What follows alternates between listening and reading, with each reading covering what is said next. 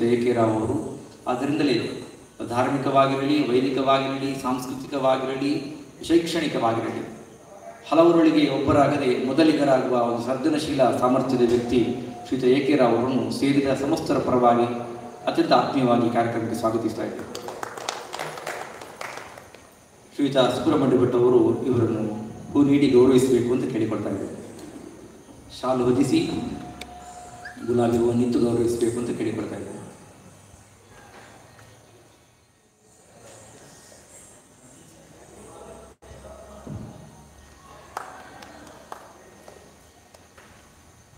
ಇಂದು ನಮ್ಮ ಜೊತೆ ಇರುವಂತಹ ಅಭ್ಯಾಗತ ಪ್ರಮುಖರಲ್ಲಿ ಇನ್ನೊಬ್ಬರು ಶ್ರೀಯುತ ಸುರೇಶ್ ಶೆಟ್ಟಿ ಅವರು ಮಂಗಳೂರಿನಿಂದ ಈ ಕಾರ್ಯಕ್ರಮಕ್ಕೆ ಈಗ ಆಗಮಿಸಿದ್ದಾರೆ. ಮಂಗಳೂರಿನ ಸೆಂಟ್ ಆನ್ಸ್ ಮಹಾವಿದ್ಯಾಲಯದ ನಿವೃತ್ತ ಪ್ರಾಚಾರ್ಯರಾಗಿ ಕೆಲವು ದಶಕಗಳ ಅನುಭವವನ್ನು ಹೊಂದಿರುವವರು. ಸುವರ್ಣ ಕರ್ನಾಟಕ ಜಿಲ್ಲಾ ರಾಜ್ಯೋತ್ಸವ ಪ್ರಶಸ್ತಿ ಪುರಸ್ಕೃತರು. ಕಲಾ ಸಂಬಂಧಿತ ಚಟುವಟಿಕೆಗಳಲ್ಲಿ ಅತ್ಯಂತ ಪ್ರೀತಿಯ ಮನಸ್ಸನ್ನು ಹೊಂದಿದವರು. ಅವರಲ್ಲಿರುವ ವಿಶೇಷತೆ ಏನು ಅಂತ ಹೇಳಿದರೆ, ಭವಿಷ್ಯತ್ತಿನಲ್ಲಿ ಅನೇಕ ವಿದ್ಯಾರ್ಥಿಗಳಿಗೆ ಕಲಿಸುವಂತಹ ತರಬೇತಿ ಎನ್ನುವುದು BEd ತರಬೇತಿ. ಆ ತರಬೇತಿ ಕೇಂದ್ರದಲ್ಲಿ ಅಧ್ಯಾಪಕರಾಗಿ ತಮ್ಮನ್ನು ತಾವು ತೊಡಗಿಸಿಕೊಂಡವರು. ಅಂದರೆ ಅನೇಕ ಗುರುಗಳನ್ನು ಈ ಸಮಾಜಕ್ಕೆ ಕೊಡುಗೆಯಾಗಿ ನೀಡುವಲ್ಲಿ ಅವರಿಗೆ ಪಾಠವನ್ನು ಮಾಡ್ತಾ ಇದ್ದವರು. ಹಾಗಾಗಿ ಅನೇಕ ಶಿಷ್ಯ ಸಮುದಾಯದ ಹೃದಯವನ್ನು ಗೆದ್ದವರು, ಅವರ ಹೃದಯದಲ್ಲಿ ಚಿರಸ್ಥಾಯಿ ಸ್ಥಾನ ಪಡೆದವರು. ನಾನಾಗಲೇ ಹೇಳಿದ ಹಾಗೆ ಸಾಂಸ್ಕೃತಿಕವಾದಂತಹ ವಿವಿಧ ಮುಖಗಳಲ್ಲಿ ತಮ್ಮನ್ನು ತಾವು ಹರಿವಿಕೊಂಡು ಆ ಹರಿವಿನಲ್ಲಿ ಹೊಸ ಹೊಳಹನ್ನು ಕೊಟ್ಟವರು ಶ್ರೀಯುತ ಸುರೇಶ್ ಶೆಟ್ಟರು ಇವತ್ತು ಅಭ್ಯಾಗತ ಪ್ರಮುಖರಾಗಿ ನಮ್ಮ ಜೊತೆ ಇದ್ದಾರೆ ಅಂತ ಹೇಳಿಕೊಳ್ಳುವುದರಲ್ಲಿ ಬಹಳಷ್ಟು ಸಂಭ್ರಮವಿದೆ, ನಮಗೆ ಸಂತೋಷವಿದೆ. ಅತ್ಯಂತ ಅಭಿಮಾನದಿಂದ ಅವರನ್ನು ಈ ಕಾರ್ಯಕ್ರಮಕ್ಕೆ ಸ್ವಾಗತಿಸ್ತಾ ಇದ್ದೇನೆ. ಶ್ರೀಯುತ ರವಿಪ್ರಸಾದರು ಅವರಿಗೆ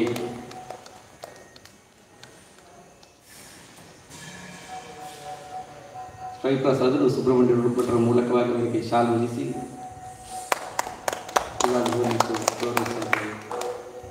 ನಮ್ಮ ಜೊತೆ ಇರುವಂಥ ಇನ್ನೋರ್ವರು ಈ ಕ್ಷೇತ್ರದ ಶ್ರೀಯುತ ಸುಬ್ರಹ್ಮಣ್ಯ ಭಟ್ ಕಳೆದ ಹಲವಷ್ಟು ಕಾರ್ಯಕ್ರಮಗಳಲ್ಲಿ ನಮ್ಮಲ್ಲಿ ಪೂರ್ಣ ರೀತಿಯಲ್ಲಿ ತೊಡಗಿಸಿಕೊಂಡವರು. ಅನೇಕ ಒತ್ತಡಗಳ ನಡುವೆ, ಅನೇಕ ಹೊಣೆಗಾರಿಕೆಗಳ ನಡುವೆ ಈ ಹೊಣೆಗಾರಿಕೆಯನ್ನು ಅತ್ಯಂತ ಪ್ರೀತಿಯಿಂದ ನಿಭಾಯಿಸ್ತಾ ಬಂದವರು. ಇದು ಮಹಾಗಣಪತಿಯ ದೇವಸ್ಥಾನ. ನಾಳೆಯ ದಿವಸ, ಚೌತಿಯ ದಿವಸ ವಿಶೇಷವಾದ ಕಾರ್ಯಕ್ರಮಗಳು ಇಲ್ಲಿವೆ. ಅಲ್ಲದೆ ಈ ಊರಿನ ಅನೇಕ ಹೊಣೆಗಾರಿಕೆಗಳವರಿಗೆ ಅವುಗಳ ನಡುವೆ ಯಕ್ಷಗಾನಕ್ಕಾಗಿ ಕ್ಷಣ ಹೊತ್ತನ್ನು ಎತ್ತಿಡುವುದರಲ್ಲಿ ಪ್ರೀತಿಯನ್ನು ಕಂಡವರು, ಅದನ್ನು ಅನುಭವಿಸಿದವರು ನಮ್ಮ ಜೊತೆ ಇದ್ದಾರೆ. ನಮ್ಮ ಪ್ರೀತಿಯ ಚುಪ್ಪಣ್ಣನಿಗೂ ಕೂಡ ಅತ್ಯಂತ ಆತ್ಮೀಯವಾಗಿ ಕಾರ್ಯಕ್ರಮಕ್ಕೆ ಸ್ವಾಗತಿಸ್ತಾ ಇದ್ದಾರೆ.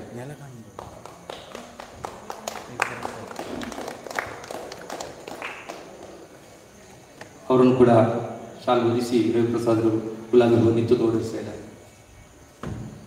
ಬಂಧುಗಳೇ, ನಾವು ಆಚರಿಸಿಕೊಂಡು ಬಂದಂತಹ ಒಂದು ಸಂಪ್ರದಾಯವಿದೆ. ಒಂದು ಕಲಾವಿದನನ್ನು ಈ ಸಂದರ್ಭದಲ್ಲಿ ಗೌರವಿಸುವುದು. ಈ ಕಲಾವಿದರನ್ನು ಗೌರವಿಸುವಾಗ ಯಕ್ಷಗಾನವನ್ನಷ್ಟೇ ನಂಬಿಕೊಂಡು, ಯಕ್ಷಗಾನದಲ್ಲಿ ಮಾತ್ರ ಭವಿಷ್ಯವನ್ನು ಕಂಡುಕೊಂಡು ಅದನ್ನೇ ಅನ್ನವಾಗಿ, ಅದನ್ನೇ ಆತ್ಮವಾಗಿ, ಅದನ್ನೇ ಹಸುವಾಗಿ ನಂಬಿಕೊಂಡವರನ್ನು ಈ ಸಂದರ್ಭದಲ್ಲಿ ಗೌರವಿಸಿ ಒಂದು ಸಣ್ಣ ಆರ್ಥಿಕ ಸಹಾಯವನ್ನು ನೀಡಿ ಆ ಬಳಿಕ ಅವರಿಗೆ ದಿನನಿತ್ಯದ ಉಪಯೋಗಗಳಿಗೆ ಬೇಕಾದಂಥ ವಸ್ತುಗಳನ್ನು ನೀಡಿ ಒಂದು ಹೆಲ್ತ್ ಕಾರ್ಡನ್ನು ನೀಡಿ ಗೌರವಿಸುವಂತಹ ಕಾರ್ಯಕ್ರಮ. ಈ ಕಾರ್ಯಕ್ರಮದಲ್ಲಿ ಆ ಬಳಿಕದ ಯಕ್ಷಗಾನ ಸಮಾರಾಧನೆ ಮುಂದುವರಿಯುತ್ತದೆ. ನಮ್ಮ ಜೊತೆ ಕೈ ಜೋಡಿಸಿದಂತಹ ಅನೇಕರನ್ನು ಸಂದರ್ಭದಲ್ಲಿ ನೆನೆಯುವುದು ನಮಗೆ ಕರ್ತವ್ಯವಾಗಿದೆ. ನಮ್ಮ ಜೊತೆ ನಮ್ಮ ಈ ಪುಣ್ಯ ಕೈಂಕರ್ಯದಲ್ಲಿ ಕೈ ಜೋಡಿಸಿದವರು Shriyuta Vadiraj Shetty, class 1 PWD contractor, ಉದ್ಯಮಿಗಳು, supermarket Hebri, Lions club Hebri ಸಿಟಿಯ ಅಧ್ಯಕ್ಷರು, ಶಾರದೋತ್ಸವ ಸಮಿತಿ ಹೆಬ್ರಿಯ ಅಧ್ಯಕ್ಷರು ಆಗಿ ಹಲವು ಮುಖಗಳಲ್ಲಿ ತಮ್ಮನ್ನು ತಾವು ತೊಡಗಿಸಿಕೊಂಡವರು. ದೂರದ ಹೆಬ್ಬುರಿಯಲ್ಲಿದ್ದುಕೊಂಡು ಮೂಡಬಿದ್ರೆಯಲ್ಲಿ ಆಗುತ್ತಿರುವಂತಹ ಈ ಕಾರ್ಯಕ್ರಮಗಳಿಗೆ ಒಂದು ಕಲಾವಿದನಿಗೆ ಆಗುವಂತಹ ಕೊಡುಗೆಗೆ ತನ್ನಿಂದ ಪೂರ್ಣ ರೀತಿಯ ಸಹಕಾರವಾಗುವಲ್ಲಿ ತುಂಬ ಮನಸ್ಸಿನಿಂದ ಒದಗಿ ಬಂದಂತಹ ಶ್ರೀಯುತ ವಾದಿರಾಜ್ ಶೆಟ್ಟಿ ಅವರ ಈ ಉಪಕೃತಿಗೆ ಕೈ ಮುಗಿತಾ ಇದ್ದೇವೆ, ಮುಡಿಬಾಗುತ್ತಾ ಇದ್ದೇವೆ. ಅದೇ ರೀತಿ Shriyuta Abhishek Jain, LIC development officer Moodbidri branch. ಇವರು ಕೂಡ LIC ವಿಭಾಗದಲ್ಲಿ ತಮ್ಮನ್ನು ತಾವು ತೊಡಗಿಸಿಕೊಂಡರು. ಕಲಾ ಸಂಬಂಧಿತವಾದ ಈ ಚಟುವಟಿಕೆಗಳಿಗೆ ಸಂಪೂರ್ಣ ಸಹಕಾರವನ್ನಿತ್ತುವಲ್ಲಿ ಬೆಂಬಲವನ್ನಿತ್ತು ನಮ್ಮ ಬಲಕ್ಕೆ ಮತ್ತಷ್ಟು ಧೈರ್ಯವನ್ನು ತುಂಬಿದ್ದಾರೆ. ಅವರಿಗೂ ಕೂಡ ಕೃತಜ್ಞತೆಗಳು. GPU ಕಾಲೇಜ್ ಫಾರ್ ಗರ್ಲ್ಸ್ ಪುತ್ತೂರಿನ ಉಪನ್ಯಾಸಕಿಯಾದಂತಹ ಶ್ರೀಯುತ ಶಶಿಕಲಾ ಕೆ ಅವರು ಕೂಡ ನಮ್ಮ ಈ ಯೋಜನೆಗಳಿಗೆ ಸಹಕಾರದ ಬಲವನ್ನಿತ್ತು ನಮ್ಮ ನಡೆಗೆ ಮತ್ತಷ್ಟು ಧೃತಿಯನ್ನು ತುಂಬಿದ್ದಾರೆ. ಕೃತಜ್ಞತೆಗಳು. ಲಿಖಿತ್ ಮತ್ತು ದುಷ್ಯಂತ್ ಸಹೋದರರು ಯೌವನದ ಪ್ರಾಯದ ಲಿಖಿತ್ ಹಾಗೂ ದುಷ್ಯಂತ್ ಸಹೋದರರು ಯಕ್ಷಗಾನವನ್ನು ಪ್ರೀತಿಸುವಂಥ ಮನಸ್ಸುಳ್ಳವರಾಗಿ, ಅದನ್ನು ಆರಾಧನಾ ಭಾವದಿಂದ ಕಾಣುವಂಥ ಮನಸ್ಸುಳ್ಳವರಾಗಿ, ಯಕ್ಷಗಾನ ಸಂಬಂಧಿತ ಚಟುವಟಿಕೆಗಳಿಗೆ ಪೂರ್ಣ ರೀತಿಯಲ್ಲಿ ಸಹಕಾರವನ್ನು ಕೊಡುವ ಹಾಗೆ ಯೋಚಿಸಿ ಇಂದಿನ ನಮ್ಮದ ಯಕ್ಷಗಾನ ಸಮಾರಾಧನೆ ಕಾರ್ಯಕ್ರಮಕ್ಕೆ ಆರ್ಥಿಕ ಬಲವನ್ನು ನೀಡಿ ನಮ್ಮ ಭಾರವನ್ನು ಹಗುರಾಗಿಸಿದ್ದಾರೆ. ಅವರ ಈ ತೊಡಗಿಸಿಕೊಳ್ಳುವ ಗುಣಕ್ಕೆ, ಅವರ ಕೊಡುವ ಗುಣಕ್ಕೆ ವೇದಿಕೆಯಿಂದ ಮುಡಿವಾಗುತ್ತಾ ಇದ್ದೇವೆ. ಕೃತಜ್ಞತೆಗಳು. ಇಂದು ಒಂದು ಕಲಾವಿದನಿಗೆ ಕೊಡುವಂಥ ಕಿಟ್ ವಿತರಣೆಯ ಹೊಣೆಗಾರಿಕೆಯನ್ನು ವಹಿಸಿಕೊಂಡವರು Ashwitha Gurmi, BE electronic and communication in Nitte engineering college, MBA in Christ university Bangalore. ಪ್ರಸ್ತುತ ಬೆಂಗಳೂರಿನ PCS ಕಂಪನಿಯಲ್ಲಿ ಉದ್ಯೋಗಿ ಆಗಿದ್ದವರು ಅಶ್ವಿತಾ ಗುರ್ಮಿ. ಅತ್ಯಂತ ಸಂತೋಷ ಮತ್ತು ಅತ್ಯಂತ ಅಭಿಮಾನದಿಂದ ಹೇಳ್ತಾ ಇದ್ದೇವೆ. ಎಲೆಕ್ಟ್ರಾನಿಕ್ ಮತ್ತು ಕಮ್ಯುನಿಕೇಷನ್ ಅಂತಹ ಕ್ಷೇತ್ರದಲ್ಲಿ ಇಂಜಿನಿಯರಿಂಗ್ ಪದವಿಯನ್ನು ಮುಗಿಸಿ, ಕ್ರಿಸ್ಟ್ ಯೂನಿವರ್ಸಿಟಿ ಬೆಂಗಳೂರಿನಲ್ಲಿ MBA ಪದವಿಯನ್ನು ಮುಗಿಸಿ, TCS ಕಂಪನಿಯಲ್ಲಿ ಅತ್ಯಂತ ಎತ್ತರದ ಉದ್ಯೋಗದಲ್ಲಿರುವಂತಹ ಅಶ್ವಿತಾ ಗುರ್ಮಿಯವರು ಯಕ್ಷಗಾನವನ್ನು ಪ್ರೀತಿಸುವಂತಹ ಮನಸ್ಸುಳ್ಳವರಿಗೆ ಬಲವಾಗುವಂತಹ ಒಂದು ಶ್ರೇಷ್ಠ ಸಂಸ್ಕಾರವನ್ನು ಹೊಂದಿದ್ದಾರೆ. ನಮಗೆಲ್ಲ ಒಂದು ಮಾತಿದೆ, ಇವತ್ತಿನ ಯುವ ಪೀಳಿಗೆ ಯಕ್ಷಗಾನಕ್ಕೆ ಮನಸ್ಸು ಮಾಡ್ತಾ ಇಲ್ಲ, ಯಕ್ಷಗಾನಕ್ಕೆ ಬೇಕಾದಂತಹ ಪ್ರೋತ್ಸಾಹವನ್ನು ಕೊಡ್ತಾ ಇಲ್ಲ. ಅದಕ್ಕೆಲ್ಲದಕ್ಕೂ ಕೂಡ ಅಪವಾದ ಎನ್ನುವಂತೆ ಅಶ್ವಿತಾ ಗುರ್ಮಿಯವರು ಅತ್ಯಂತ ಪ್ರೀತಿಯಿಂದ, ಅತ್ಯಂತ ಅಭಿಮಾನದಿಂದ, ಗೌರವದಿಂದ, ಯಕ್ಷಗಾನದ ಮೇಲಿನ ಶ್ರದ್ಧೆಯಿಂದ ಆ ಶ್ರೇಷ್ಠ ಸಂಸ್ಕಾರವನ್ನು ಅವರ ಹೆತ್ತವರಿಂದಲೇ ಪಡೆದು ಇಂಥದ್ದೊಂದು ಕಾರ್ಯಕ್ರಮಕ್ಕೆ ನಮಗೆ ಸಹಾಯವನ್ನು ಮಾಡಿ ನಮಗೆ ಬಲವಾಗಿದ್ದಾರೆ. ಅಶ್ವಿತಾ ಗುರ್ಮಿಯವರ ಈ ಶ್ರೇಷ್ಠ ಸಂಸ್ಕಾರಕ್ಕೆ, ಅವರು ಕೊಡುವ ಗುಣಕ್ಕೆ ವೇದಿಕೆಯ ವತಿಯಿಂದ, ಈ ಸಂಘಟಕರ ವತಿಯಿಂದ ಪ್ರೀತಿಪೂರ್ವಕವಾಗಿ ಕೈ ಮುಗಿತಾ ಇದ್ದೇನೆ. ಧನ್ಯವಾದಗಳು. ಕಾರ್ಯಕ್ರಮದ ಮುಂದಿನ ಹೆಜ್ಜೆ ಇಂದು ಸಮ್ಮಾನವನ್ನು ಮಾಡುವಂಥ ಕಾರ್ಯಕ್ರಮ. ಇಂದು ಈ ಗೌರವವನ್ನು ಸ್ವೀಕರಿಸಲಿಕ್ಕೆ ಅವರು ಶ್ರೀಯುತ ಉಮೇಶ್ ಕುಪ್ಪೆಪದವು ಆತ್ಮೀಯವಾಗಿ ಅವರನ್ನು ವೇದಿಕೆಗೆ ಆಮಂತ್ರಿಸ್ತಾ ಇದ್ದಾರೆ.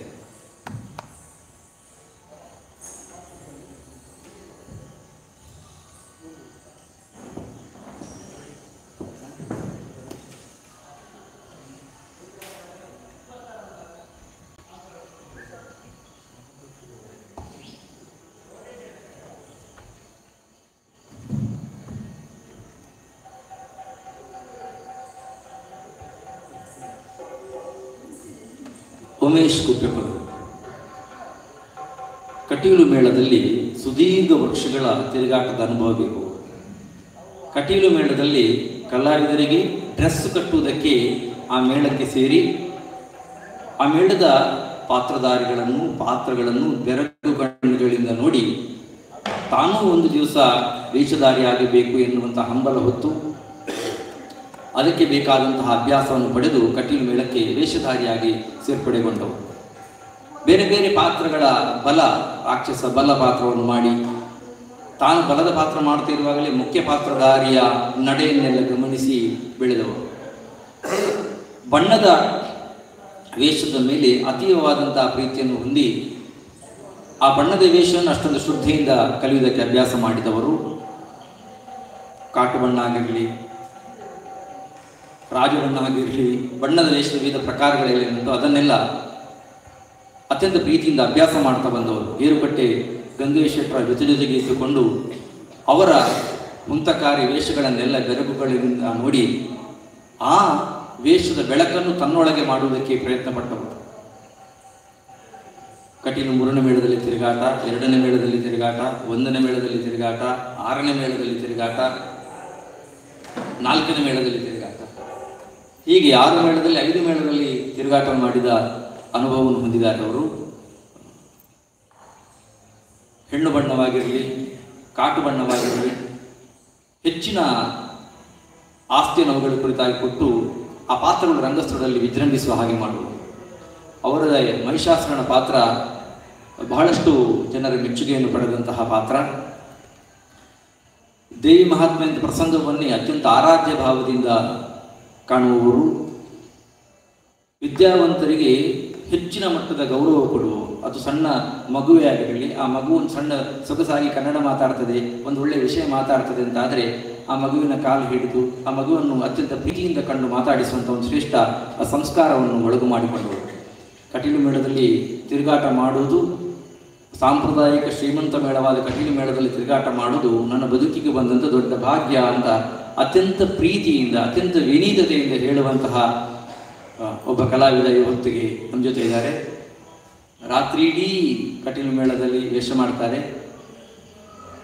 ಮರುದಿವಸ ಬೆಳಿಗ್ಗೆ ಕಲ್ಲಿನ ಪಾಯಕ್ಕೆ ಹೋಗಿ, ಕೋರೆ ಕಲ್ಲು ಕಾಯಕ್ಕೆ ಹೋಗಿ ಅಲ್ಲಿ ಕಲ್ಲು ಕಟ್ಟುವ ಕೆಲಸ ಮಾಡ್ತಾರೆ. ನೀವು ಯೋಚನೆ ಮಾಡಿ, ಸುಡು ಬಿಸಿಲಿಗೆ ಕಲ್ಲಿನ ಪಾಯದಲ್ಲಿ ಕೆಲಸ ಮಾಡುವುದು ಎಷ್ಟು ಕಷ್ಟದ ಕೆಲಸ. ಅದು ಮೆಷಿನ್ ಹಿಡಿದು ಕೆಲಸ ಮಾಡ್ತಾರೆ, ಕಲ್ಲು ಕಡಿಯುವಂತಹ ಕೆಲಸ ಮಾಡ್ತಾರೆ. ಆದ್ದರಿಂದ ಅದರ ಸಾಯಂಕಾಲದ ಕೆಲಸ ಮಾಡಿ ಮತ್ತೆ ರಾತ್ರಿ ಬಂದು ವೇಷಕ್ಕೆ ತೊಡಗಿಸಿಕೊಳ್ತಾರೆ. ವೇಷಕ್ಕೆ ತೊಡಗಿಸಿಕೊಳ್ಳುವಾಗ ಸಣ್ಣ ಹುಡುಗರಿಗೆ ಬೇಕಾದರೆ ಏನಾದರೂ ಕಟ್ಟಲಿಕ್ಕಿದ್ರೆ ಸರಿಯಾಗದಿದ್ರೆ ಓಡಿ ಬಂದು ಉಪಕಾರವನ್ನು ಮಾಡ್ತಾರೆ.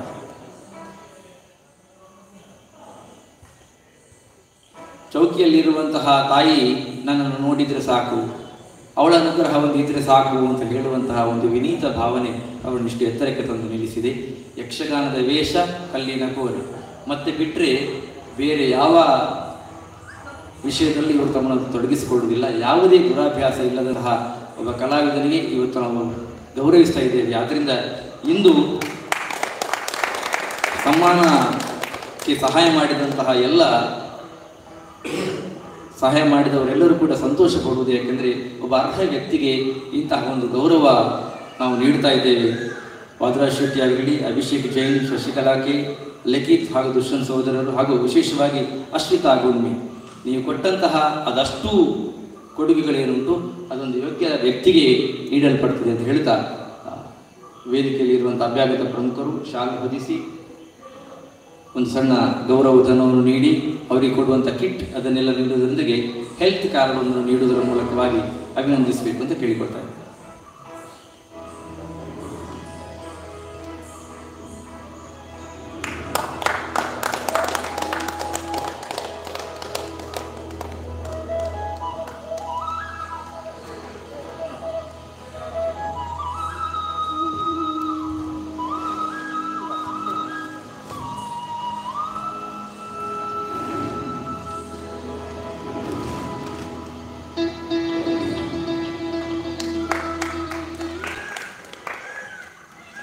ನಮ್ಮದೊಂದು ಸಂಪ್ರದಾಯ ಇದೆ.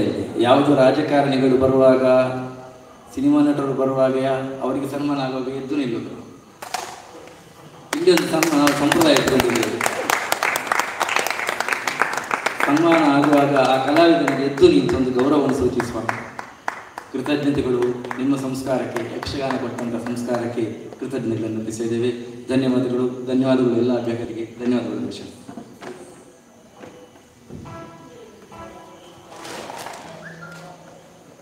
ಅಭ್ಯಾಗತ ಪ್ರಮುಖರಾಗಿ ನಮ್ಮ ಜೊತೆ ಇರುವಂಥ ಶ್ರೀಯುತ ಸುರೇಶ್ ಶೆಟ್ಟರು, ನಾನು ಆಗಲೇ ಹೇಳಿದ ಹಾಗೆ ಅಧ್ಯಾಪನ ಕ್ಷೇತ್ರಕ್ಕೆ ಬರುವವರಿಗೆಲ್ಲ ಅನಿವಾರ್ಯ ಕಾರಣಗಳಿಂದ ಸಣ್ಣ ಬದಲಾವಣೆ.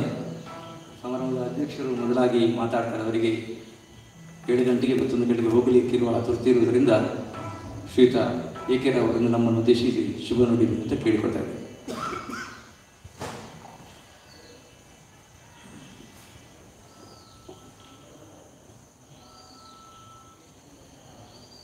ಈ ಕ್ಷೇತ್ರದ ಅಧಿಕಾರಿಯಾದಂತಹ ಶ್ರೀ ಮಹಾಗಣಪತಿ ಮಹಾಲಿಂಗೇಶ್ವರ ದೇವರನ್ನು ಮನಸಾರ ಸ್ಮರಿಸಿ, ಪೂಜ್ಯರಾದಂತಹ ಈಶ್ವರ ಭಟ್ ಅವರನ್ನು ಕೂಡ ಅವರಿಗೂ ಕೂಡ ಸಾಷ್ಟಾಂಗ ಪ್ರಣಾಮಗಳನ್ನು ಮಾಡಿ, ವೇದಿಕೆಯಲ್ಲಿರುವಂತಹ ಎಲ್ಲ ಸನ್ಮಾನ್ಯರೇ ಹಾಗೂ ನೆರೆದಿರುವಂತಹ ಎಲ್ಲ ಕಲಾಭಿಮಾನಿಗಳೇ, ಕಲಾ ಪ್ರೇಕ್ಷಕರೇ, ಕಲಾ ಪೋಷಕರೇ, ಎಲ್ಲರಿಗೂ ಕೂಡ ಈ ಸಂದರ್ಭದಲ್ಲಿ ನನ್ನ ವಂದನೆಗಳನ್ನು ನೀಡಲಿಕ್ಕೆ ಇಚ್ಛೆ ಪಡ್ತೇನೆ. ಇದೊಂದು ಬಹಳ ಒಳ್ಳೆಯ ಒಂದು ಸಂತೋಷದ ಒಂದು ಸಮಯ. ಇಂತಹ ಒಂದು ಸಮಾರಂಭಗಳಾಗಲಿ, ಈ ವ್ಯವಸ್ಥೆಗಳಾಗಲಿ ನಡೆಯುವಂಥ ಎಷ್ಟೋ ಸ್ಥಳಗಳು ಇದ್ದರೂ ಕೂಡ ಅದನ್ನು ನಡೆಸುವಂಥ ಒಂದು ಆ ದೊಡ್ಡ ಮನಸ್ಸನ್ನು ಇರುವಂಥ ಜನರಿರುವುದು ಭಾರಿ ಕಡಿಮೆ. ಅಂಥ ನೆಲೆಯಲ್ಲಿ ಇಲ್ಲಿ ನಮಗೆಲ್ಲ ಗೊತ್ತಿದ್ದ ಹಾಗೆ ಹಲವು ವರ್ಷಗಳಿಂದ ಸನ್ಮಾನ್ಯ ಈಶ್ವರ ಭಟ್ ಹಾಗೂ ಅವರ ಮಕ್ಕಳು ಇಲ್ಲಿ ಈ ಧಾರ್ಮಿಕ ಕಾರ್ಯಕ್ರಮಗಳ ಜೊತೆಗೆ ಇಂಥ ಹಲವಾರು ಈ ಸಾಂಸ್ಕೃತಿಕ ಕಾರ್ಯಕ್ರಮಗಳಿಗೆ, ಮುಖ್ಯವಾಗಿ ಯಕ್ಷಗಾನಕ್ಕೆ, ಅದಕ್ಕೆ ಸಂಬಂಧಪಟ್ಟ ಬೇರೆ ಬೇರೆ ಪ್ರಾಕಾರಗಳಿಗೆ ಕೊಡ್ತಿರುವಂತಹ ಒಂದು ಸಹಕಾರ, ಅದರ ಮುಖಾಂತರ ಇಲ್ಲಿಯ ಸುತ್ತಮುತ್ತಲಿನ ಎಲ್ಲ ಜನರಿಗೂ ಕೂಡ ಇದನ್ನೆಲ್ಲ ಒಂದು ಅನುಭವಿಸುವಂತಹ ಒಂದು ಭಾಗ್ಯವನ್ನು ಕೂಡ ಕೊಡಲಿಕ್ಕೆ ಕಾರಣೀಕರ್ತರು. ಈ ಒಂದು ಮನೋಭಾವನೆ ಬೆಳೆದು ಈಗ ಎಲ್ಲಿಗೆ ಬಂತು ಅಂತ ಹೇಳಿದರೆ, ಒಂದು ಅಲಂಗಾರಿನಲ್ಲಿ ಒಂದು ಸಣ್ಣ ಮೇಳವನ್ನು ಪ್ರಾರಂಭಿಸಿ ಅದರ ಮುಖಾಂತರ ಈ ಕಲೆಯನ್ನು, ಈ ಯಕ್ಷಗಾನವನ್ನು ಒಂದು ಬೆಳೆಸಿ, ಮೂಡುಬಿದ್ರಿ ಒಂದು ಯಕ್ಷಗಾನಕ್ಕೆ ಒಂದು ದೊಡ್ಡ ತವರು ಮನೆ ಆಗ್ತದೆ ಅಂತ ಹೇಳುವಂಥ ರೀತಿಯಲ್ಲಿ ಅದನ್ನು ಬೆಳೆಸಲಿಕ್ಕೆ ಅವರು ಕಾರಣೀಕರ್ತರಾಗ್ತಾ ಇದ್ದಾರೆ. ಮೊದಲಿಗೆ ಈ ಒಂದು ವ್ಯವಸ್ಥೆಯನ್ನು ಇಷ್ಟು ರೀತಿಯಲ್ಲಿ ಬೆಳೆಸ್ತಾ ಬರುವಂತಹ ಇದಕ್ಕೆ ಇಷ್ಟು ಪೋಷಕರಾಗಿ ಇದಕ್ಕೆಲ್ಲ ಸಹಕಾರಗಳನ್ನು, ಪ್ರೋತ್ಸಾಹಗಳನ್ನು ಕೊಡ್ತಾ ಇರುವಂತಹ ಸನ್ಮಾನ್ಯ ಈಶ್ವರ ಭಟ್ ಹಾಗೂ ಅವರ ಮನೆಯವರೆಲ್ಲರಿಗೂ ಕೂಡ ನನ್ನ ವೈಯಕ್ತಿಕವಾದಂತಹ ಅಭಿನಂದನೆಗಳನ್ನು ನೀಡಲಿಕ್ಕೆ ನಾನು ಇಷ್ಟಪಡ್ತೇನೆ. ಈ ಸಂದರ್ಭದಲ್ಲಿ ಒಂದು ಕಲಾವಿದರನ್ನು ಸ್ವಲ್ಪ ಅವರಿಗೆ ಕೆಲವು ಕಿಟ್ಗಳನ್ನು ಕೊಟ್ಟು ಅವರಿಗೆ ಪ್ರೋತ್ಸಾಹವನ್ನು ಕೊಡುವಂಥ ಒಂದು ಕಾರ್ಯಕ್ರಮವನ್ನು ಹಾಕಿ ಮುಖಾಂತರ ಒಂದು ಕಾರ್ಯಕ್ರಮವನ್ನು ಕೂಡ ಜನರಿಗೆ ನೀಡುವಂಥ ಕಾರ್ಯಕ್ರಮವನ್ನು, ಯಕ್ಷಗಾನ ಕಾರ್ಯಕ್ರಮವನ್ನು ಕೂಡ ನೀಡುತ್ತಾ ಇದರ ಬಗ್ಗೆ ಇನ್ನೂ ವಿಶೇಷವಾದಂತಹ ಮಾಹಿತಿಗಳನ್ನು ನಮ್ಮ ಎಲ್ಲ ಜನಮಾನಸಕ್ಕೆ ಮುಟ್ಟಿಸುವಂಥ ಒಂದು ಕೆಲಸವನ್ನು ಮಾಡ್ತಾ ಇರುವಂಥದ್ದು ಬಹಳ ಒಳ್ಳೆಯ ಒಂದು ಕೆಲಸ. ಯಾಕೆಂತ ಕೇಳಿದರೆ, ಈ ಸಂಸ್ಕಾರ, ಆ ಸಂಸ್ಕೃತಿ, ಇದನ್ನು ನಾವು ಬಾಯಲ್ಲೆಲ್ಲ ತುಂಬ ಮಾತಾಡ್ಬೋದು, ಆದರೆ ಅದನ್ನು ಅನುಭವಕ್ಕೆ ಹರಿಯ ಬಿಟ್ಟಾಗ ಕೂಡ ಆಗ ಮಾತ್ರ ಅದಕ್ಕೆ ಎಷ್ಟು ಶಕ್ತಿ ಇದೆ, ಆ ಜನಮಾನಸದಲ್ಲಿ ಏನು ಪರಿವರ್ತನೆಯನ್ನು ನಾವು ಕಾಣಬಹುದು ಅಂತ ನೋಡಬೇಕಾದ್ರೆ ಇಂಥ ಕಾರ್ಯಕ್ರಮದಲ್ಲಿ ನಿರಂತರ ಭಾಗವಹಿಸಿದ ಕೂಡಲೇ ನಮ್ಮಲ್ಲಿ ಕೂಡ ವ್ಯತ್ಯಾಸಗಳು, ನಮ್ಮ ಮಾನಸಿಕವಾದ ಚಿಂತನೆಗಳು ಕೂಡ ಬದಲಾವಣೆಯನ್ನು ಹೊಂದಿ ನಮ್ಮ ಏನು ಈ ನಮ್ಮ ಇವತ್ತಿನ ಸ್ಥಿತಿಗೆ ಕಾರಣೀಕರ್ತರಾದಂತಹ ನಮ್ಮ ಏನು ಪೂರ್ವಜರಿದ್ದಾರೋ ಅದರ ಹಿಂದಿನ ಏನು ಇತಿಹಾಸ ಪುರಾಣಗಳಿದೆಯಾ ಇದರೆಲ್ಲ ನೆನಪಾಗಲಿಕ್ಕೆ ಶುರುವಾಗುವಾಗ ತನ್ನಷ್ಟಕ್ಕೆ ಜನರು ಅದನ್ನು ಮತ್ತೆ ಶೋಧನೆ ಮಾಡುವಂಥ ಒಂದು ಕೆಲಸಕ್ಕೆ ಹೋಗಲಿಕ್ಕೆ ಶುರು ಮಾಡ್ತಾರೆ. ಇದು ನನ್ನ ವೈಯಕ್ತಿಕ ಅನುಭವವನ್ನು ಕೂಡ ಹೇಳ್ತಾ ಇರುವಂಥದ್ದು. ನಾವು ಕೂಡ ಸಣ್ಣ ಇರುವಾಗ ಇದರಲ್ಲಿ ತುಂಬ ಆಸಕ್ತಿ ಇದ್ದು ಕೂಡ ನಡುವಿನಲ್ಲಿ ನಮ್ಮ ಕಾರ್ಯಬಾಹುಳ್ಯದಿಂದಾಗಿ ನಮಗೆ ಹೆಚ್ಚು ಇದಕ್ಕೆ ಒತ್ತನ್ನು ಕೊಡಲಿಕ್ಕೆ ಆಗಲಿಲ್ಲ. ಆದರೂ ನಾವು ನಮ್ಮ ಸಣ್ಣ ಇರುವಾಗ ನಮ್ಮ ಜೊತೆಲಿರುವಂತಹ ನಮ್ಮ ಸಮಾನ ವಯಸ್ಕರೆಲ್ಲ ಇದರಲ್ಲಿ ತೊಡಗಿಸಿಕೊಂಡವರನ್ನ ಇವತ್ತು ಕೂಡ ಗಮನಿಸ್ತಾ ಇದ್ದೇನೆ. ತುಂಬ ಜನರು ಅದರಲ್ಲಿ ಆ ಸಂಸ್ಕಾರಗಳನ್ನಾಗಲಿ ಮತ್ತು ಇದರ ಹೆಚ್ಚಿನ ಎಲ್ಲಿಯವರೆಗೆ ಅಂತ ಕೇಳಿದರೆ ಕೆಲವರೆಲ್ಲ ತುಂಬ ಪ್ರವಚನಗಳನ್ನು ಸಣ್ಣ ಮಟ್ಟಿಗೆ ನೀಡುವ ಮಟ್ಟದಲ್ಲಿ ಕೂಡ ಅವರ ಒಂದು ವಿಶೇಷತೆಯನ್ನು ಪಡ್ಕೊಂಡು 4 ಜನರನ್ನು ಸಮಾಜವನ್ನು ತಿದ್ದಿ ಒಳ್ಳೆಯ ದಾರಿಗೆ ತರುವಂಥ ಕೆಲಸವನ್ನು ಮಾಡಲಿಕ್ಕೆ ಇದು ಕೂಡ ಒಂದು ಮೂಲ ಪ್ರೇರಣೆ ಆಗ್ತದೆ. ಇಂಥ ಅನುಭವಗಳನ್ನು ಕೂಡ ನಾನು ನೋಡಿದ್ದೇನೆ, ಪಡ್ಕೊಂಡಿದ್ದೇನೆ. ಅದಲ್ಲದೆ ಇದರಲ್ಲೀಗ ನಾವೆಲ್ಲ ನೆನೆಸಿದಾಗೆ ಸಮಾಜದಲ್ಲಿ ಹಲವಾರು ವೃತ್ತಿಗಳಿವೆ. ಎಲ್ಲ ವೃತ್ತಿಗೂ ಕೂಡ ಸಮಾನವೇ. ಆದರೆ ಎಲ್ಲ ಕಾಲದಲ್ಲಿ ಎಲ್ಲ ವೃತ್ತಿಯಲ್ಲಿ ನಾವು ಎಲ್ಲವನ್ನು ಸಾಧಿಸಲಿಕ್ಕೆ ಆಗುವುದಿಲ್ಲ. ಈಗಿನ ಕಾಲದಲ್ಲಿ ನಾವು ಹೆಚ್ಚಿಗೆ ಒತ್ತು ಕೊಡುವಂಥದ್ದು ಎಲ್ಲ ಹೇಳಿದ್ರೆ ಒಂದೇ ಧನ ಸಂಪಾದನೆಗೆ ಕೊಡುವಂಥ ಸಮಯ. ಆದರೆ ಧನ ಒಂದೇ ಇದ್ರೆ ಏನು ನಾವು ಸಾಧಿಸಲಿಕ್ಕೆ ಸಾಕಾಗುವುದಿಲ್ಲ. ಧನದೊಟ್ಟಿಗೆ ಇನ್ನು ಬೇರೆ ಸುಮಾರು ಅಷ್ಟೈಶ್ವರ್ಯಗಳಲ್ಲಿ ಧನ ಒಂದು ಮಾತ್ರ, ಉಳಿದ ಏಳು ಬೇರೆ. ಆ ಬೇರೆ ಐಶ್ವರ್ಯಗಳನ್ನು ನಾವು ಸಂಪಾದನೆ ಮಾಡಬೇಕು ಅಂತಾದರೆ ಎಲ್ಲ ವಿಚಾರಗಳಲ್ಲಿ ಕೂಡ ಒಂದೇ ಲೆಕ್ಕ ಇರಬೇಕು. ಅದೇ ರೀತಿ ಎಲ್ಲ ವೃತ್ತಿಗಳಲ್ಲಿ ಕೂಡ ನಾವೊಂದು ಆಲೋಚನೆ ಮಾಡಿದರೆ, ಈಗ ಕೆಲವು ವೃತ್ತಿಗಳಲ್ಲಿ ನಾವು ಕೆಲವು ಕೀಳು ಕೆಲವು ಮೇಲು ಅಂತ ಹೇಳಿ ಆಲೋಚನೆ ಮಾಡಿದರೆ, ಯಾವ ವೃತ್ತಿಗಳು ಬೇಡ, ಅವರು ಕೆಲಸ ಮಾಡದಿದ್ರೆ ನಮ್ಮ ಪ್ರಪಂಚ, ನಮ್ಮ ಪರಿಸರ ಹೇಗಿರ್ಬೋದು. ಹಾಗಾಗಿ ಎಲ್ಲ ವೃತ್ತಿಗಳು ಕೂಡ ಬೇಕೇ ಬೇಕು. ಆಯಾಯ ವೃತ್ತಿಗೆ ಕೆಲವು ಕಾಲದಲ್ಲಿ ಕಷ್ಟ ಬರುವಂಥ ಸಂದರ್ಭ ಕೂಡ ಇರ್ತದೆ. ಈಗ ಇತ್ತೀಚಿನ 1.5 ವರ್ಷದಿಂದ ನಾವು ಅನುಭವಿಸುತ್ತಿರುವಂತಹ ಈ ಕೊರೋನಾದಿಂದಾಗಿ ಎಷ್ಟೋ ವೃತ್ತಿಯವರಿಗೆ ಒಳ್ಳೆ ಕೂಡ ಆಗಿದೆ, ಕೆಲವು ವೃತ್ತಿಯವರಿಗೆ ಭಾರಿ ಕಷ್ಟ ಆಗಿದೆ. ಆದರೆ ನಮ್ಮ ಸಮಾಜದಲ್ಲಿ ನಾವು ಅದನ್ನು ಗುರುತಿಸಿಕೊಂಡು ಯಾರಿಗೆ ಕಷ್ಟ ಆಗ್ತದ ಅದನ್ನು ಬೇರೆ ಬೇರೆ ಮಟ್ಟಗಳಲ್ಲಿ ಸರ್ಕಾರದಿಂದ ಇರ್ಬೋದು, ಅಥವಾ NGOಗಳ ಮುಖಾಂತರ ಇರ್ಬೋದು, ಅಥವಾ ವೈಯಕ್ತಿಕ ಒಂದೊಂದು ನಮ್ಮ ಸಂಘಟನೆಗಳ ಮುಖಾಂತರ ಇರ್ಬೋದು, ಸಂಘ ಸಂಸ್ಥೆಗಳ ಮುಖಾಂತರ ವೈಯಕ್ತಿಕವಾಗಿ ಕೂಡ ಮಾಡಿರ್ಬೋದು. ಇದರಲ್ಲಿ ಅದನ್ನು ಗುರುತಿಸಿ ಮಾಡ್ತಾ ಇರುವಂಥದ್ದು ಉಂಟಲ್ಲ, ಇದುವೇ ಒಂದು ದೊಡ್ಡ ಸಂಸ್ಕಾರ. ಆ ಸಂಸ್ಕಾರವನ್ನು ಪಡೆಯಲಿಕ್ಕೆ ಇಂಥ ಕಾರ್ಯಕ್ರಮಗಳೇ ಒಂದು ಮೂಲ ಪ್ರೇರಣೆ ಆಗಿರ್ತದೆ. ಹಾಗಿರುವಾಗ ಈ ಹಾಕಿಕೊಂಡಂತಹ ಏನು ಯೋಜನೆಯನ್ನು ನಮ್ಮ ಅಲಂಗಾರ ಈಶ್ವರ ಭಟ್ರು ಹಾಗೂ ಅವರ ಕುಟುಂಬಸ್ಥರು ಹಾಕಿಕೊಂಡಿದ್ದಾರ, ಈ ಕಾರ್ಯಕ್ರಮ ನಿರಂತರವಾಗಿ ನಡೀಲಿ, ಅದು ನಿರಂತರವಾಗಿ ಬೆಳೀಲಿ. ಅದಕ್ಕೆ ನಮ್ಮೆಲ್ಲ ಸಹಕಾರ ಖಂಡಿತ ಅವರಿಗೆ.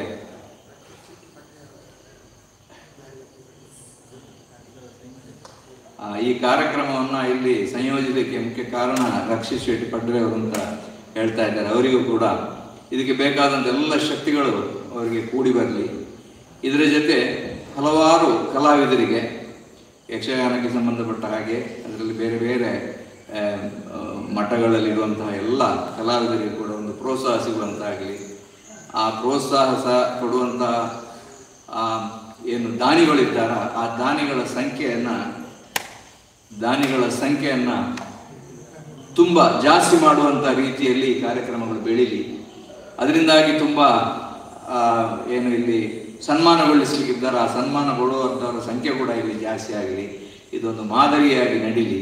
ಇಲ್ಲಿ ನಿರಂತರವಾಗಿ ಯಕ್ಷಗಾನದ ಕಾರ್ಯಕ್ರಮಗಳು ನಡೆದು ನಮ್ಮ ಊರಿಗೆ ಒಂದು ಸಂಸ್ಕಾರ ಸಂಸ್ಕೃತಿಯನ್ನು ನೀಡುವ ಒಂದು ಕೇಂದ್ರ ಸ್ಥಾನವಾಗಿ ಇದು ಮೂಡಿಬರಲಿ ಅಂತ ಆಶಿಸ್ತಾ, ಈ ಎಲ್ಲ ಗೌರವವನ್ನು ಸ್ವೀಕರಿಸಿದಂಥ ಕಲಾವಿದರು ಕೂಡ ಎಚ್ಚರಿಕೆಯಿಂದ ಜವಾಬ್ದಾರಿಯಿಂದ ಇಂಥ ಕಾರ್ಯಕ್ರಮಗಳು ಮುಂದೆ ಕೂಡ ಜಾಸ್ತಿ ನಡೆಯುವ ರೀತಿಯಲ್ಲಿ ಅವರು ಕೂಡ ವ್ಯವಹರಿಸಲಿ ಅಂತ ಹೇಳುವಂಥ ಮಾತನ್ನು ಕೂಡ ನಾನು ಎಚ್ಚರಿಕೆಯಿಂದ ಹೇಳ್ತಾ, ಈ ಸಂದರ್ಭದಲ್ಲಿ ನನಗೂ ಕೂಡ ಒಂದು ಇಲ್ಲಿ ಭಾಗವಹಿಸಲಿಕ್ಕೆ ಅವಕಾಶ ಮಾಡಿಕೊಟ್ಟಂತಹ ಎಲ್ಲ ಸನ್ಮಾನ್ಯರಿಗೆ ನನ್ನ ಅಭಿನಂದನೆಗಳನ್ನು, ನನ್ನ ಕೃತಜ್ಞತೆಗಳನ್ನು ಸಲ್ಲಿಸ್ತಾ ನನ್ನ 2 ಮಾತುಗಳನ್ನು ಮುಗಿಸ್ತೇನೆ. ನಮಸ್ತೆ.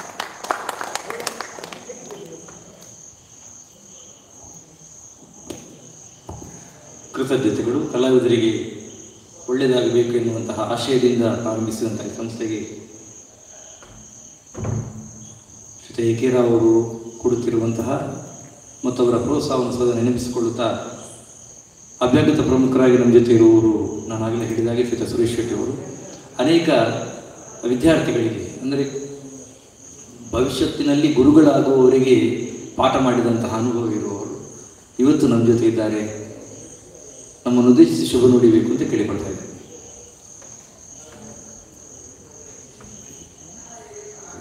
ಮೊದಲನೇದಾಗಿ ಈ ಕ್ಷೇತ್ರದ ಮಹಾಗಣಪತಿ ಮಹಾಲಿಂಗೇಶ್ವರ ದೇವರಿಗೆ ದೇವರನ್ನು ಪ್ರಾರ್ಥಿಸುತ್ತಾ, ವೇದಿಕೆಯಲ್ಲಿ ಆಸೀನರಾಗಿರುವಂಥ ಗಣ್ಯರಿಗೆ, ಹಾಗೆ ವೇದಿಕೆಯ ಮುಂಭಾಗದಲ್ಲಿ ಯಕ್ಷಗಾನದ ಆಸಕ್ತಿಯ ಮೇಲೆ ಬಂದಿರುವಂಥ ಕಲಾಭಿಮಾನಿಗಳಿಗೆ, ಹಿರಿಯರಿಗೆ, ಮಿತ್ರರಿಗೆ, ನನ್ನೆಲ್ಲ ಹಿತೈಷಿಗಳಿಗೆ ವಂದಿಸುತ್ತಾ, ಅತಿಥಿಯಾಗಿ ಕರೆದಿದ್ದಾರೆ, ಆ ವಿಷಯದ ಬಗ್ಗೆ 1-2 ಮಾತಾಡಲಿಕ್ಕೆ ಇಷ್ಟಪಡ್ತಾ ಇದ್ದೇನೆ. ಇದು ಭಾಷಣಕ್ಕೆ ಉಪಯೋಗಿಸುವಂಥ ವೇದಿಕೆ ಈ ಸಮಯ ಅಲ್ಲ, ಆದರೂ ಅತಿಥಿ ನೆಲೆಯಲ್ಲಿ ಮಾತಾಡಿದ್ದೇವೆ, ವಿಧಿ ಆ ರೀತಿ. ನಾವೆಲ್ಲ ಸಣ್ಣದಿರುವಾಗ ಶಾಲೆಗಳಿಗೆ ಹೋಗುವಾಗ ಸಾಧಾರಣ 3ನೇ ಕ್ಲಾಸ್, 4ನೇ ಕ್ಲಾಸ್, 5ನೇ ಕ್ಲಾಸ್, 6ನೇ ಕ್ಲಾಸ್ ಈ ರೀತಿಯ ಸಾಧಾರಣ 40 ವರ್ಷಗಳ ಹಿಂದಿನ ಆ ಕಾಲದಲ್ಲಿ ನಮಗೆ ಒಂದು ಮನೋರಂಜನೆ ಅಂತ ಇದ್ದದ್ದು ಒಂದು ಊರಿನ ದೇವಸ್ಥಾನದ ಒಂದು ಜಾತ್ರೆಯ ರಥೋತ್ಸವ, ದರ್ಶನ ಬಲಿ, ಅಂದರೆ 2-3 ದಿವಸ ಬೇರೆ ಬೇರೆ ರೀತಿಯ ಸಾಂಸ್ಕೃತಿಕ ಚಟುವಟಿಕೆ, ಮತ್ತು ಕೊನೆಯದಾಗಿ ಭೂತದ ನೇಮ, ಹೀಗೆಲ್ಲ ಇತ್ತು. ಆನಂತರ ನಮಗೆ ಹಳ್ಳಿಯಲ್ಲಿ ಆ ಕಾಲದಲ್ಲಿ ಒಂದು ದೊಡ್ಡ ಒಂದು ಹಬ್ಬ ಅಂದರೆ ದೀಪಾವಳಿ, ಪಟಾಕಿ ಬಿಡುವುದ, ಮತ್ತು 3-4 ದಿವಸ ಅಮ್ಮ ಮಾಡಿದ್ದಂಥ ದೋಸೆಯನ್ನು ತಿನ್ನುವುದಂತ, ಮತ್ತು ಕಟ್ಟಪುಣಿಗೆಲ್ಲ ಹೋಗಿ ಅಲ್ಲಿ ಕೂಗು ಎಲ್ಲ ಹಾಕಿ ಆ ರೀತಿ ಕುಣಿಯುವಂಥದ್ದು. ಆ ಕಾಲದಲ್ಲಿ ದೊಡ್ಡ ಮನೋರಂಜನೆ ಅಂದರೆ ನಮಗಿದ್ದದ್ದು ಯಕ್ಷಗಾನ. ಇದು ನಾನು ತಿಳಿದಂಥ ಸತ್ಯ. ಆ ಕಾಲದಲ್ಲಿ ನನ್ನ ನೆನಪಿಗೆ ಬರುವಂಥದ್ದು ದೊಡ್ಡ ಒಂದು ಕಟೀಲು ಮೇಳ, ಅದು ಮಾತ್ರ ಒಂದು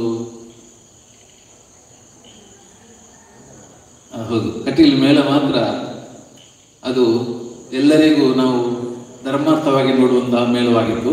ಉಳಿದದೆಲ್ಲ ಆ ಕಾಲದಲ್ಲಿ ಕರ್ನಾಟಕ ಮೇಳ, ಸುರತ್ಕಲ್ ಮೇಳ, ಅದೇ ರೀತಿ ಧರ್ಮಸ್ಥಳ ಮೇಳವಾದ ಹೊರಡುವಾಗ 3 ದಿವಸ ಸಿಗ್ತಿತ್ತು, ಮತ್ತು ಲಾಸ್ಟ್ಗೆ ಅದು ಕೊನೆ ಆಟವಾಗಿ 3 ದಿವಸ ನಮಗೆ ನೋಡಲಿಕ್ಕೆ ಸಿಗ್ತಿತ್ತು. ನಂತರ ಬಡಗಿನಲ್ಲಿ ಸಾಲಿಗ್ರಾಮ ಮೇಳ, ಪೆರಡೂರು ಮೇಳ, ಇಂಥ ಮೇಳಗಳೆಲ್ಲ ನಮಗೆ ಸ್ವಲ್ಪ ಪರಿಚಿತವಾಗಿತ್ತು.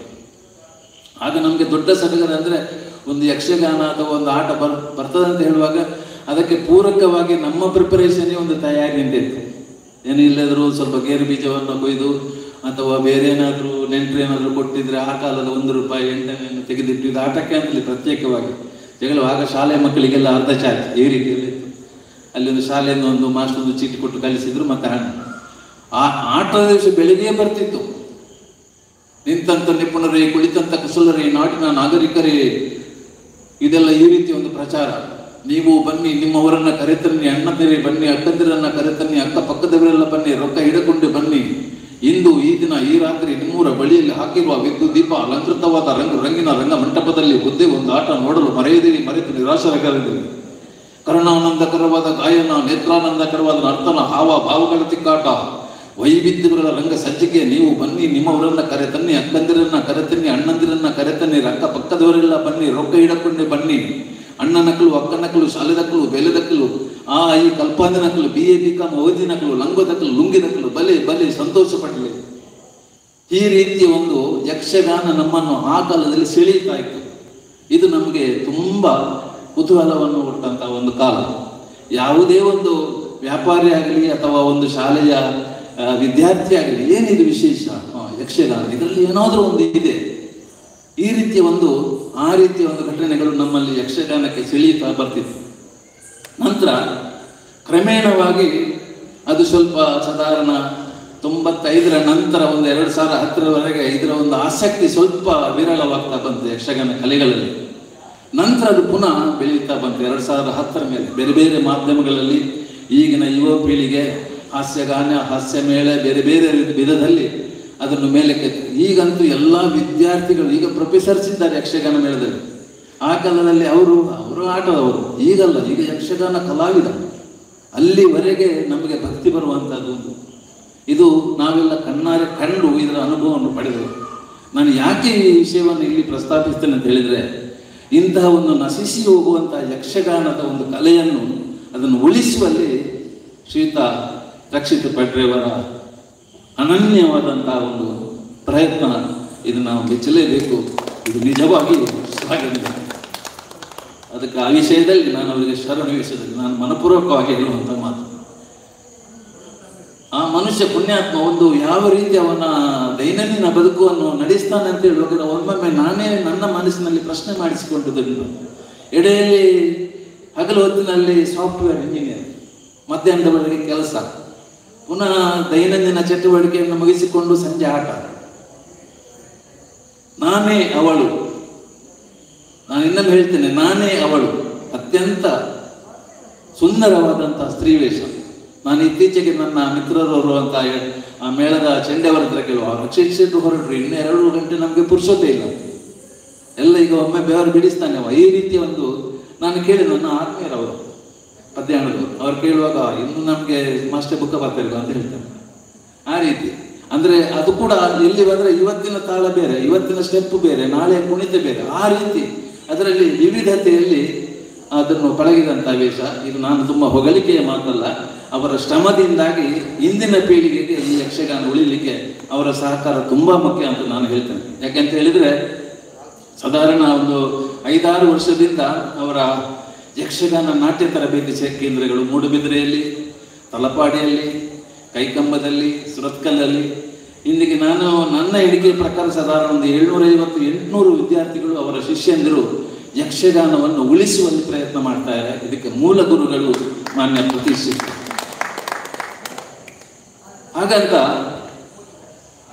ಎಲ್ಲ ವಿಧದಲ್ಲೂ ಕಳೆದ 7 ಪ್ರೋಗ್ರಾಮ್, ಇದು 7ನೇ ಪ್ರೋಗ್ರಾಮ್ ಅಂತ ಕಾಣ್ತದೆ, ನಿರಂತರವಾಗಿ ಪ್ರತಿ ಭಾನುವಾರ ಯಕ್ಷಗಾನ ಪ್ರೋಗ್ರಾಮ್ ಅನ್ನು ಕೊಡ್ತಾ ಇದ್ದಾರೆ. ಅಷ್ಟು ಅಚ್ಚುಕಟ್ಟು ಹಿರಿಯ ಕಲಾವಿದರನ್ನು ಕರೆಸಿ ಅವರಿಂದ ಒಳ್ಳೆಯ ನೀತಿಗೆ ಅಥವಾ ಒಂದು ಸ್ನೇಹಕ್ಕೆ ಅಥವಾ ಮನುಷ್ಯನ ಬುದ್ಧಿ ಜೀವನದಲ್ಲಿ ಏನೆಲ್ಲ ನಾವು ಉತ್ತಮವಾಗಿ ಬೆಳಿಬೇಕು ಎನ್ನುವ ನೀತಿ ಬೋಧನೆ ಅನುಸಾರ ಒಳ್ಳೆಯ ಪ್ರಸಂಗದ ಆಯ್ದ ಕಥೆಗಳನ್ನು ಆರಿಸಿಕೊಂಡು ಬಂದು ಇಲ್ಲಿ ಉನ್ನತವಾಗಿ ಅಚ್ಚುಕಟ್ಟವಾಗಿ, ಅದು ಹಾಸ್ಯ ಇರಲಿ, ಸ್ತ್ರೀವೇಷ ಇರಲಿ, ಮುಮ್ಮೇಳೆ ಇರಲಿ, ಎಲ್ಲವೂ ಅಚ್ಚುಕಟ್ಟುತನವಾಗಿ ಇಂತಹ ಕಾರ್ಯಕ್ರಮವನ್ನು ಕೊಡ್ತಾ ಇದ್ದಾರೆ. ಅದು ಜೊತೆಗೆ ವಿಶೇಷವಾಗಿ ಇಂತಹ ವಿಶೇಷ ಕಲಾವಿದರನ್ನು ಗುರುತಿಸಿ ಅವರಿಗೊಂದು ಸನ್ಮಾನ, ಅವರಿಗೆ ಕಿತ್ತು ಕೊಡುವಂಥ ಒಂದು ವ್ಯವಸ್ಥೆ ಅಥವಾ ಏನಾದರೂ ಮೆಡಿಕಲ್ ಕ್ಲೇಮ್ ಇಂಥದ್ದನ್ನೆಲ್ಲ ಮಾಡುವಂಥದ್ದು, ಇದು ನಿಜವಾಗಿ ನಾವು ಮೆಚ್ಚಲೇಬೇಕು. ಇಂಥ ಕೆಲಸಗಳನ್ನು ನಾವೆಲ್ಲ ಹೇಳ್ತೇವೆ ಯಕ್ಷಗಾನ ಗಂಡು ಕಲೆ, ಆದರೆ ಅದನ್ನು ಯಾವ ರೀತಿ ಬೆಳೆಸಬೇಕು, ಹೇಗೆ ಬೆಳೆಸಬೇಕು, ಅದರ ಹಿಂದೆ ಇರುವಂತಹ ಇದು ದುಡುಕು ದುಮ್ಮಾನಗಳು, ಆರ್ಥಿಕತೆ ವ್ಯವಸ್ಥೆ ಆಗಬೇಕು, ಕಲಾವಿದರ ವ್ಯವಸ್ಥೆ ಆಗಬೇಕು, ಅವರನ್ನು ನೋಡಿಕೊಳ್ಳುವ ವ್ಯವಸ್ಥೆ ಆಗಬೇಕು. ಒಮ್ಮೆ ಮಾತ್ರ ಅಲ್ಲ, ಒಮ್ಮೆ ಮಾಡಿದ್ರೆ ಸಾಕಲ್ಲ, ಇದು ನೆಕ್ಸ್ಟ್ ಭಾನುವಾರ ಪುನಃ ಉಂಟು, ಇಲ್ಲಿಗೆ ನಿರಂತರ. ಹಾಗಂತಾಗುವ ಈ ರೀತಿ ಅದನ್ನು ಯಶಸ್ವಿಯಾಗಿ ಬೆಳೆಸಿಕೊಳ್ಬೇಕಾದ್ರೆ ಮಾನ್ಯ ರಕ್ಷಿತ್ ಶೆಟ್ಟಿ ಪಡೆಯವರನ್ನು ನಾವು ಮನಸಾರೆ ಮೆಚ್ಚಲೇಬೇಕು. ಅವರ ಈ ಒಳ್ಳೆಯ ಕಾರ್ಯಕ್ರಮಗಳು ಇನ್ನು ಮುಂದೆಯೂ ಯಶಸ್ವಿಯಾಗಿ ನಡೆಯಲಿ. ನಮ್ಮ ಊರು, ನಮ್ಮ ಜಿಲ್ಲೆ, ನಮ್ಮ ರಾಜ್ಯ, ನಮ್ಮ ದೇಶ ಹಾಗೂ ವಿದೇಶಗಳಲ್ಲಿಯೂ ಅವರಿಗೆ ಈ ರೀತಿಯಾದ ಯಶಸ್ವಿ ಕಾರ್ಯಕ್ರಮವನ್ನು ಕೊಡುವಂಥ ಅವಕಾಶಗಳು ಆ ಕಲಾಮಾತೆ ಶಾರದಾದೇವಿ ಅವರಿಗೆ ಒದಗಿಸಿಕೊಡಲಿ. ಈ ದೇವಸ್ಥಾನದ ಪರಿಸರ, ಇಲ್ಲಿನ ಆಡಳಿತ ವರ್ಗ, ನನಗೆ ಇಲ್ಲಿ ಅಷ್ಟು ಪರಿಚಯ ಇಲ್ಲ, ನಾನು ಪ್ರಥಮ ಬಾರಿ ಇಲ್ಲಿಗೆ ಬರುವಂಥದ್ದು, ಹಾಗಾಗಿ ಇಲ್ಲಿನ ಜನರದ್ದು ಅಷ್ಟು ಇದಿಲ್ಲ. ಮಾನ್ಯ ಕರೆದವರು ಹಾಗೆ ಒಂದು ಆಸಕ್ತಿಯಿಂದ ಬಂದಿದ್ದೇನೆ, ನನಗೆ ತುಂಬ ಖುಷಿ ಆಯಿತು. ಇಂಥ ಒಂದು ಕುಗ್ರಾಮದಂತ ಅಲ್ಲದಿದ್ದರೂ ಒಂದು ಪೇಟೆಯ ನಡುವಿನಲ್ಲಿ ಈ ರೀತಿಯ ಒಂದು ವಾತಾವರಣದಲ್ಲಿ ಇಂಥ ಒಂದು ಯಶಸ್ವಿ 7 ಪ್ರೋಗ್ರಾಮನ್ನು ಕೊಟ್ಟಿದ್ದಾರಲ್ಲ, ಅವರಿಗೆ ನಾನು ತುಂಬ ಮಗದೊಮ್ಮೆ ನನ್ನ ವೈಯಕ್ತಿಕ ನೆಲೆಯಲ್ಲಿ ಕೃತಜ್ಞತೆ ತಿಳಿಸಿ, ಇದಕ್ಕೆ ಅವಕಾಶವನ್ನು ಮಾಡಿಕೊಟ್ಟಂಥ ಈ ದೇವಸ್ಥಾನದ ಎಲ್ಲ ಕಾರ್ಯಕಾರಿ ಬಂಧುಗಳಿಗೆ ಹಾಗೂ ಸಂಘಟಕರಿಗೆ ಎಲ್ಲರಿಗೂ ಮತ್ತೊಮ್ಮೆ ನನ್ನ ವೈಯಕ್ತಿಕವಾದಂಥ ಕೃತಜ್ಞತೆಯನ್ನು ಸಲ್ಲಿಸಿ, ಯಕ್ಷಗಾನದ ಉತ್ತುಂಗಕ್ಕೆ ಏರಲಿ. ಇಂತಹ ರಕ್ಷಿತ್ ಶೆಟ್ಟಿ ಅವರಂಥ ಗುರುಗಳು ಇನ್ನಷ್ಟು ಬೆಳೆದು ಮುಂದೆ ಬರಲಿ. ಅವರ ಇನ್ನು ಮುಂದಿನ ಯಕ್ಷಗಾನದ ಬದುಕು ಅತ್ಯಂತ ಸುಖಕರವಾಗಿ ಮುಂದುವರಿಯಲಿ ಎಂಬುದಾಗಿ ಮತ್ತೊಮ್ಮೆ ಈ ದೇವರಲ್ಲಿ ಪ್ರಾರ್ಥಿಸುತ್ತಾ, ಅವಕಾಶಕ್ಕಾಗಿ ಮತ್ತೊಮ್ಮೆ ವಂದಿಸುತ್ತಾ, ಇಂಥ ಕಾರ್ಯಕ್ರಮಗಳನ್ನು ಮತ್ತೊಬ್ಬರಿಗೂ ಈ ರೀತಿಯಾಗಿ ಸಿಗುವ ಹಾಗೆ ಆಗಲಿ ಅಂತ ಆ ದೇವರು, ಇಲ್ಲಿಯ ಗಣಪತಿ ದೇವರು ಒದಗಿಸಿಕೊಡಲಿ ಅಂತ ಹೇಳುತ್ತಾ, ಯಕ್ಷಗಾನ ಗೆಲಿಗೆ ಎಲ್ಲರಿಗೂ ದೇವರು ಒಳ್ಳೇದು ಮಾಡಲಿ ಅಂತ ಹಾರೈಸ್ತಾ ನನ್ನ ಮಾತನ್ನಿಗೆ ವಿರಾಮವನ್ನು ನೀಡ್ತಾ ಇದ್ದೇನೆ. Thank you. ಕೃತಜ್ಞತೆಗಳು. ಒಂದಂತೂ ಹೇಳುವುದಕ್ಕೆ ಸಂತೋಷ ಪಡ್ತಾ ಇದ್ದೇನೆ, ವೇದಿಕೆಯಲ್ಲಿ ಇರುವಂತಹ ಶ್ರೀಯುತ ಸುಬ್ರಹ್ಮಣ್ಯ ಭಟ್ರು ಅವರಿಗೆ ಈ ಯಕ್ಷಗಾನ ಅಂತ ಹೇಳಿದರೆ, ಯಕ್ಷಗಾನ ಸಂಬಂಧಿತ ಕಾರ್ಯಕ್ರಮ ಹೇಳಿದರೆ ಅದೊಂದು ಯಜ್ಞದಷ್ಟೇ ಪವಿತ್ರವಾದ ಕೆಲಸ. ಹೇಗೆ ಒಬ್ಬ ಅಥವಾ ಈ ಯಜ್ಞವನ್ನು ಪ್ರೀತಿಯಿಂದ ಮುಂದುವರಿಸಿಕೊಂಡು ಹೋಗುತ್ತಾನೋ ಅದೇ ರೀತಿ ಅಷ್ಟೇ ಪ್ರೀತಿಯಿಂದ, ಅಷ್ಟೇ ಗೌರವದಿಂದ, ಅಂದರೆ ಕಲಾವಿದ ಸ್ವಲ್ಪ ಹಾಳು ಮಾಡಿದರೆ ಅದಕ್ಕೆ ಸಿಟ್ಟು ಬರ್ತದೆ, ಬೇಸರವಾಗ್ತದೆ, ಅಷ್ಟೊಂದು ಆರಾಧ್ಯ ಭಾವವನ್ನು ಅದರ ಯಕ್ಷಗಾನದ ಮೇಲೆ ಇರಿಸಿಕೊಂಡವರು. ಆದ್ದರಿಂದಲೇ ಕಳೆದ 7 ವಾರಗಳೆಲ್ಲ ಒಂದು ಯಶಸ್ವಿ ಕಾರ್ಯಕ್ರಮ ನಡೆಸುವ ಹಾಗೆ ಆಯಿತು. ರಕ್ಷಿತ್ ಶೆಟ್ಟಿ ಪಟ್ರೆ ಅವರ ಹೊಣೆಗಾರಿಕೆಯಲ್ಲಿ ಈ ಸಂದರ್ಭದಲ್ಲಿ ನಮ್ಮ ಜೊತೆ ಸಹಕರಿಸಿದಂಥ ಕೆಲವರನ್ನು ಈ ಸಂದರ್ಭದಲ್ಲಿ ಶಾಲು ಹೊದಿಸಿ ಗೌರವಿಸಲಿಕ್ಕಿದ್ದೇವೆ. ಇಂದು ನಮ್ಮ ಜೊತೆ ನಮ್ಮ ಭಾರವನ್ನು ಅಗುರಾಗಿಸಿದಂತಹ ಅನೇಕರ ಹೆಸರನ್ನು ಹೇಳಿದೆ. ಅದರಲ್ಲೊಬ್ಬರು ನಮ್ಮ ಜೊತೆ ಇದ್ದಾರೆ, ಲಿಖಿತ್ ಮತ್ತು ದುಷ್ಯಂತ್ ಸಹೋದರರು. ದಯವಿಟ್ಟು ಅವರು ವೇದಿಕೆಗೆ ಬರಬೇಕು ಅಂತ ಕೇಳಿಕೊಡ್ತಾ ಇದ್ದಾರೆ. ಶ್ರೀಯುತ ಸುರೇಶ್ ಶೆಟ್ಟಿಯವರವರನ್ನು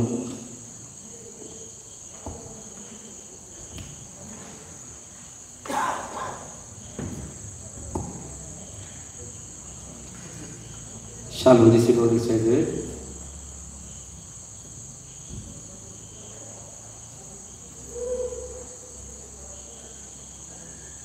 ಬಂಧುಗಳೇ, ನಮ್ಮ ಕರಗಳು ಕೈಗಳು ಒಟ್ಟಿಗೆ ಸೇರಲಿ. ಯುವಕರು ಒಂದು ಯಕ್ಷಗಾನಕ್ಕೆ ಸ್ಪಾನ್ಸರ್ಸ್ ಕೊಡುವಷ್ಟು ಉದಾರಿಗಳಾಗಿದ್ದಾರೆ. ಆ ಪ್ರೀತಿಗೆ ಕೈ ಮುಗಿತಾ ಇದ್ದೇವೆ. ಕಳೆದ 7 ಕಾರ್ಯಕ್ರಮಗಳನ್ನು ನೇರ ಪ್ರಸಾರದ ಮೂಲಕವಾಗಿ ಮನೆ ಮನೆಗೆ ಎಲ್ಲರ ಮನಸ್ಸಿಗೆ ಮನಮನಕ್ಕೆ ತಲುಪುವಲ್ಲಿ ಪೂರ್ಣ ರೀತಿಯಲ್ಲಿ ನಮ್ಮ ಜೊತೆ ತೊಡಗಿಸಿಕೊಂಡವರು. ಅವರ ದೈನಂದಿನ ಚಟುವಟಿಕೆಗಳನ್ನು ಮುಗಿಸಿ ಇಲ್ಲಿ ಸರಿಯಾದ ಹೊತ್ತಿಗೆ ಬಂದು ನೇರ ಪ್ರಸಾರದ ಲಿಂಕನ್ನು ಎಲ್ಲರಿಗೆ ಅವರೇ ಕೊಟ್ಟು ಆ ನೇರ ಪ್ರಸಾರ ಸರಿಯಾಗಿ ಬರ್ತಾ ಇಲ್ಲೋ ಎನ್ನುವುದನ್ನು ಕೇಳಿಸಿಕೊಂಡು ಅದನ್ನು ಸಂತೋಷವನ್ನು ಅನುಭವಿಸುತ್ತಾ ನಿಂತವರಗಳು ಧ್ವನಿ ಕೇಳ್ತದ ಇಲ್ವಾ, ಹೀಗೆ ಇದು ಮೂಡಬಿದ್ರಲ್ಲಿ ಆಗುವ ಕಾರ್ಯಕ್ರಮ, ಅಲಂಗಾರಲ್ಲಿ ಆಗುವ ಕಾರ್ಯಕ್ರಮ, ರಕ್ಷಿತ್ ಶೆಟ್ಟಿ ಅವರ ಕಾರ್ಯಕ್ರಮ, ಸುಬ್ರಹ್ಮಣ್ಯ ಭಟ್ರ ಕಾರ್ಯಕ್ರಮ ಅಂತ ಆಗದೆ ನಮ್ಮ ಕಾರ್ಯಕ್ರಮ ಎನ್ನುವಂಥ ಪ್ರೀತಿಯಿಂದ ಮಾಡಿದವರು ಇದ್ದಾರೆ. ಶ್ರೀ ಪ್ರೇಮನಾಥ್ ಪೂಜಾರಿ ಅವರು, ಆತ್ಮೀಯವಾಗಿ ಅವರನ್ನು ವೇದಿಕೆಗೆ ಆಮಂತ್ರಿಸ್ತಾ ಇದ್ದೇನೆ. ಯಾವುದೇ ಪ್ರತಿಫಲಾಪೇಕ್ಷೆ ಇಲ್ಲದೆ ಈ ಕೆಲಸದಲ್ಲಿ ಅವರು ತೊಡಗಿಸಿಕೊಂಡಿದ್ದಾರೆ. ಅವರನ್ನು ಕೂಡ ಈ ಸಂದರ್ಭದಲ್ಲಿ ಶ್ರೀ ಸುಬ್ರಹ್ಮಣ್ಯ ಭಟ್ರು ಶಾಲು ಹೊದಿಸಿ ಗುಲಾಬಿ ಹೂವನ್ನು ಗೌರವಿಸಬೇಕು ಅಂತ ಕೇಳಿಕೊಳ್ತಾ ಇದ್ದಾರೆ. ನಮ್ಮ ಜೊತೆ ಈ ರಂಗಸ್ಥಳದ ವ್ಯವಸ್ಥೆ ಮಾಡೋರು. ಮೊದಲ ಕಾರ್ಯಕ್ರಮ ಹಾಲ್ನೊಳಗಡೆ ಆಗಿತ್ತು, ಸಭಾಂಗಣದೊಳಗೆ. ಈ ರಂಗಸ್ಥಳಕ್ಕೆ ಹಾಲ್ನಲ್ಲಿ ಆದರೆ ಧ್ವನಿಯ ಸಮಸ್ಯೆ ಬರ್ತದೆ ಅಂತ ಹೇಳಿ ಒಳಗಡೆ ರಂಗಸ್ಥಳದ ವ್ಯವಸ್ಥೆ ಮಾಡಿ ನಾವು ಕೊಡುವಂಥ ಸಣ್ಣ ಮೊತ್ತವನ್ನು ಏನೊಂದು ಮಾತಾಡದೆ ತೆಕ್ಕೊಳ್ಳುವವರು ಧ್ವನಿವರ್ಗದ ವ್ಯವಸ್ಥೆ ಮಾಡಿದಂತಹ ಆರ್ ಕೆ ಭಟ್ರು ಅವರ ಸಹಾಯಕರು ಶ್ರೀತ ಸಂದೀಪ್ ದಯವಿಟ್ಟು ವೇದಿಕೆ ಬರಬೇಕು ಅಂತ ಕೇಳಿಕೊಳ್ತಾ ಇದ್ದೇನೆ.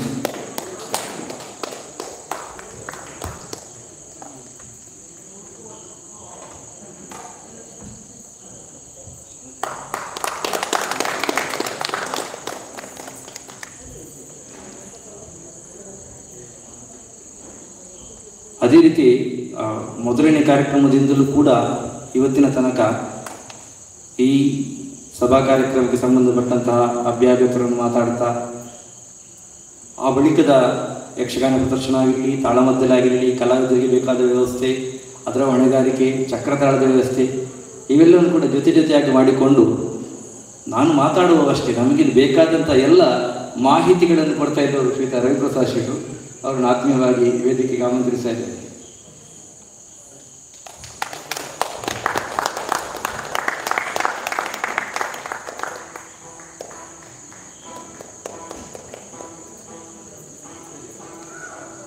ಇನ್ನು ಇದರ ಸಂಯೋಜನೆಯನ್ನು ಮತ್ತು ಹೊಣೆಗಾರಿಕೆಯನ್ನು ವಹಿಸಿಕೊಂಡ ರಕ್ಷಿತ್ ಶೆಟ್ಟಿ ಭಟ್ರೆ ಅವರು ವಿಶ್ವದಲ್ಲಿದ್ದಾರೆ.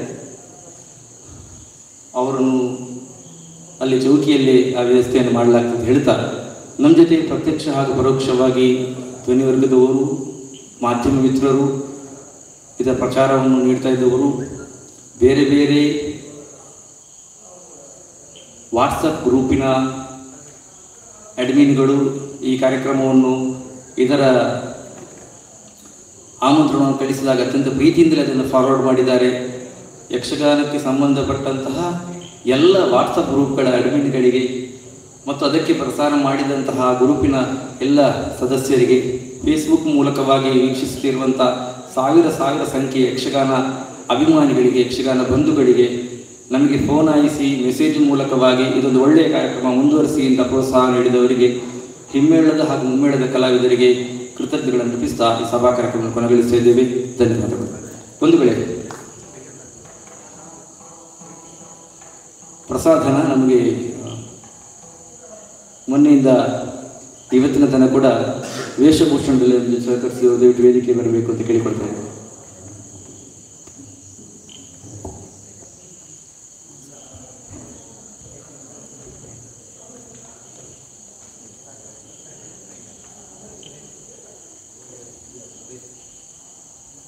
ಅಷ್ಟಿಷ್ಟು ಅಂತ ಹೇಳ್ತಾ ಇಲ್ಲ, ನಾವು ಪಟ್ಟಷ್ಟಂತೂ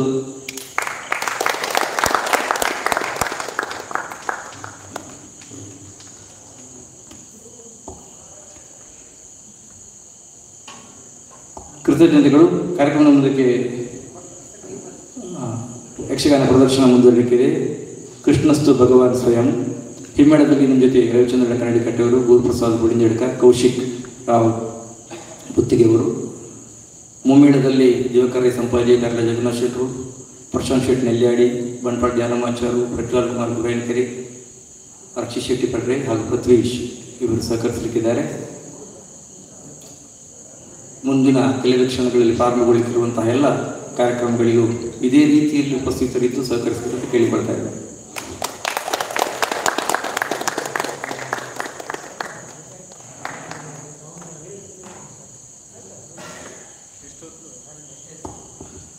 ಇಷ್ಟೊತ್ತು ಬಹುಶಃ ಬಹಳ ಒಳ್ಳೆ ರೀತಿಯಲ್ಲಿ ಒಂದು ಕಾರ್ಯಕ್ರಮವನ್ನು ನಿರೂಪಣೆ ಮಾಡಿದಂತಹ ನಮ್ಮ ವಾದಿರಾಜ್ ಕಲ್ಲೂರೆ ಅವರು ಹೇಳಿದ್ರು, ನಾನು ಹೇಳಿದ್ದು MC ಮಾಡಿದ್ರು ಅಂತ. ಕಾರ್ಯಕ್ರಮ ಅಚ್ಚುಕಟ್ಟಾಗಿ ನಡಿಬೇಕಾದ್ರೆ ಬಹುಶಃ ನಿರೂಪಕರು ಚೆಂದವಾಗಿ ನಿರೂಪಣೆ ಮಾಡಿದರೆ ಮಾತ್ರ ಆ ಕಾರ್ಯಕ್ರಮ ಒಳ್ಳೆಯ ರೀತಿಯಲ್ಲಿ ನಡೆಯುವುದಂತ ನಮ್ಮೆಲ್ಲರಿಗೂ ತಿಳ್ಕೊಂಡಿದ್ದೇವೆ. ನಮ್ಮ 7 ಕಾರ್ಯಕ್ರಮಗಳಲ್ಲೂ ಸಕ್ರಿಯವಾಗಿ ಭಾಗವಹಿಸಿ ಪ್ರತಿಯೊಂದು ವಿಷಯದಲ್ಲಿಯೂ ನಮಗೆ ಸಲಹೆ ಸೂಚನೆಯನ್ನು ನೀಡ್ತಾ ಕಾರ್ಯಕ್ರಮದ ಯಶಸ್ಸಿಗೆ ಸಹಕರಿಸಿದಂತಹ ವಾದಿರಾಜ್ ಕಲ್ಲೂರ್ ಅವರಿಗೆ, ರಕ್ಷಿತ್ ಭಟ್ರೆ ಹಾಗೂ ವೇದಿಕೆಯಲ್ಲಿರುವ ಎಲ್ಲ ಗಣ್ಯರ ಪರವಾಗಿ ಹಾಗೂ ನಿಮ್ಮೆಲ್ಲರ ಪರವಾಗಿ ಅವರಿಗೆ ಹೃತ್ಪೂರ್ವಕ ಧನ್ಯವಾದವನ್ನು ಅರ್ಪಿಸ್ತಾ ಇದ್ದೇನೆ.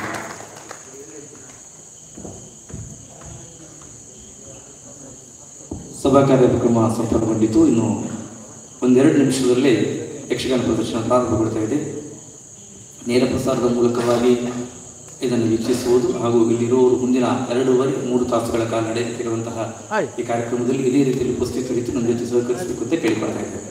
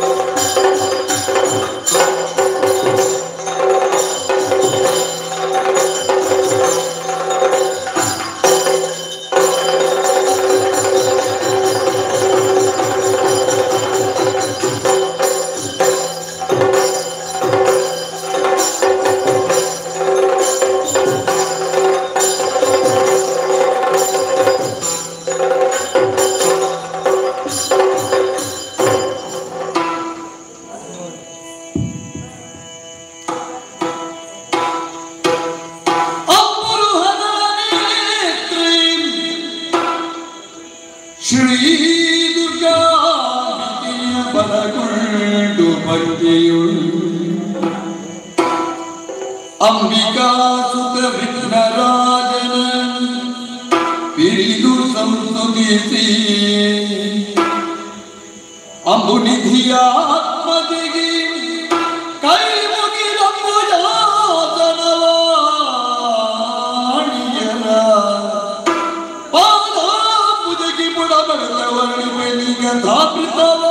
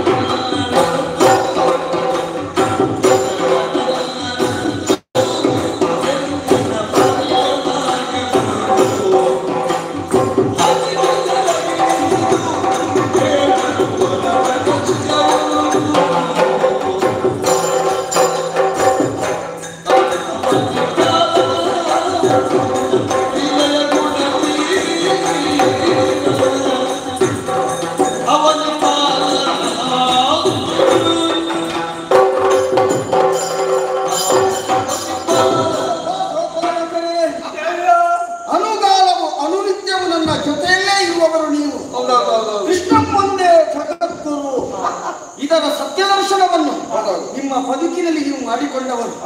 ಯಾವಾಗ ನಂದ ಗೋಕುಲವನ್ನು ನಾನು ಪ್ರವೇಶ ಮಾಡಿದ ಮೇಲೆ ನನ್ನ ಒಡನಾಟದಿಂದಲಾಗಿ ಈ ಪ್ರಪಂಚದಲ್ಲಿ ಬದುಕು ಎನ್ನುವುದು ಯಾವ ರೀತಿಯಾಗಿ ಸಾಗಬೇಕು ಎನ್ನುವುದನ್ನು ಅರ್ಥವಿಸಿಕೊಂಡವರು ನೀವು. ಈ ಪ್ರಪಂಚದಲ್ಲಿ ಎಲ್ಲಾ ಜೀವಿಗಳು ಹಾಗೆ ಎಲ್ಲಿಯೋ ಹುಟ್ಟುತ್ತದೆ, ಎಲ್ಲಿಯೋ ಬೆಳೆಯುತ್ತದೆ, ಮತ್ತೊಂದು ದಿನ ಅದರ ಬದುಕು ಇನ್ನೆಲ್ಲಿಯೋ ಅಂತ್ಯವನ್ನು ಕಾಣುತ್ತದೆ. ಅದಕ್ಕಿಂತ ಹೊರತಾಗಿ ನಾವು ಅಲ್ಲ. ಹೆಚ್ಚು ಹೇಳುತ್ತಿದ್ರೆ ನಾನು ಅಲ್ಲ. ಹುಟ್ಟಿದ್ದು ಮಧುರೆಯಾದ್ರೂ ಈಗ ಬೆಳೆಯುತ್ತಾ ಇರುವುದು ನಂದಗೋಕುಲದಲ್ಲಿ. ನಂದಗೋಕುಲವನ್ನು ಸೇರಿಕೊಂಡು ನಾನು ಬೆಳೆಯುತ್ತಾ ಇದ್ದ ಹಾಗೆ ನನ್ನ ಒಡನಾಡಿಗಳಾಗಿ ನೀವೆಲ್ಲರೂ ನನ್ನನ್ನು ಜೊತೆ ಸೇರಿಕೊಂಡವರಿದ್ದೀರಿ. ನಿಮ್ಮ ಕುರಿತಾಗಿ ಮೊದಲೆಲ್ಲ ಈ ನಾಡಿನವರು ಅಥವಾ ಬೇರೆ ನಾಡಿನವರು ಏನು ಹೇಳ್ತಾ ಇದ್ರು? ಅನಾಗರಿಕರು, ಸಂಸ್ಕಾರಹೀನರು, ಹೀಗೆ ನಿಮ್ಮನ್ನು ಹೇಳ್ತಾ ಇದ್ರು. ನೋಡ, ಒಬ್ಬನೇ ಒಬ್ಬ ವ್ಯಕ್ತಿ ಈಗ ನಿಮ್ಮನ್ನು ಹಾಗೆ ಕರೀತಾರ? ಹಾಗಿದ್ರೆ ಯಾಕೆ ಕರೆಯುವುದಿಲ್ಲ? ನನ್ನಿಂದಲಾಗಿ ಆ ಬದುಕಿನ ಸಂಸ್ಕಾರ ಏನು ಎನ್ನುವುದನ್ನು ನೀವೆಲ್ಲರೂ ಕಲಿತುಕೊಂಡಿದ್ದೀರಿ, ನಾನು ಅದನ್ನು ಕಲಿಸಿದ್ದೇನೆ. ಆದ ಕಾರಣವೇ ಕೃಷ್ಣ ಒಂದೇ ಜಗದ್ಗುರು ಅಂತ ನನ್ನನ್ನು ಒಪ್ಪಿಕೊಂಡದ್ದು. ಮಾತ್ರವಲ್ಲ, ಹುಟ್ಟಿದಂತಹ ಜೀವಿ ಅವನಿಗೆ ಒಂದು ಕರ್ತವ್ಯ ಎನ್ನುವುದು ಸದಾ ಕಾಲ ಇರ್ತದೆ. ಅವನ ಕರ್ತವ್ಯ ಏನು ಆ ಪ್ರಜ್ಞೆ ನಮ್ಮ ಯಾವತ್ತೂ ಮರಿಬಾರದು. ಹಾಗಿದ್ರೆ ಹುಟ್ಟಿದ್ದೇವೆ, ನಾವು ಬೆಳೀತಾ ಇದ್ದೇವೆ, ನಮ್ಮ ಕರ್ತವ್ಯ ಏನು? ನಮಗೆ ಅಂತಲ್ಲ, ನಂದ ಗೋಕುಲದಲ್ಲಿ ಇರುವಂತಹ ಪ್ರತಿಯೊಬ್ಬರಿಗೂ ಕರ್ತವ್ಯ ಏನು? ಬೆನ್ನಿನಲ್ಲಿ ಬುಕ್ಕಿಯನ್ನು ಕಟ್ಟಿಕೊಳ್ಳುವುದು, ಗೋವುಗಳನ್ನು ಹಟ್ಟಿಕೊಂಡು ದೂರದ ಬೆಟ್ಟಕ್ಕೆ ಹೋಗಿ ಅಲ್ಲಿ ಗೋವುಗಳನ್ನು ಬೇಯಿಸಿ ಮರಳಿ ನಮ್ಮ ಮನೆಯನ್ನು ಸೇರಿಕೊಳ್ಳುವುದು. ಇದು ಅನುನಿತ್ಯದ ಕಾಯಕ ನಮ್ಮದು. ಆದ್ರೆ ಇವತ್ತು ಯಾವತ್ತಿನ ಹಾಗೆ ನೀವು ಬಂದಿದ್ದೀರಿ. ಇವನನ್ನು ನೋಡುವಾಗ ಸ್ವಲ್ಪ ಹುಚ್ಚನಾಗೆ ಮಾಡ್ತಾ ಇದ್ದಾರೆ, ಅವನೊಳಗೆ ನಗುತ್ತಾ ಇದ್ದಾರೆ. ಯಾಕಂದ್ರೆ ಎಲ್ಲಿಗೋ ನೋಡಿಕೊಂಡು ಅವರಷ್ಟಕ್ಕೆ ನಗುವವರು ಹುಚ್ಚರು ಅಂತ ಹೇಳ್ತಾರೆ. ಅದೇ ಸ್ವಭಾವ ಇವನಲ್ಲಿ ಉಂಟು. ನೀನು ಹಾಗಲ್ಲ. ಆ ನಗೆಯನ್ನು ನಿನ್ನ ಮನದ ಅಂತರಾಳದಲ್ಲಿ ಬಿಗಿ ಹಿಡಿದು ಪ್ರಯತ್ನಿಸ್ತಾ ಇದ್ದಿ. ಆದ್ರೂ ನಗು ಎನ್ನುವುದು ಸಹಜ, ಏನೋ ಅಣಕಿಸಿದ ಹಾಗುಂಟು. ಯಾಕಪ್ಪ ಒಬ್ಬರೊಬ್ರು ಮುಖ ನೋಡ್ತಾ ಇದ್ದೀರಿ, ನೀವೇ ಮಾತಾಡ್ತಾ ಇದ್ದೀರಿ, ಏನು ಅಂತ ನನಗೆ ಅರ್ಥ ಆಗಿಲ್ಲ. ನನ್ನ ವಿಷಯವಾ? ಏನಾದ್ರೂ ವಿಶೇಷ ಉಂಟಾ? ಹೇಳ್ಬೋದಾ?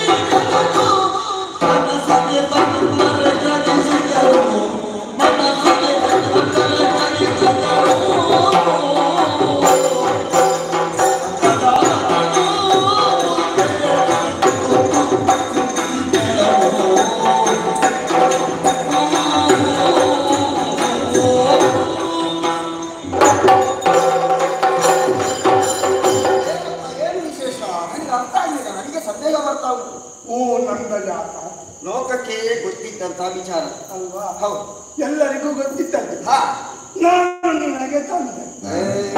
ಸರಿಯಾದ ವಿಷಯ ಅವ ಹೇಳಿದ ಅದು ನಿನಗೆ ಹೇಳ್ತಿದ್ರೆ ಸರಿಯಾದ ವಿಷಯ. ಅವ ನನ್ನಲ್ಲಿ ಹೇಳಿದಲ್ಲ, ಆದ ಕಾರಣ ಸಮಸ್ಯೆ. ಸರಿಯಾದ ವಿಷಯ. ನೀನು ಏನು ಮಾತಾಡ್ತಿರೋ ಕಲ್ಪನೆ ನಿನಗೆ ಉಂಟಾ? ಏನಿಲ್ಲ. ನೀನು ಆಡಿದಂತಹ ಶಬ್ದದ ಅರ್ಥ ಏನು ಅಂತ ನಿನಗೆ ಗೊತ್ತುಂಟಾ? ನಾನು ಈಗ ತಾನೇ ಹೇಳಿದ್ದು ನಾಗರಿಕರಾಗಿದ್ದೀರಿ ಅಂತ. ಅನಾಗರಿಕರ ಹಾಗೆ ಮಾತಾಡ್ತಾ ಇದ್ದೇವೆ. ನಾನು ಹೇಳಿದ್ದಕ್ಕೆ ಯಾವುದು ತಪ್ಪು? ಮತ್ತೆ ನೀನು ನಂದ ಜಾತ ನೀನು ಅಂತ ಹೇಳಿದೆ, ಸರಿಯಾದ ವಿಷಯ ಅಲ್ವಾ? ಅದರ ಜೊತೆಗೆ ನಾನು ನಿನಗೆ ತಂದೆ ಅಂತ ಹೇಳಿ ಪೂರ್ತಿ ಆಗಿಲ್ಲ. ಗೊತ್ತಾಗಿಲ್ವಾ? ಪೂರ್ತಿ ಆಗಿಲ್ಲ. ಮತ್ತೆ ನಾನು ನಿನಗೆ ತಂದೆ ಹೊಸತೊಂದು ಸುದ್ದಿ. ನಿನಗೆ ಯಾರ ವ್ಯಾಕರಣ ಕಲಿಸಿದ್ಯಾರ ನಿನಗೆ? ಶಬ್ದ ಪ್ರಯೋಗ ಮಾಡುವಾಗ ಹೇಗೆ ಎಲ್ಲಿ ವಿರಾಮ ಕೊಡಬೇಕು ಅಂತ ಗೊತ್ತಿಲ್ಲ. ಅದಕ್ಕೆ ಪೂರ್ಣ ವಿರಾಮ ಅಂತ ಒಂದು ಉಂಟು, ಗೊತ್ತುಂಟಾ? ಒಂದು ವಾಕ್ಯ ರಚನೆ ಮಾಡುವಾಗ ಹೇಗಿರಬೇಕು? ನಾನು ನಿನಗೆ ತಂದೆ ಅಂತ ಹೇಳಿ ಮತ್ತೆ ವಿಷಯ ಅಂತ ಹೇಳುದಲ್ಲ, ನಾನು ನಿನಗೆ ವಿಷಯವ ತಂದೆ ಹಾಗೆ ಹೇಳಿ. ಹಾಗೆ ಹೊಸತೊಂದು ಸುದ್ದಿ. ನೀನಾ? ಇವ ಎಷ್ಟು ವರ್ಷ ಆಯ್ತು ನಾನೊಂದು ಮಾತು ಹೇಳ. ಈಗ ಇಲ್ಲಿರುವ ನಮ್ಮ ಕೂಟದಲ್ಲಿ ನಿನ್ನಷ್ಟು ಹಳೆಯವರು ಬೇರೆ ಯಾರು ಇಲ್ಲ. ಮಾತ್ರ ಅಲ್ಲ, ನಿನ್ನದೊಂದು ಸಿದ್ಧಾಂತ ಉಂಟು. ನಾನು ಮೊದಲಿಂದಲೇ ನಿನ್ನನ್ನು ಗಮನಿಸ್ತಾ ಇದ್ದೇನೆ. ಯಾರು ಏನು ಬೇಕಾದ್ರೂ ಮಾಡಲಿ, ನಾನು ನನ್ನ ಪರಂಪರೆ ಬಿಡ್ಲಿಕ್ಕಿಲ್ಲ. ಮತ್ತೆ ನಿನ್ನಲ್ಲಿ ನಾವು ಹೊಸತನ್ನು ನಿರೀಕ್ಷೆ ಮಾಡಿದ್ರೆ ಆಗ್ತದ? ಅದಕ್ಕೆ ಜನ ಬೇರೆ ಇದ್ದಾರೆ. ಅದಕ್ಕೆ ಇವನಲ್ಲಿ ಎಂತೆಂಥದ್ದು ಮಾಡ್ತಾನೆ ಗೊತ್ತುಂಟು. ನನಗೆ ಹಳಕ್ಕೂ ಗೊತ್ತುಂಟು, ಹೊಸತು ಗೊತ್ತುಂಟು. ಆದ್ರೆ ಮಾಡ್ಲಿಕ್ಕೆ ಮನಸ್ಸಿಲ್ಲ ಅಷ್ಟೇ. ಮಾಡ್ತೇನೆ. ಮಾಡುವಲ್ಲಿ ಮಾಡುವ ರೀತಿ ಎಲ್ಲಿ, ಯಾವಾಗ, ಯಾರಿಗಾಗಿ, ಹೇಗೆ ಎನ್ನುವುದುಂಟು. ಇಂಥದ್ದು ಹೊಸತೊಂದು ಸುದ್ದಿ ಇರ್ತದೆ. ಏನಪ್ಪ ಅದು? ನಿನಗೊಂದು ಒಳಗಿನೊಳಗೆ ಅಹಂಕಾರ. ನನಗ ಅಹಂಕಾರ? ಇಷ್ಟು ವರ್ಷ ಆಯ್ತು ನನ್ನ ಜೊತೆಯಲ್ಲಿ, ಇವತ್ತು ನಿನಗೆ ಗೊತ್ತಾಗ್ತ? ನನಗೆ ತುಂಬಾ ವರ್ಷಕ್ಕಿಂತ ಮೊದಲೇ ಗೊತ್ತಾಗಿದೆ. ನೀವು ತಪ್ಪು ತಿಳ್ಕೊಂಡಿದ್ದೀರಿ. ಯಾಕೆ ಗೊತ್ತಾ? ಅಹಂಕಾರ ಎನ್ನುವುದು ಯಾರಲ್ಲಿ ಇರಬಾರ್ದು. ಅಹಂಕಾರ ಇದ್ದವರನ್ನು ನೋಡಿದ್ರೆ ನನಗೆ ಆಗುವುದಿಲ್ಲ. ಅಂಥದ್ರಲ್ಲಿ ನಾನು ಅಹಂಕಾರಿ ಆಗಿರ್ತೇನಾ? ಅಭಿಮಾನ ಇರ್ಬೋದು. ಅಪಕಾರ ಇರ್ಬೋದು. ಏನು ಅಭಿಮಾನ? ಸ್ವದೇಶಾಭಿಮಾನ, ಸ್ವಜನಾಭಿಮಾನ, ಸ್ವಭಾಷಾಭಿಮಾನ. ಇದು ಯಾರಿಗೆ ಇಲ್ವೋ ಅವರು ಈ ಪ್ರಪಂಚದಲ್ಲಿ ಬದುಕುವುದಕ್ಕೆ ಅನರ್ಹರು. ಅರ್ಹತೆ ಉಳ್ಳವರು. ಯಾವ ಅಹಂಕಾರ? ಯಾವ ಅಹಂಕಾರ? ಯಾವ ಹೆಮ್ಮೆ? ಯಾವ ನಾರಿ ಜಾತಿಯೊಳಗೆ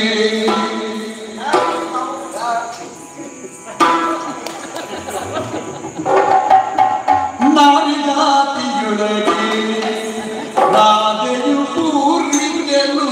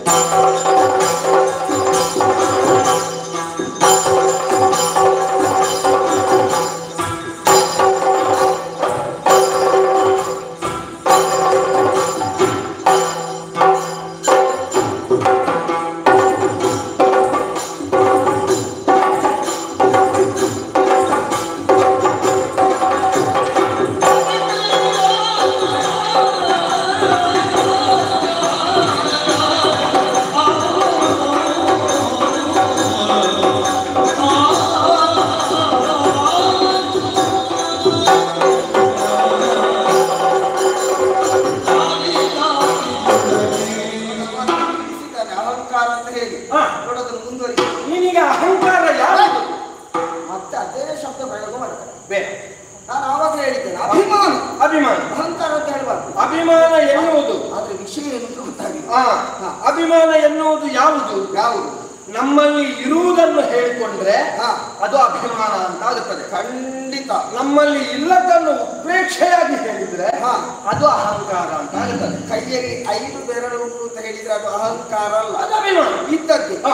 6 ಉಂಟು ಅಂತ ಹೇಳಿದ್ರೆ ಅದು ಸ್ವಲ್ಪ ಆಲೋಚಿಸಬೇಕಾದ ವಿಚಾರ. ಕೆಲವರಿಗೆ ಇರ್ತದೆ, ಕೆಲವರಿಗೆ ಕೆಲವರು ಹೇಳ್ಬೋದು, ಇಲ್ಲದವರ ಹಾಗೆ ಹೇಳಿದ್ರೆ ಅದು ಅಹಂಕಾರ. ಅದು ಅಹಂಕಾರ ಅಂತ ಆಗುತ್ತದೆ. ಸರಿ, ಈಗ ನಿನಗೆ ಏನಪ್ಪ ಅಹಂಕಾರ? ನನಗೆ ಏನಂತದ್ದು ಏನಂತ ವಿಚಾರ ನಡೆದಿದೆ ನನ್ನ ಬದುಕಿನಲ್ಲಿ. ನಿನಗೆ ಒಬ್ಳು ಇದ್ದಾಳಲ್ಲ, ಏನ್ ಮಾತಾಡ್ತೀನಿ, ಒಬ್ಬಳು ಇದ್ದಾಳಲ್ಲ, ಹೆಂಡತಿ ಹೆಂಡತಿ ಹೆಂಡತಿ ಒಬ್ಬಳು ಇದ್ದಾಳಲ್ಲ.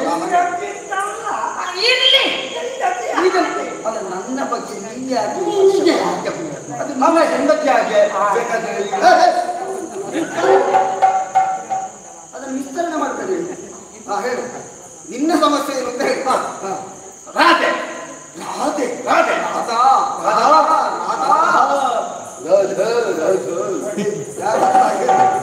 ರಾಧಾ ನಾನು ನಿತ್ಯವಾಗಿ ಹೆಸರನ್ನು ನಾನು ಕರಿತಾ ಇದ್ದೇನೆ. ಹೌದು, ನೀನು ಕರಿತಾ ಇದ್ದೆವು.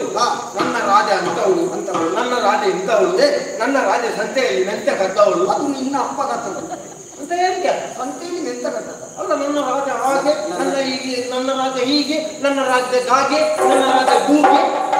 ಅದೆಲ್ಲ ನಿನ್ನ ಮನೆಯಲ್ಲಿದ್ದವರು ಕಾಗೆ ಯಾವ ಅಹಂಕಾರ? ಏನು? ನಾರಿ ಜಾತಿಯಲ್ಲೇ ರಾಜೆಯಂತಹ ಕೆಲವೇ ಇಲ್ಲ. ಊರಿ ಚೆಲ್ಲುವೆ ಕರೆಗೆ 100ಕ್ಕೆ 100 ಸತ್ಯ. ಎಂತದು ಸತ್ಯ? ಖಂಡಿತ. ಸೇರಿಕೊಂಡಲೆನಗೆ ಎಂಬ ಅಹಂಕಾರವೇ ಇಲ್ಲಿ ಅಲ್ಲ, 1 ಸಲ ಅಲ್ಲ, 100 ಸಲ ಅಲ್ಲ, 1000 ಸಲ ಹೇಳಿದರು. ರಾಜೆಯಷ್ಟು ಚಂದದವರು ಈ ಪ್ರಪಂಚದಲ್ಲಿ ಬೇರೆ ಯಾರು ಇಲ್ಲ. ತರುಣಿ ಒಬ್ಬನಿಗೆದು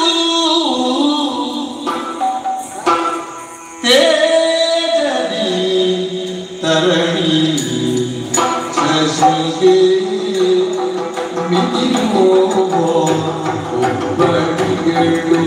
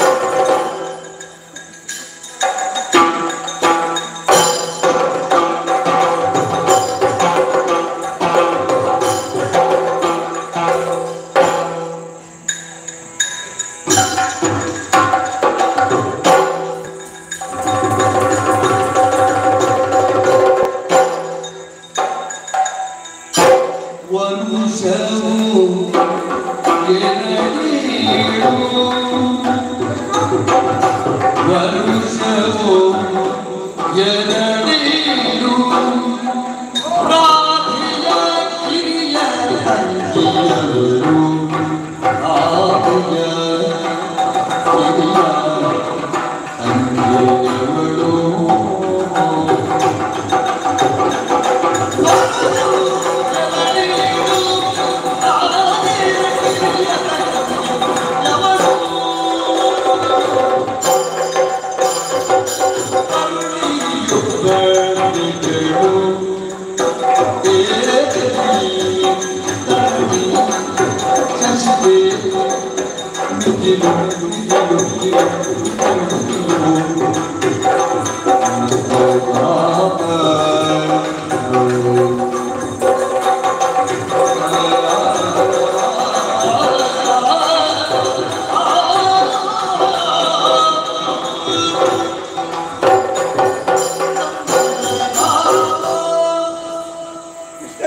ನಾನು ಹೇಳಿದೆಲ್ಲ ರಾಧೆ ಎಷ್ಟು ಚಂದದವರು ಈ ಪ್ರಪಂಚದಲ್ಲಿ ಬೇರೆ ಯಾರು ಇರ್ಲಿಕ್ಕಿಲ್ಲ.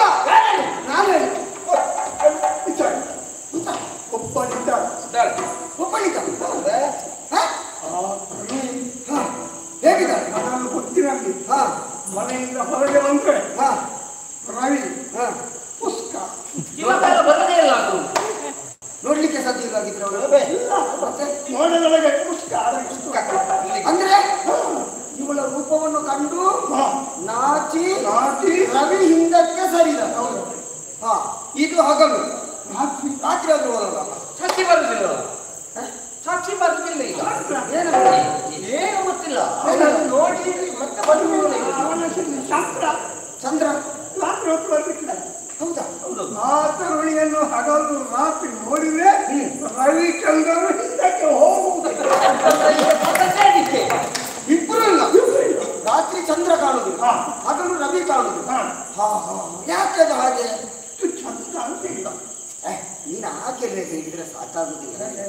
ಈಗ ಹೆಣ್ಣು ಮಕ್ಕಳು ಚಂದ ಅಂತ ಆದ್ರೆ ಕೆಲವು ವಿಭಾಗದಲ್ಲಿ ಚಂದ ಕಾಣ್ತಾರೆ, ಆದ್ರೆ ಒಟ್ಟಂದದಲ್ಲಿ ಚಂದವನ್ನು ಕಾಣಬೇಕು ಅಂತ ಇದ್ರೆ ಅದರ ಸಂಪೂರ್ಣವಾದಂತ ವಿವರಣೆಯನ್ನು ನೀನು ಕೊಟ್ಟು ಅದನ್ನು ನನಗೆ ಮೆಚ್ಚುಗೆ ಆದ್ರೆ ನಾನು ಒಪ್ಪಿಕೊಂಡೇನೆ. ನೀನು ಒಂದೊಂದು ಕೇಳು, ಕೆಲವು ತಡವಾಗುತ್ತೆ. ಅವಳ ತಲೆ ಕೂದಬೇಕು, ತಲೆ ಕೂದಲು ನನ್ನ ಹಾಗೆ ಹೀಗೆ ಇಷ್ಟ ಇಲ್ಲ, ಅಲ್ಲಲ್ಲಿ ಹುಳವಿದ್ದಾರೆ. ಕೋಟು ಬಾಲದ ಹಾಗೆ. ಮತ್ತೆ ಕಪ್ಪು ಕೂದಲು. ಕಪ್ಪು ಕೂದಲಾದ್ರೆ ಅದು ಚಂದ ಅಲ್ಲ, ನಿನಗೆ ಬಿಳಿ ಕೂದಲೇ ಆಗಬೇಕು. ಹಾಗಲ್ವ. ಕಂದು ಮಿಶ್ರಿತವಾದಂತಹ ಕೂದಲು ಯಾರಿಗಿರ್ತದ ಅದುವೇ ಚಂದ. ಹೌದಾ? ಕಂದು ಮಿಶ್ರಿತ ಹಾಗಿದ್ರೆ ಸರಿ ಆಯ್ತು. ಅವಳ ಹಣೆ ಹೇಗೆ? ಹಣೆ ಅರ್ಥ ದೋಸೆಯನ್ನು ನಾಯಿ ತಿಂದು ಉಳಿದದ್ದು. ನಿನ್ನನ್ನು ಕೇಳಿ ನಾನು ಕೆಟ್ಟೇನ ಅಂತ ಈಗ. ನಿನಗೆ ಬೇರೆ ಉಪಮೆಗೆ ಬೇರೆ ಶಬ್ದ ಯಾವುದು ಸಿಕ್ಕುದಿಲ್ವ? ಬೇರೆ ಸಿಗುವುದೇ ದೋಸೆ. ಹಾಗೆ ಅರ್ಥ ಚಂದ್ರ ಕೃತ್ಯ ಅಲ್ವಾ? ಆ ಹುಬ್ಬು ರಾಮನ ಸಂಗತಿಯ ಕುರಿತಿನ ಬಾಳೆ. ಕಾಮನ ಸಿಂಗಾರಿ ಅಲ್ವಾ? ಹುಬ್ಬಿನ ಬಾಲೆ. ಹೌದಾ? ಕಣ್ಣು ಹೇಗೆ? ಕುಂಕಣ್ಣು ಕಾಣುದಿಲ್ಲ. ತೂಕನ್ನು ರೋಗ ಕಮಲದಾಯತಾಕ್ಷಿ ಕಮಲ ಬೇಡ ಹೇಳಿದಲ್ಲ. ಮೂಗು ಮೂಗು ಚಂಪಕನ ಆಸೆ. ಅಲ್ಲ ಬೇರೆ ಯಾರಿಗಾದ್ರೂ ಆಸೆ ಅಂತ ಚಂಪಕನ ಆಸೆ ಅಲ್ಲ, ಚಂಪಕನ ಆಸೆ. ಅವನಲ್ಲಿ ಕಲಿಬೇಕು. ನೋಡಿ ಎಷ್ಟು ಚಂದ ಮಾತಾಡ್ತಾನೆ. ಮಳೆಗಾಲದಲ್ಲಿ ಹೋಗಿ ಆಯ್ತು. ಅವಳ ತುಟಿ ಮಂಡೆ ಹಣ್ಣು ಬೈದಿದ್ದಾನೆ. ಹೌದಾ? ಹಲ್ಲು ಹಣ್ಣು ಒಂದಿಲ್ವಾ? ಇದರಿಂದಲಿಲ್ವಾ? ಎಲ್ಲ ಉಂಟು. ಮತ್ತೆ ನಮ್ಮಲ್ಲಿ ಮಾತ್ರ ಒಂದಿಲ್ಲ. ಮತ್ತೆ ಅಲ್ಲಿ ಮಲ್ಲಿಗೆ ಮುಖೆಯನ್ನು ಹೋಲಿಸಿದ್ದ ಚಂದ ಚಂದ ಮಾವಿನ ವಿಡಿಯೋ ಅಂಗಡಿಯ ಹಿಡಿಯೋ ಕಂದಡಿಯ ಹಿಡಿಯ ಎಂತದ್ದು? ಮಾವಿನ ಹಿಡಿಯೋ ಮಾವಿನ ಹಿಡಿಯೋ ಕನ್ನಡಿಯ ಹಿಡಿಯೋ ಎಂಬ ಕನ್ನಡಿಯ ಹಿಡಿಯೋ. ಹಾಗೆ ಸರಿ. ಕಂಠ ಬಲಮೂರ್ತ ಶಂಕ. ಅದು ಯಾವುದು ಮುಂದದ್ದು? ಬಲಮುಡಿ ಶಂಕ. ಕೈಗಳು ಮರ್ಯಾದೆ ಸ್ಪಂದಿರು. ಕಂಠದಿಂದ ಕೆಳಗೆ ಕೇಳಿದೇವಲ್ಲ ಸೊಂಟ. ಹೌದಾ? ಸ್ವಂತ ಇಲ್ಲ. ಸೊಂಟ ಇಲ್ವಾ? ಮತ್ತೆ ತೆವಳಿಕೊಂಡು ಹೋಗುದಾ? ಒಂದು ಇಡೀ ಹೌದಾ? ಒಪ್ಪಿಡಿ ಸಿಂಹ ಕಟ್ಟಿ ಅಲ್ವಾ? ಕಾಲು ಹೇಗೆ? ಆಗ ಹಂಸು ಪಾಪ. ಹಂಸ ಪಾದ. ಸರಿ, ಇಷ್ಟು ಚಂದ ಇದ್ದಾಳೆ. ಪ್ರಾಯ ಎಷ್ಟಾಗಿದೆ? 2 ವರ್ಷ. ಇಲ್ಲ ಮಗು ಅದು. 2 ವರ್ಷದಲ್ಲಿ ಎಲ್ಲ ಮಕ್ಕಳು ಚಂದ ಕಾಣ್ತಾರೆ. 7 14 ವರ್ಷ. 2 7 ಅಂದ್ರೆ 2 7 14 ಬೀಳ್ತಾನೆ. ನನಗೆ ಬೀಳ್ತ, ನನಗೆ ಗೊತ್ತಿಲ್ಲದಾಗೆ ನನಗೆ ಬಿದ್ದದ್ದು ಯಾವಾಗ? ರಾಜೆ ಇಲ್ಲ, ಹಾ, ರಾಜೆ ಸಣ್ಣ ತಂಗಿ. ಇವಳ ಹಾಗಿದ್ರೆ ನಿಮ್ಮಲ್ಲೊಂದು ಮಾತುಕತೆ ಯಾವನು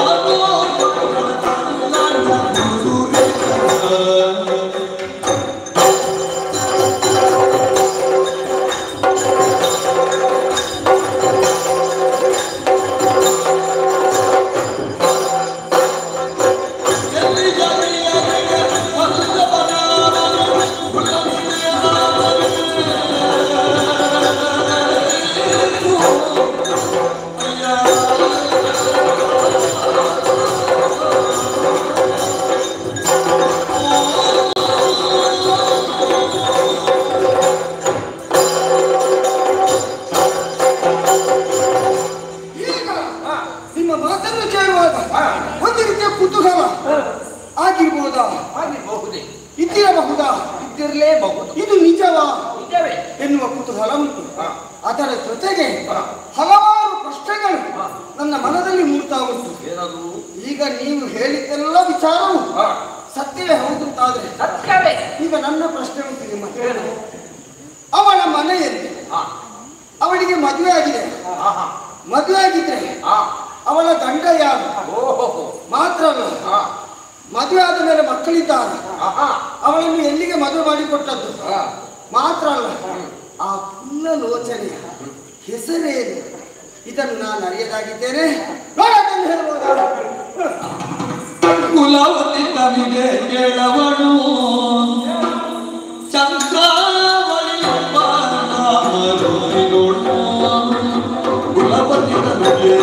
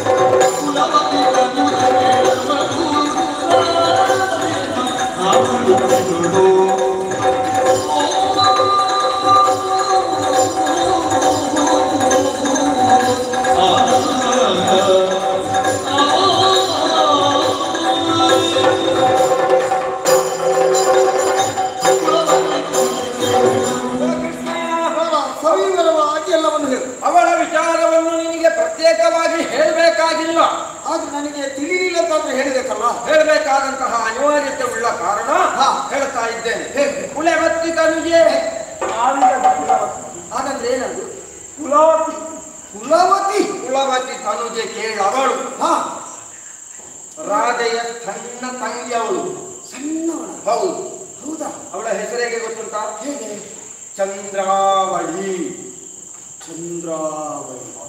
ಒಳ್ಳೆ ಹೆಸರಪ್ಪ. ಚಂದ್ರನಿಗಿಂತಲೂ ನೂರ್ಮಡಿಯಾದಂತಹ ಪ್ರಭೆಯನ್ನು ಹಾ. ಹೊತ್ತುಕೊಂಡೇ ಹುಟ್ಟಿದವಳವಳು. ಓಹೋ. ಹಾಗಂತ ಅವಳಿಗೆ ಇಲ್ಲ. ಅವಳಿಗೆ ಮದುವೆ ಆಗಿದೆ. ಹೌದಾ? ಹೌದೌದು. ಮದುವೆ ಆಗಿಲ್ಲ? ಮದುವೆ ಮತ್ತೆ ಮದುವೆ ಆದವಳ ವಿಚಾರ ನನ್ನಲ್ಲಿ ಯಾಕೆ ಮದುವೆ ಆದ ವಿಷಯ? ಮದುವೆ ಆದ್ರೆ ಮದುವೆ ಅದೇ ನನಗೆ ಸ್ವರ ಹಾಗೆ ಆಗುದು. ನಿನ್ನ ಬಲೆಗೆ ಬೀಳದವರು ಯಾರಿದ್ದಾರೆ? ನೋಡು, ಅಷ್ಟು ಗೊತ್ತಿದ್ದು ಇಷ್ಟು ಮಾತಾಡ್ತೀಯಲ್ಲ. ಮತ್ತೆ ಇವರ ವಿಚಾರ ಅಂದ್ರೆ ಇವಳಿಗೆ ಮದುವೆ ಆಗಿದೆ. ಮದುವೆ ಆಗಿದ? ಮದುವೆ ಆಗಿದೆ. ಎಲ್ಲಿಗೆ ಮದುವೆ ಮಾಡಿ ಕೊಟ್ಟದ್ದು? ಮದುವೆ ಚಿಂದು ಗ್ರಾಮಕ್ಕೆ. ಹೌದಾ? ಹೌದು. ಗಂಡ ಹೇಗಿದ್ದಾನೆ? ಗಂಡ ಚಂದಗೋಪ ಎನ್ನುವ ಹಾಗೆ ಚಂದ ಇದ್ದಾನ? ಬಹಳ ಚಂದದವ. ನನ್ನಷ್ಟು ನಿನಗಿಂತಲೂ ನೋಡ್ ಮಾಡಿ ಚೆಲ್ಲುವ. ಹೌದಾ? ರೂಪವಂತ, ಯೌವನವಂತ, ಗುಣವಂತ, ಹಣವಂತ, ಎಲ್ಲ ಉಂಟು. ಎಲ್ಲ ತಲೆ ಒಂದು ಸರಿ ಇಲ್ಲ. ಅಷ್ಟು ಇದ್ದಿ ಹೇಳು ಪ್ರಯೋಜನ. ಎಲ್ಲ ಇದರಲ್ಲಿ ಹೋಗ್ತದಲ್ಲ. ಅವ ಎಲ್ಲ ಉಂಟು ಅಂತ ತಿಳ್ಕೊಂಡದ್ದು ಮಾತ್ರ, ಅದು ಯಾವುದೋ ಅವನ ಹತ್ರ ಇಲ್ಲ. ಆ ತಿಳ್ಕೊಂಡ ಕಾರಣವೇ ಅವನಿಗೆ ತಲೆ ಸರಿ ಇಲ್ಲ ಅಂತ ಹೇಳುತ್ತೀನಿ. ಹಾಗಂತ ಧನಿಕ ಹೌದು. ಹೌದಾ? ಬೇಕಾದಷ್ಟು ಹೊನ್ನು ಬಂಗಾರವು ಬೇಕಾದಷ್ಟು ಇರಬಹುದು. ಹಾಗಂತ ಅವ ಏನೋ ಹೆಂಡತಿಯನ್ನು ಬಹಳ ಪ್ರೀತಿಯಿಂದ ನಿನ್ನಷ್ಟು ರಸಿಕತನೆಯಿಂದ ಎಲ್ಲ ನೋಡಿಕೊಳ್ಳುವ. ರಸಿಕತನ, ನನ್ನ ರಸಿಕತನ ಆಗಿ ಮತ್ತೆ ನಿಮ್ಮ ಹೀಗೆ ಬರುವುದಿಲ್ಲ. ಆಯ್ತಾಯ್ತು. ಆಯ್ತಾ? ಅವನಿಗೆ ಮದುವೆ ಮಾಡಿ ಕೊಟ್ಟಿದ್ದಾರೆ. ಸರಿ. ಅಲ್ಲಿದ್ದಂತಹ ಅವರು ಇಲ್ಲಿ ಬರ್ಲಿಕ್ಕೆ ಸಾಧ್ಯ ಇಲ್ಲ. ಇಲ್ಲಿ ಬಂದದ್ದು ಹೇಗೆ ಅಂತ ಕೇಳ್ತೀಯಾ? ಇಲ್ಲೋ, ಈಗ ಇಷ್ಟೆಲ್ಲ ಹೇಳುವಾಗ ನಮ್ಮ ಒಳಗೆ ಉಂಟು ಈ ವಿಚಾರ. ನಾನು ಇಷ್ಟದವರೆಗೆ ನೋಡ್ಲಿಲ್ಲ. ನಾನು ನೋಡ್ಲಿಲ್ಲ ಅಂತಾದ್ರೆ ಅವಳ ಬಗ್ಗೆ ನೀವು ಇಷ್ಟೆಲ್ಲ ಹೇಳ್ಬೇಕು ಅಂತಿದ್ರೆ ನೀವು ನೋಡಿದ್ದು ಯಾವಾಗ? ಮೊನ್ನೆ ರಾತ್ರಿಯುಳ್ ಕರೆತರನು, ಮೊನ್ನೆ ರಾತ್ರಿಯುಳ್ ಕರೆತರನು, ಕರೆತರನು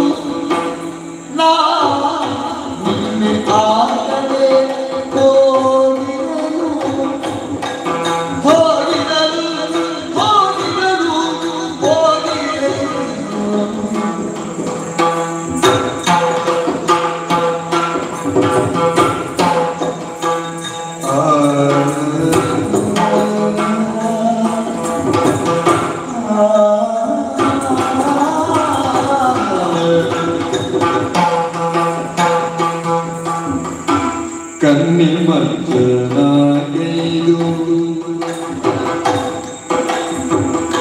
ಕನ್ನಿ ಮಂಚನಾಗೈದು,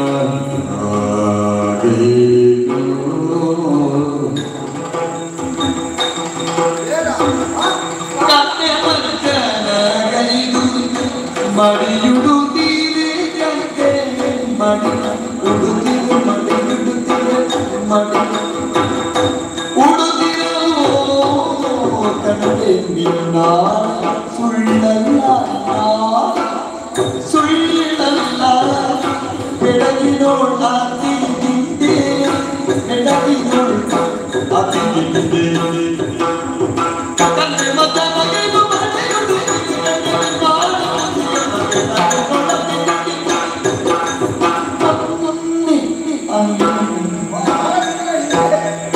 ಕರೆದರನು ನಾ ಇಲ್ಲಿ ಅಲ್ಲಿಗೆ ಹೋಗಿರಲು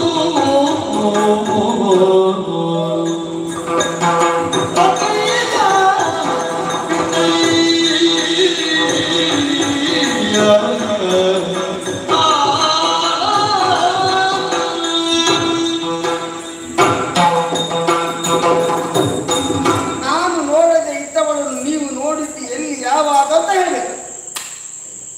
ಮೊನ್ನೆ ಮೊನ್ನೆ ಮೊನ್ನೆ ನಿನ್ನೆ ಅಲ್ಲ ಮೊನ್ನೆ ಹಾ ಮಧ್ಯರಾತ್ರಿ ಹೊತ್ತು ಕೊಡೆ ಹಿಡ್ಕೊಂಡು ಮಧ್ಯರಾತ್ರಿ ಹಾ ಹಾ ಯಾಕೆ ರಾತ್ರಿ ಮಳೆ ಬಂತಲ್ಲ ಅವತ್ತು ಕೊಡೆ ಇಟ್ಕೊಂಡು ಬಂದು ನಿನಗೆ ಮಳೆ ಬರಬೇಕು ಅಂತ ಇಲ್ಲ. ನಿನಗೆ ರಾತ್ರಿ ಮಲಗಿದ ತಕ್ಷಣ ಮಳೆ ಬಂದಾಗ ಯಾವಾಗಲೂ ಆಗ್ತಾ ಇರ್ತದೆ. ಏನಯ್ಯ ಮನೆ ಇಟ್ಕೊಂಡು ಬಂದದ್ದು ಯಾಕೆ ಯಾಕೆ ಆ ಚಂದ್ರನ ಉರಿಯು ಅವಳಿಗೆ ಕಾಣಬಾರ್ದು. ಅಧಿಕ ಪ್ರಸಂಗಿ ಚಂದ್ರ ಉರಿ ಅಂತ ಹೇಳಿದ್ಯಾ? ವಿಷಪು ತಂಪಲ್ವೇ? ಅದು ಕೂಡ ಅವಳ ಮೈ ಮೇಲೆ ಬೀಳಬಾರ್ದು. ಅರ್ಥಾತ್ ಚಂದ್ರನ ದೃಷ್ಟಿಯು ಅವಳ ಮೇಲೆ ತಾಗಬಾರದು. ಮತ್ತೆ ಯಾರೂ ಅವಳನ್ನು ನೋಡಬಾರ್ದು. ಯಾರೂ ನೋಡಬಾರ್ದು. ಯಾರು ನೋಡಬಾರ್ದು ಅಂತಾದ್ರೆ ಮತ್ತೆ ನೀವು ನೋಡಿದ್ದೆ ಹೇಗೆ? ಅದು ನೋಡಿದ್ದು ನಿನ್ನೆ ಮೊನ್ನೆ ನಿನ್ನೆ ಸತ್ಯ ನಿನ್ನೆ ಏನಾಯ್ತು ಎಂತ ಕೈ ನೋವಾಯ್ತಾ? ಅಲ್ಲ ಮತ್ತೆ ವಿಷಯ ಆರಂಭಿಸಬೇಕು ಅಂತಂದ್ರೆ ಅವನಿಗೆ ಅದು ವಿಷಯ ಬೇಕು. ನಮ್ಮ ಮನೆಯ ಕರು ಒಂದು ತಪ್ಪಿಸು. ನಿನ್ನ ಮನೆಯ ಕರು? ನಿನ್ನ ಮನೆಗೆ ಕರು ಇಲ್ಲ ಅಂತ ಹೇಳಿಕೊಂಡು ಬೀಸಾಡಿ ಹೋದು. ಮೊನ್ನೆ ಇಲ್ಲ ನಿನ್ನೆ ಇತ್ತಲ್ಲ. ನಿನ್ನೆ ಬೀಸಾಡಿ ಹೋದು. ಬೀಸಾಡಿ ಹೋದ. ಅದನ್ನು ಚೀಲದಲ್ಲಿ ಇಟ್ಕೊಂಡು ಬರುವಾಗ ಬಿಸಾಡಿ ಹೋಗಿ. ಎಂತದ್ದ ದನದ ಕರು ಅಲ್ವಾ? ನನಗೆ ಕರು ಇಲ್ಲ ಕಾಣೆಯಾಗಿದೆ. ಹೌದು. ಹಾ ನಮ್ಮ ಅಮ್ಮ ಹೇಳಿದ್ರು ಇವತ್ತು ಸಂಜೆ ಒಳಗೆ ದನದ ಕರು ಬಾರದಿದ್ರೆ ಈಗ ಅನ್ನ ನೀರು ಕೊಡ್ತಿಲ್ಲ. ಒಳ್ಳೆಯದಾಗಿದೆ, ಹಾಗೆ ಮಾಡಬೇಕು ಮಾತ್ರ. ಇಲ್ಲದಿದ್ರೆ ಒಂದು ಸ್ವಲ್ಪ ಜವಾಬ್ದಾರಿ ಇಲ್ವೇ ನನಗೆ? ಬಹಳ ಒಂದು ಹೊಣೆಗಾರಿಕೆ ಇಲ್ವ ನಿನಗೆ? ಬಹಳ ಯಾರಿಗೆ? ನಿನಗ ಅಮ್ಮನಿಗ? ನನಗೆ ನಿನಗ ಹಾಗೆ ಅಮ್ಮನಿಗೆ ಅದಕ್ಕಿಂತ ಹೆಚ್ಚು ಬೇಸರ ಆಗಿರ್ಬೋದು. ಕರು ಕಾಣುವುದಿಲ್ಲಲ್ಲ. ನೀನೇ ಅದನ್ನು ಹುಡುಕಿಕೊಂಡು ಹೋದೆ. ಹುಡುಕ್ಲಿಕ್ಕೆ ಪ್ರಾರಂಭ ಮಾಡಿದ್ದೆ ಅವನು. ಎಲ್ಲಿ ಹೋದ್ರು ಕರು ಸಿಗಿ. ಎಲ್ಲೆಲ್ಲ ಹುಡುಕಿದ್ದಿ? ಅದು ಗುಡ್ಡೆಗೆ ಹೋದೆ, ತೋಟಕ್ಕೆ ಹೋದೆ, ಎಲ್ಲ ಓಣಿ ಎಂತದ್ದು ಇರ್ಬೋದು. ಅಷ್ಟೊತ್ತಿಗೆ ಇವರ ಮನೆ ಹತ್ರ ವಿಪುಲಾವತಿ ಮನೆ ಹತ್ರ ಅವರ ಮನೆ ಹತ್ರ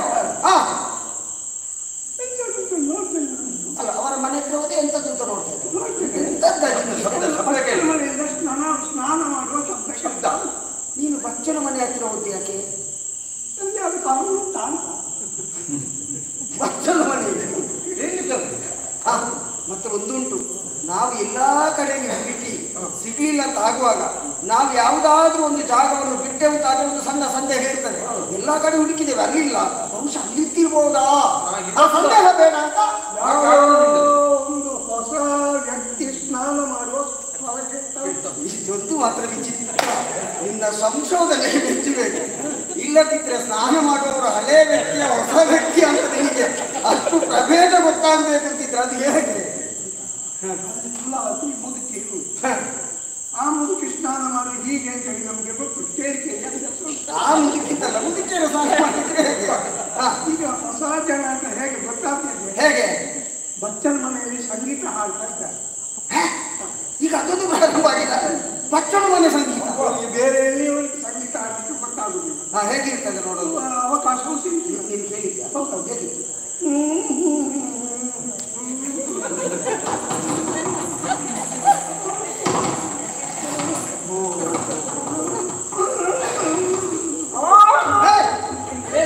ತಪ್ಪಲ್ಲ, ಕೆಲವರಿಗೊಂದು ಅಭ್ಯಾಸ ಇರ್ತದೆ.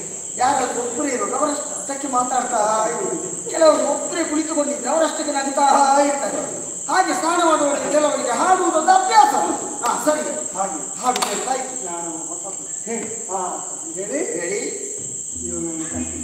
ಇವನನ್ನು ಕರ್ಕೊಳ್ಳೋದ್ರೆ ಅವನು ನಿನಗೆ ಒಳ್ಳೆ ಜನ ಸಿಕ್ಕಿದೆ. ಇವನಲ್ಲಿ ಬಗ್ಗೆ ನಾನು ಇವನ ಮೇಲೆ ಹೆಗಲಿನಲ್ಲಿ ಕಾಲು ಹೀಗೆ ಎಣಿಸಿ ಒಂದು ಅಂದ್ರೆ ಅವರ ಬಚ್ಚಲ ಮನೆ ಹಂಡೆಯಲ್ಲಿ ನಮ್ಮ ಕರು ಇದ್ರೆ ಅಲ್ಲ, ಒಂದು ಒಳ್ಳೆಯ ಕೆಲಸ ಮಾಡಿ. ಇವನನ್ನು ನೀನು ಬಗ್ಗಿಸಿದ್ದು ಒಳ್ಳೆಯದಾಯ್ತು. ಇವನನ್ನು ನೇರ ನಿಲ್ಲಿಸ್ತಿದ್ರೆ ನೀನು ಮಾಡಿದ್ದನ್ನ ನಿನ್ನಿಂದ ಮೊದಲು ಅವ ಮಾಡ್ತಿದ್ದ. ನೀನು ಇರುತ್ತಬೇಕು ಅಂತ ಇರಲಿಲ್ಲ. ಮತ್ತೆ ಆಯ್ತು, ಏನಾಯ್ತು ಆಮೇಲೆ? ಸ್ನಾನ ಮಾಡಿ ಮಗಿ ನುಡುತ್ತೀರೇ ಕಂಡೆ. ನನ್ನ ಮೇಲೆ ನಿಂತು ನೀನು ಅದನ್ನು ಮಾಡಿದ್ದ? ನಿನಗಿಷ್ಟರವರೆಗೆ ಗೊತ್ತಾಗಿಲ್ವಾ? ನನ್ನಲ್ಲಿ ಹೇಳಿದ ಹಣ್ಣೆಯಲ್ಲಿ ಕಲ್ಲು ಉಂಟು, ಅದನ್ನು ಹುಡುಕ್ತಾ ಇದ್ದೇನೆ ಅಂತ. ಅದನ್ನೇ ಹುಡುಕ್ಲಿಕ್ಕೆ ನೋಡಿದ್ದವ, ಬೇರೆ ಭಾವದಿಂದ ನೋಡಿದ್ದಲ್ಲ. ಮಡಿ ಇಟ್ಟು ಬರುವಾಗ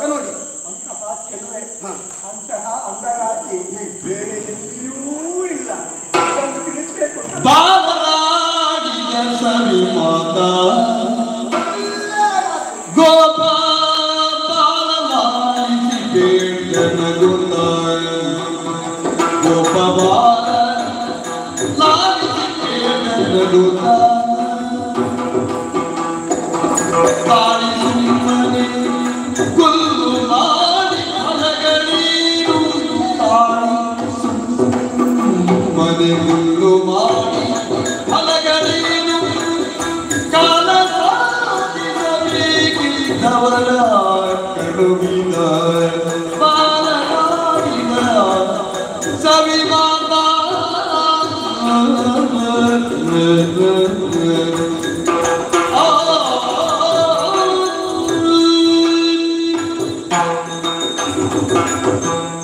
ಈಗ ಒಂದು ಕುತೂಹಲ.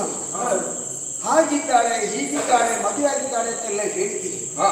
ಅವಳ ಕುರಿತಾಗಿ ನನ್ನಲ್ಲಿ ಈ ವಿಚಾರವನ್ನು ಮಂಡನೆ ಮಾಡಬೇಕಿದ್ರೆ ಏನು ಕಾರಣ ಅಂತ ಗೊತ್ತಾಗಿದೆ. ಹಲವಾದ ಕಾರಣ ಏನು ಕಾರಣ? ಅವಳು ನಿಮ್ಮ ಬಗ್ಗೆ ಎಲ್ಲ ದೂರ್ತಾ ಬರ್ತಾ ಇದ್ದಾಳೆ. ನಿನ್ನ ಬಗ್ಗೆ ಒಂದು ನಿಕೃಷ್ಟ ಭಾವ. ನಿಕೃಷ್ಟ ನೀನು ಭಾವ ಆ ಭಾವನೆ ಭಾವನೆ ಏನಂತ? ಆಳಗಡ್ಡ ಜನ ಕೃಷ್ಣ. ಕೃಷ್ಣ ಏನು? ಹೌದು. ಅವ ಪ್ರಪಂಚಕ್ಕೆ ದೊಡ್ಡ ಜನಾಗಿದ್ದು ನಾನಂತ ತುಂಬಾ ಕೃಷ್ಣರನ್ನು. ನಿನ್ನ ಆಶಯ ನನ್ನಲ್ಲಿ ಬೇಡ. ಆಳಗಡ್ಡ ಜನವ ಆಳಗಡ್ಡ ಮಕ್ಕಳನ್ನು ವಶ ಮಾಡಿ. ಬಹಳ ದುಡ್ಡು ಅವನಿಗೆ. ನೋಡು ನನ್ನ ಬಂದೆ ಅವ ನನ್ನನ್ನು ವಶ ಮಾಡಿ. ನನ್ನ ಬಂದೆ ಅವ ಆವಾಗ ಮುಖದಲ್ಲಿದ್ದ ಅದೆಲ್ಲ ಕೆಳಗೆ ಹಾಕುದಿಲ್ಲ. ನನ್ನ ಮುಖದ ಅನ್ನು ತೆಗಿತೇನೆ. ಅವ ಎಷ್ಟು ಸೌಜನ್ಯದಲ್ಲಿ ಮಾತಾಡ್ತಾ ಇದ್ದಾನೆ. ನೀನೇನು ಸ್ವರ ಅವಳ ಭಾವ ಹೀಗುಂಟಾ? ಅವ ಹೇಳಿಕೆ ಕಾರಣ ಏನು? ನಿನ್ನನ್ನು ಕೆಳಗೆ ಯಾಕೋ? ಅದೇ ನಿನ್ನನ್ನು ದೂರ್ತಾ ಇದ್ದಾಳಲ್ಲ. ಓ, ನೀನು ಆವಾಗ ಹೇಳಿದಂತೆ ನೀನಾಗ ಒಂದು ಮಾತು ಹೇಳಿದ್ರು. ಈ ಪ್ರಪಂಚದಲ್ಲಿ ನಿನ್ನ ಮನೆಗೆ ಬೀಳದವರು ಯಾರಾದ್ರೂ ಇದ್ದಾರಾ? ಈಗ ನಿನ್ನನ್ನು ದೂರಿದ್ರು ತೊಂದರೆ ಇಲ್ಲ. ನಿನ್ನನ್ನು ದೂರುವುದು ಯಾರಲ್ಲಿ? ಯಾರಲ್ಲಿ? ನಮ್ಮ ಕಿವಿಗೆ ಬೀಳುವ ಹಾಗೆ ದೂರಿದ್ರೆ ಅದು ಗೋಪಾಲಕರಲ್ಲಿ. ನಾವು ಬಿಟ್ಟೆವು. ಅಷ್ಟೇ ಅಲ್ಲ ಮತ್ತೆ ಅವಳ ವಿಷಯ ಆಗಿರ್ಲಿ. ಹಾ, ಅವಳ ಗಂಡನ ಕೂಡ ನಿನ್ನ ಬಗ್ಗೆ ಹೇಳ್ತಾನೆ. ಏನಂತೆ? ಆಳಗಡ್ಡ ಜನ ಅವ ಎಂತದ್ದು ದೇವರು? ಅವ ಬಾಳ ದೇವರ. ಅವಳ ನೋಡ ಎಲ್ಲ ಹೆಣ್ಣು ಮಕ್ಕಳನ್ನು ವಶಪಡಿಸಿಕೊಂಡಿದ್ದಾನಲ್ಲ. ನೋಡಿದ್ರೆ ನನ್ನ ಹೆಂಡತಿಯನ್ನು ಕರ್ಕೊಂಡು ಹೋಗಿ ನಾನು ಹೇಳಿದ ಹಾಗೆ ಹೇಳಿದ್ದಾನಂತೆ. ಗೊತ್ತಿಲ್ಲ ಅವ ಹೇಳಿ. ಹೌದು ಹೇಳ್ತಾನೆ. ಹೇಳಿದಲ್ಲ? ಹಾ, ಹಾ. ನೋಡ ನನ್ನ ಹೆಂಡತಿಯನ್ನು ಮುಟ್ಲಿ. ಹಾ. ಅದಕ್ಕೆ ನಾನು ಇಷ್ಟರ ತನಕ ನನ್ನ ಹೆಂಡತಿಯನ್ನು ನಾನು ಇನ್ನೇನು? ನನ್ನ ಹೆಂಡತಿ ಅಲ್ಲ ಅವ ಹೇಳಿದ. ಹಾ, ಹಾ, ಹಾ, ಹಾ. ಇಬ್ಬರು ಗಂಡ ಹೆಂಡತಿ ಇಬ್ಬರು ನಿನ್ನ ಬಗ್ಗೆ ಈ ರೀತಿ ಮಾತಾಡ್ತಾರೆ. ಈಗ ನನಗೆ ಅರ್ಥ ಆಯ್ತು. ಇಲ್ಲಿ ಸಮಸ್ಯೆ ಉದ್ಭವ ಆಗುವುದು ಯಾವಾಗ ಗೊತ್ತುಂಟ? ಯಾರೇ ಆಗಲಿ ಒಬ್ಬ ವ್ಯಕ್ತಿಗೆ ಆಗದೇ ಇದ್ದವರು ಅವನ ಕುರಿತಾಗಿ ತುಚ್ಛವಾದ ಭಾವನೆಯಿಂದ ಅವನನ್ನು ನಿಂದಿಸುವುದಕ್ಕೆ ಹೊರಡ್ತಾರೆ ತಾದ್ರೆ ಅವರು ಹೊರಗೆಲ್ಲಿಯೋ ಹೋಗಿ ಯಾರಲ್ಲಿಯೋ ಏನನ್ನೋ ಹೇಳಿದ್ರೆ ಅಲ್ಲಿ ಏನು ಸಮಸ್ಯೆ ಆಗುವುದಿಲ್ಲ.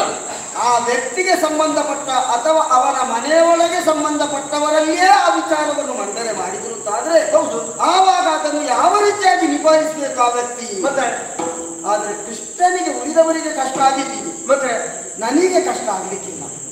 ನಾನು ಹೇಳ ಇಷ್ಟು ಹೊತ್ತು ನೀವು ಆಡಿದಂತಹ ಮಾತು ಇದು ಸವಿ ಮಾತು ಅಂತ ನಾನು ಅದನ್ನು ಒಪ್ಪಿಕೊಳ್ತೇನೆ ಖಂಡಿತವಾಗಿ.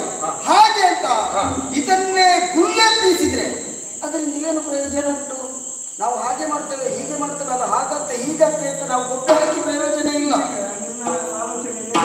ನನ್ನ ಮನೋಧರ್ಮ ಹೇಗೆ ಗೊತ್ತಾ?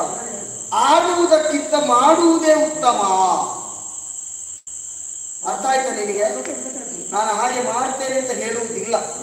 ನಾನು ಏನು ಅಂತ ನಾನು ಮಾಡಿ ತೋರಿಸ್ತೇನೆ.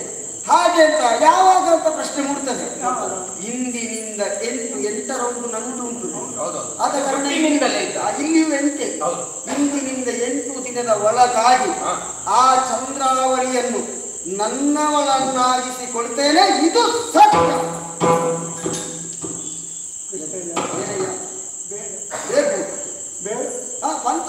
ನಾವೊಂದು ಏನು ಹೇಯ ಆಯ್ತು ಅದನ್ನು ಹೆಚ್ಚು ಮನಸ್ಸಿಗೆ ತಕೊಳ್ಬೇಡ. ನೀವು ಹಾಗೆ ಹೇಳ್ಬೇಕು, ನಾನು ಹಾಗೆ ಅವಳ ಹತ್ರ ಹೋಗಿ ಬರುವಾಗ ನಿನ್ನ ಮುಖದಲ್ಲಿರುವಂತಹ ಹಲ್ಲು ಕೆಳಗೆ ಬಿದ್ದು ನಿನ್ನ ಮುಖ ನೋಡಲು ಆಗುವುದು ಬೇಡ.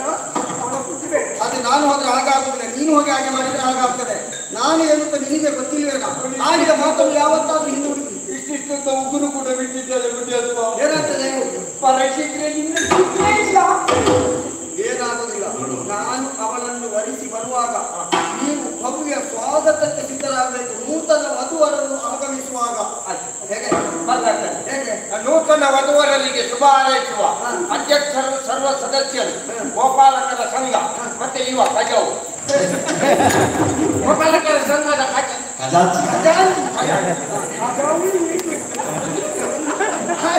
ಆ ನಿರೀಕ್ಷೆಯಲ್ಲಿ 8 ದಿನ ನೆನಪಿದ್ದಲ್ಲ. 8 ದಿನದಲ್ಲಿ ನೀನಾಗ ಮೊದಲ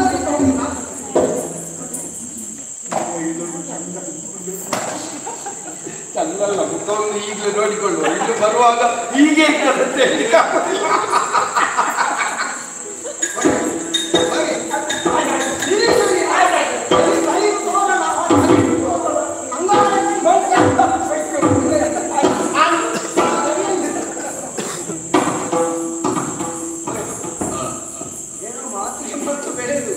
ಸ್ವಾಭಿಮಾನದ ಮುಖೇನ ವಾಕ್ಯವನ್ನು ಮಾತಾಡಿದ್ದೇನೆ.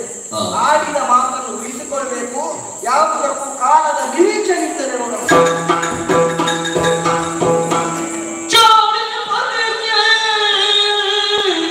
ಮುಂದೆ ನಡೆದುದ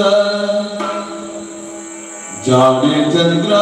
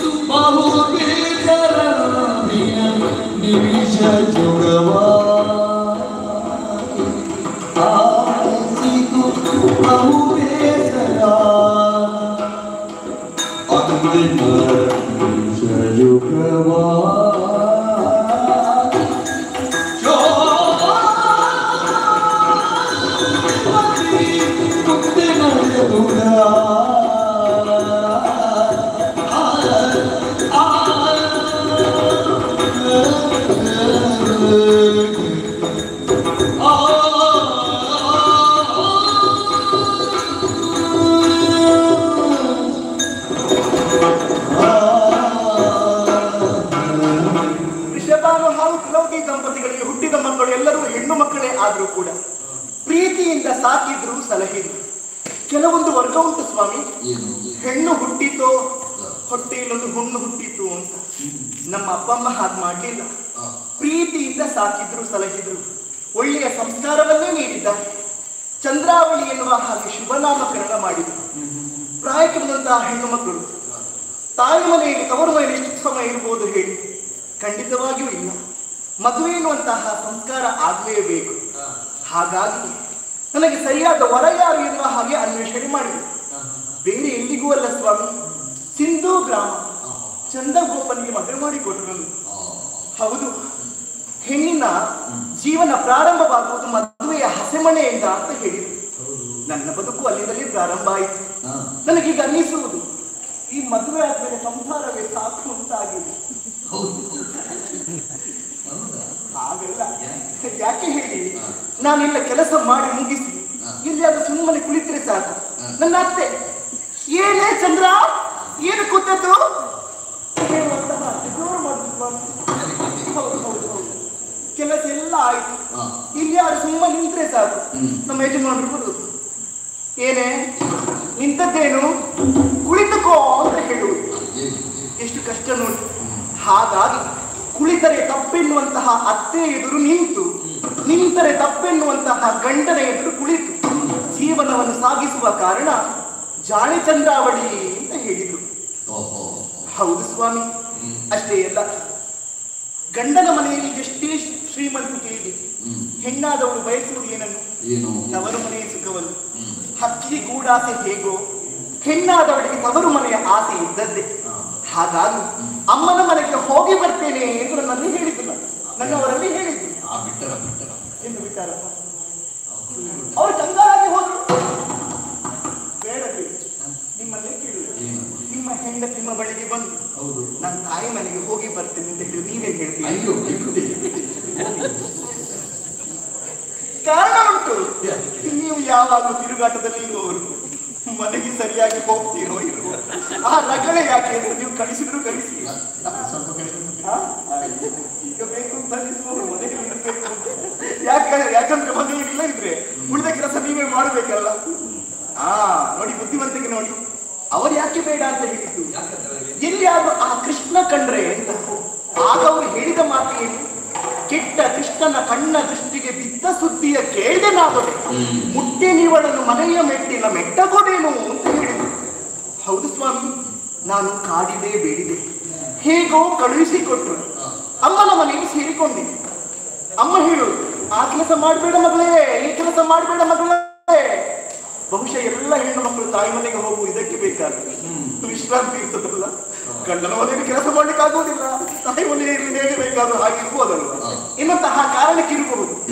ಆದ್ರೆ ನನಗೂ ಎಲ್ಲೂ ಬೇಸರ ಸ್ವಾಮಿ, ಇಲ್ಲಿ ಯಾರು ತಿರುಗಾಟ ಮಾಡುವ ಹುಲ್ಲುಗಾವಲ ಪ್ರದೇಶಕ್ಕೆ ಹೋಗಿ ಬರುವ ಅಂತ ಒಂದು ಆಸೆ ಆಗುತ್ತೆ ನನಗೆ. ನಾನು ಒಬ್ಬಳೇ ಹೋಗುವುದಲ್ಲ, ನನ್ನ ಅಂತರಂಗವನ್ನು ಅರಿತವಳೊಬ್ಬಳಿದ್ದಾಳೆ, ನನ್ನ ಆತ್ಮೀಯತೆ, ಅವಳನ್ನೇ ಬರುವುದಕ್ಕೆ ಹೇಳಿದ್ದೇನೆ. ಎಲ್ಲಿ ನಾನೀಗ ರಾತ್ರಿ ಹೊಟ್ಟಿದ್ದೇನೆ, ಇನ್ನು ಹಾಗೆ ಇದೆಯಲ್ಲ, ಇನ್ನು ಏನು ಆಗಿಲ್ವಾ? ನೋಡಿ ಅವಳಿಗೆ ಆಸೆ ಇಷ್ಟು ಉಂಟು, ಇನ್ನು ಆಗಿ ಬೆಳವಣಿಗೆ ಆಗಿ ಸಣ್ಣ ಪ್ರಾಯ, ಮದುವೆ ಆಗುವ ಪ್ರಾಯ ಬಂದಾಗ ನಾನೇ ಮಾಡಿಸ್ತೇನೆ. ಅದಲ್ವೇ ಒಂದು ತಿರುಗಾಟಕ್ಕೆ ಹೋಗಬೇಕು ಅಂತ ಒಂದು ಆಸೆ, ಹುಲ್ಲುಗಾವಲ ಪ್ರದೇಶಕ್ಕೆ. ಏನ್ ಬರ್ತೀನಿ ನೀನು? ಹೌದು, ಯಾರು? ಕೃಷ್ಣ. ಒಂದೇ ರಾಗ ಸ್ವಾಮಿ, ಅವ ಇದ್ದಾನೆ, ಅವ ಇದ್ದಾನೆ. ಕೃಷ್ಣನ ಇನ್ನೊಂದು ಪ್ರಶ್ನೆ ಕೇಳ್ತೀನಿ. ಈ ಗಂಡು ಮಕ್ಕಳಿಂದ ಹೆಣ್ಣು ಮಕ್ಕಳು ಹಾಳಾಗುವುದಾ, ಹೆಣ್ಣು ಮಕ್ಕಳಿಂದ ಗಂಡು ಮಕ್ಕಳು ಹಾಳಾಗುವುದಾ? ಹೆಣ್ಣು ಮಕ್ಕಳಿಂದಲೇ ಗಂಡು ಮಕ್ಕಳು ಹಾಳಾಗುವುದು. ನಾನು ಕೇಳ್ತೀನಿ, ಸಣ್ಣ ಉದಾಹರಣೆ ಹೇಳ್ತೀನಿ. ಎಲ್ಲಿ ಆದ ಕಾರ್ಯಕ್ರಮಕ್ಕೆ ಹೋಗಿ ಮನೆಯಲ್ಲಿ ಇರುವುದು ಖಾಲಿ ಹಾಗೆ ಶೃಂಗಾರ ಮಾಡಿಕೊಂಡು ಕೆಲವರು ಹೆಣ್ಣು ಮಕ್ಕಳನ್ನು ನೋಡ್ಬೇಕು, ಮನೆಯಲ್ಲಿ ನೋಡ್ಲಿಕ್ಕೆ ಆಗುವುದಿಲ್ಲ ಸ್ವಾಮಿ. ಎಲ್ಲಿಗಾದ್ರೂ ಹೋಗುವಾಗ ಒಳ್ಳೆ ರೀತಿಯಲ್ಲಿ ಶೃಂಗಾರ ಮಾಡಿಕೊಂಡು ಹೋಗುವುದು. ಕಾರ್ಯಕ್ರಮಕ್ಕೆ ಹೋಗುವಾಗ ಪ್ರಾಯಕ್ಕೆ ಬಂದಂತಹ ಹೆಣ್ಣು ಮಕ್ಕಳು ಮನೆಯಲ್ಲಿರುವಂತಹ 108 ಒಳ್ಳೆಯ ಸೀರೆಯ ಒಳಗೆ ಮತ್ತೆ ಒಳ್ಳೆಯ ಸೀರೆ ಯಾವುದಂತ ಆಯ್ಕೆ ಮಾಡಿಕೊಳ್ಳುವುದು. ಆಮೇಲೆ ಅದಕ್ಕೆ ಸರಿಯಾಗಿ ಹೊಂದಾಣಿಕೆ ಬರುವಂತಹ ಕುಪ್ಪಸ ಆಭರಣಗಳನ್ನು ಧರಿಸಿಕೊಳ್ಳುವುದು. ಅವರಲ್ಲೆಲ್ಲ ಇದ್ರೂ ಪರವಾಗಿಲ್ಲ, ಪಕ್ಕದ ಮನೆಯಲ್ಲಿ ಕೇಳುವುದು, ಇವತ್ತೊಂದು ಹಾಕಿಕೊಳ್ತೇನೆ, ಕಾರ್ಯಕ್ರಮ ಮುಗಿಸಿ ಬಂದ ಬಳಿಕ ಕೊಡ್ತೇನೆ, ಹಾಕಿಕೊಳ್ಳುವುದು. ಆಮೇಲೆ ಸರಿಯಾಗಿ ಸೀರೆ ಉಡ್ಲಿಕ್ಕೆ ಬರುವುದಿಲ್ಲ, ದರ್ಪಣದ ಮುಂದೆ ಹೋಗಿ ನೋಡು. ಹೋಗುವುದು ಹೇಗೆ? ದಾರಿ ಮಧ್ಯೆ ದಸ ಬಸ ದಸ ಬಸ. ಆಮೇಲೆ ದಾರಿಯಲ್ಲಿ ಕಸ ಉಳಿಯಲಿಕ್ಕಿಲ್ಲ, ಎಲ್ಲವರ ಸೀರೆಯಲ್ಲಿ ಹೋಗುವ ರೀತಿ ಹಾಗೆ. ಆಗ ಅವರಂತಹ ಒಂದು ನೋಡುವುದು, ಇವರು ಸುಮ್ಮನೆ ಬಿಡುವುದಿಲ್ಲ, ಕಿಸಕ್ಕಂತ ಗಾಡಿ. ಆಗ ಅವರು ಭಾವಿಸುವುದು ಏನು? ಇಲ್ಲಿ ಆಗ ನಮ್ಮ ಉಡುಪ ಆಚೀಚಾಗಿದೆ ಎನ್ನುವ ಹಾಗೆ ಭಾವಿಸಿಕೊಳ್ಳುವುದು. ವಸನವನ್ನು ಸರಿ ಮಾಡಿಕೊಳ್ತಾರೆ. ಅಲ್ಲಿಗೆ ಸುಮ್ಮನೆ ಇರುವುದಿಲ್ಲ, ಸ್ವಲ್ಪ ಮುಂದೆ ಹೋಗ್ತಾರೆ, ಪುನಃ ಹಿಂದೆ ತಿರುಗಿ ಕಿಸಕ್ಕನೆ ಗಾಡಿ. ಆಗ ಅವರು ಭಾವಿಸಿಕೊಳ್ತಾರೆ, ಓ ಇದು ಆಗುವ ಲಕ್ಷಣ ಉಂಟು ನೋಡಿ, ಇಷ್ಟು ಮಂದಿಗೆ ಇಷ್ಟು ಅನುಭವ ಆಗಿದೆ ನೋಡಿ. ಅದಕ್ಕೆ ಹೇಳೋದು, ಹೆಣ್ಣು ಮಕ್ಕಳಿಂದಲೇ ಗಂಡು ಮಕ್ಕಳು ಹಾಳಾಗುವುದು. ಹಾಗಂತ ಎಲ್ಲ ಗಂಡು ಮಕ್ಕಳು ಒಳ್ಳೆಯವರು ಅಂತ ಹೇಳುವುದಿಲ್ಲ. ಮೀಸೆ ಮೇಲೆ ಕೈಯಲ್ಲಾಡಿಸುವುದು ಉದ್ಯೋಗ ಪುರುಷ ಲಕ್ಷಣಂ. ಮೀಸೆ ಮೇಲೆ ಕೈಯಾಡಿಸುವುದು ಅವರಿಗೆ ಉದ್ಯೋಗ, ಬೇರೆ ಏನು ಇಲ್ಲ. ಕೃಷ್ಣ ಬಂದ್ರೆ ನಾನಿದ್ದೇನೆ, ಗಟ್ಟಿ ಹಿಡ್ಕೋ. ಏನೋ ಬೇಡದೆಲ್ಲ ಇಷ್ಟು ಬೇಗ ಅರ್ಥ ಆಗ್ತದೆ ಅವಳಿಗೆ, ಬೇಗ ಗೊತ್ತಾಗ್ತದೆ. ಹಾಗಲ್ಲ, ನಿನಗೆ ಹೇಳಿದಾಗ ಎಲ್ಲಿಯಾದ್ರೂ ಹೆದರಿಕೆ ಅದು ಗಟ್ಟಿ ಅಪ್ಪಿಕೋ ಅಂತ ಹೇಳಿದ್ದ. ಆಯ್ತಾ? ಹೋಗೋಣ, ಹೋಗೋಣ.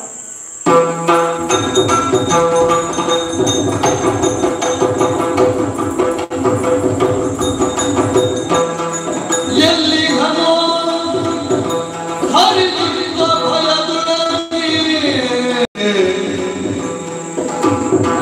ಅಲ್ಲಿಗಲ್ಲಿಗೆ ನೋಡಲಿರುತ್ತ ಹುಲ್ಲಲು ನಡೆದರುವ ಚೆಲುವೆಯರು ನಡೆದರುವ ಸೊಬಗನು ಕಂಡ ಅಚ್ಚುತನು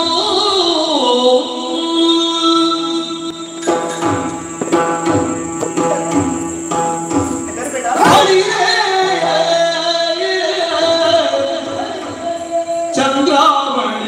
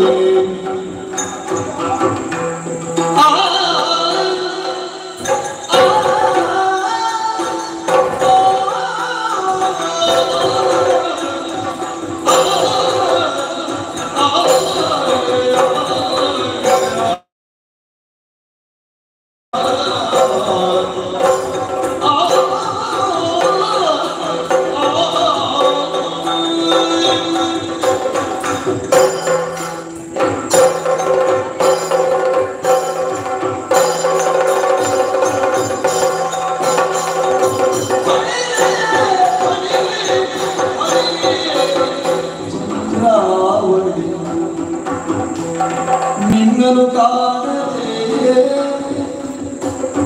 ಕಳವಳಿಸುತ್ತಲಿದ್ದೇನು ಕಾಣದಿಲ್ಲ ಕಳವಳಗೊಳ್ಳುತ್ತೀರೇನೋ ಚಂದ್ರಾವಳಿ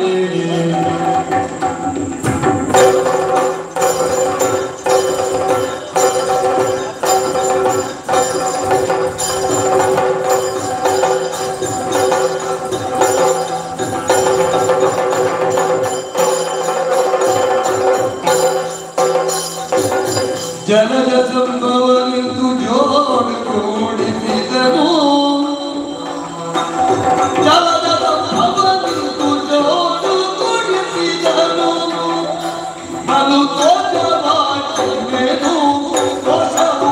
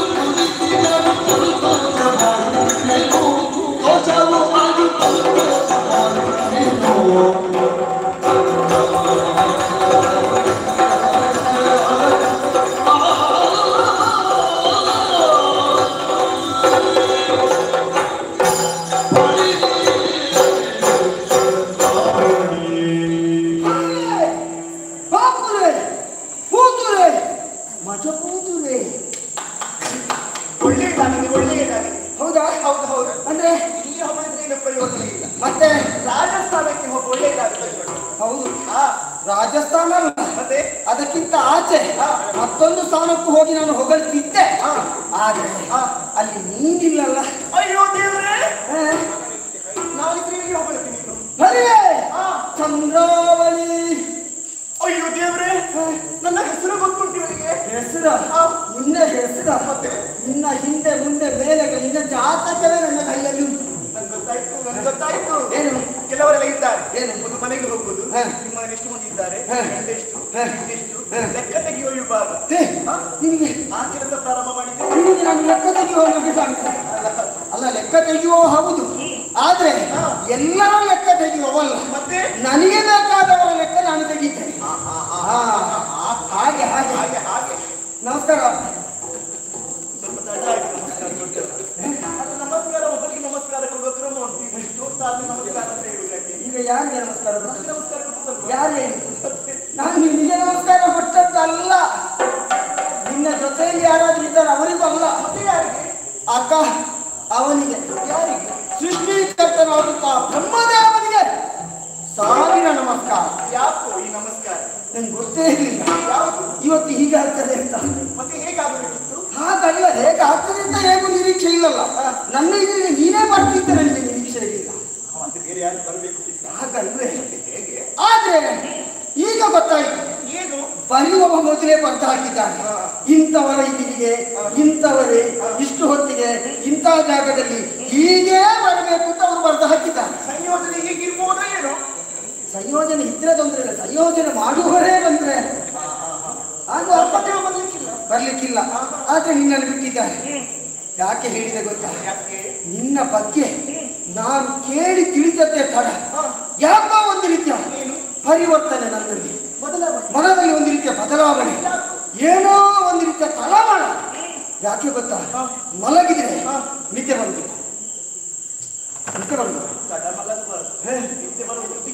ಹಗಲು ರಾತ್ರಿ ಮಲಗಿದ್ರು ನಿದ್ದೆ ಬರುವುದಿಲ್ಲ. ಈಗಲೂ ಬರುವುದಿಲ್ವಾ? ಇಲ್ಲಪ್ಪ. ಆಮೇಲೆ ಊಟ ಮಾಡೋಣವಾ, ಊಟ ಸೇರುವುದಿಲ್ಲ.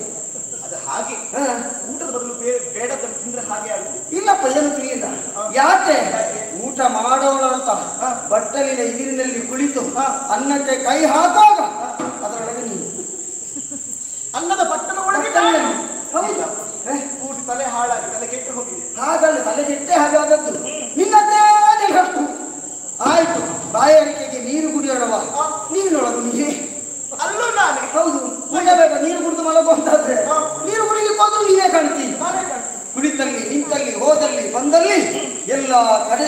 ನಿನ್ನದ್ದೇ ಒಂದು ಸ್ವರೂಪ ಕಾಣ್ತಾ ಇದೆ. ಹೀಗಿರ್ಬೋದಾ, ಹೀಗಿರ್ಬೋದಾ, ಹೀಗೆ ಮಾತಾಡ್ತಾಳ, ಹೀಗೆ ಕುಣಿತಾಳ, ಹೀಗೆ ನಡೀತಾಳ ಎನ್ನುವ ಕಲ್ಪನೆ. ವೈದ್ಯರ ಬಳಿಗೆ ಹೋಗಬೇಕು. ಚಿಕಿತ್ಸೆ ಉಂಟು, ವೈದ್ಯರು ಇದ್ದಾರೆ, ಇಲ್ಲೇ ಇದ್ದಾರೆ. ಈ ವೈದ್ಯರು ಅದಕ್ಕೆ ಚಿಕಿತ್ಸೆ ಮಾಡಿದಿರುತ್ತಾದ್ರೆ ಕ್ಷಣ ಮಾತ್ರದಲ್ಲಿ ನಾನು ಗುಣಮುಖನಾಗುವುದಕ್ಕೆ ಸಾಧ್ಯ ಉಂಟು. ಆ ಬ್ರಹ್ಮದೇವನ ಸಂಕಲ್ಪದಂತೆ ನೀನು ಇಲ್ಲಿವರೆಗೆ ಬಂದಿದ್ಯಲ್ಲ, ನಿನ್ನನ್ನು ನೋಡಿ ಸಂತೋಷವಾಯಿತು, ಬಹು ಸಂತೋಷ ಆಯಿತು.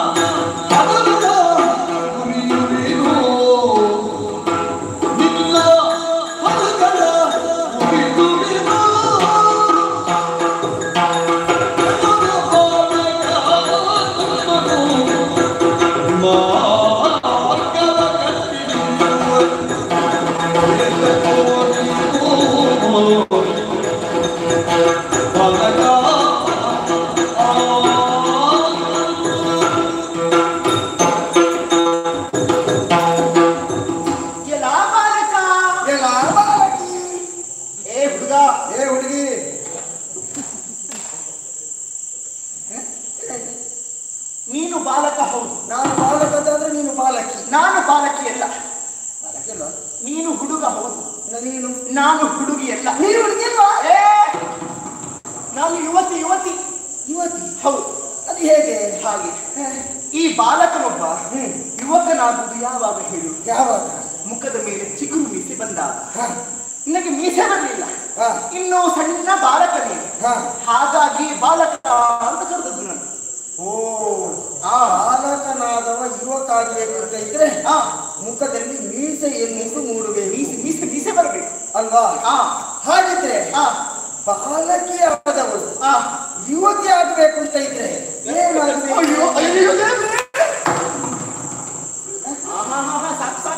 ಸಾಕು ಮಾಡು.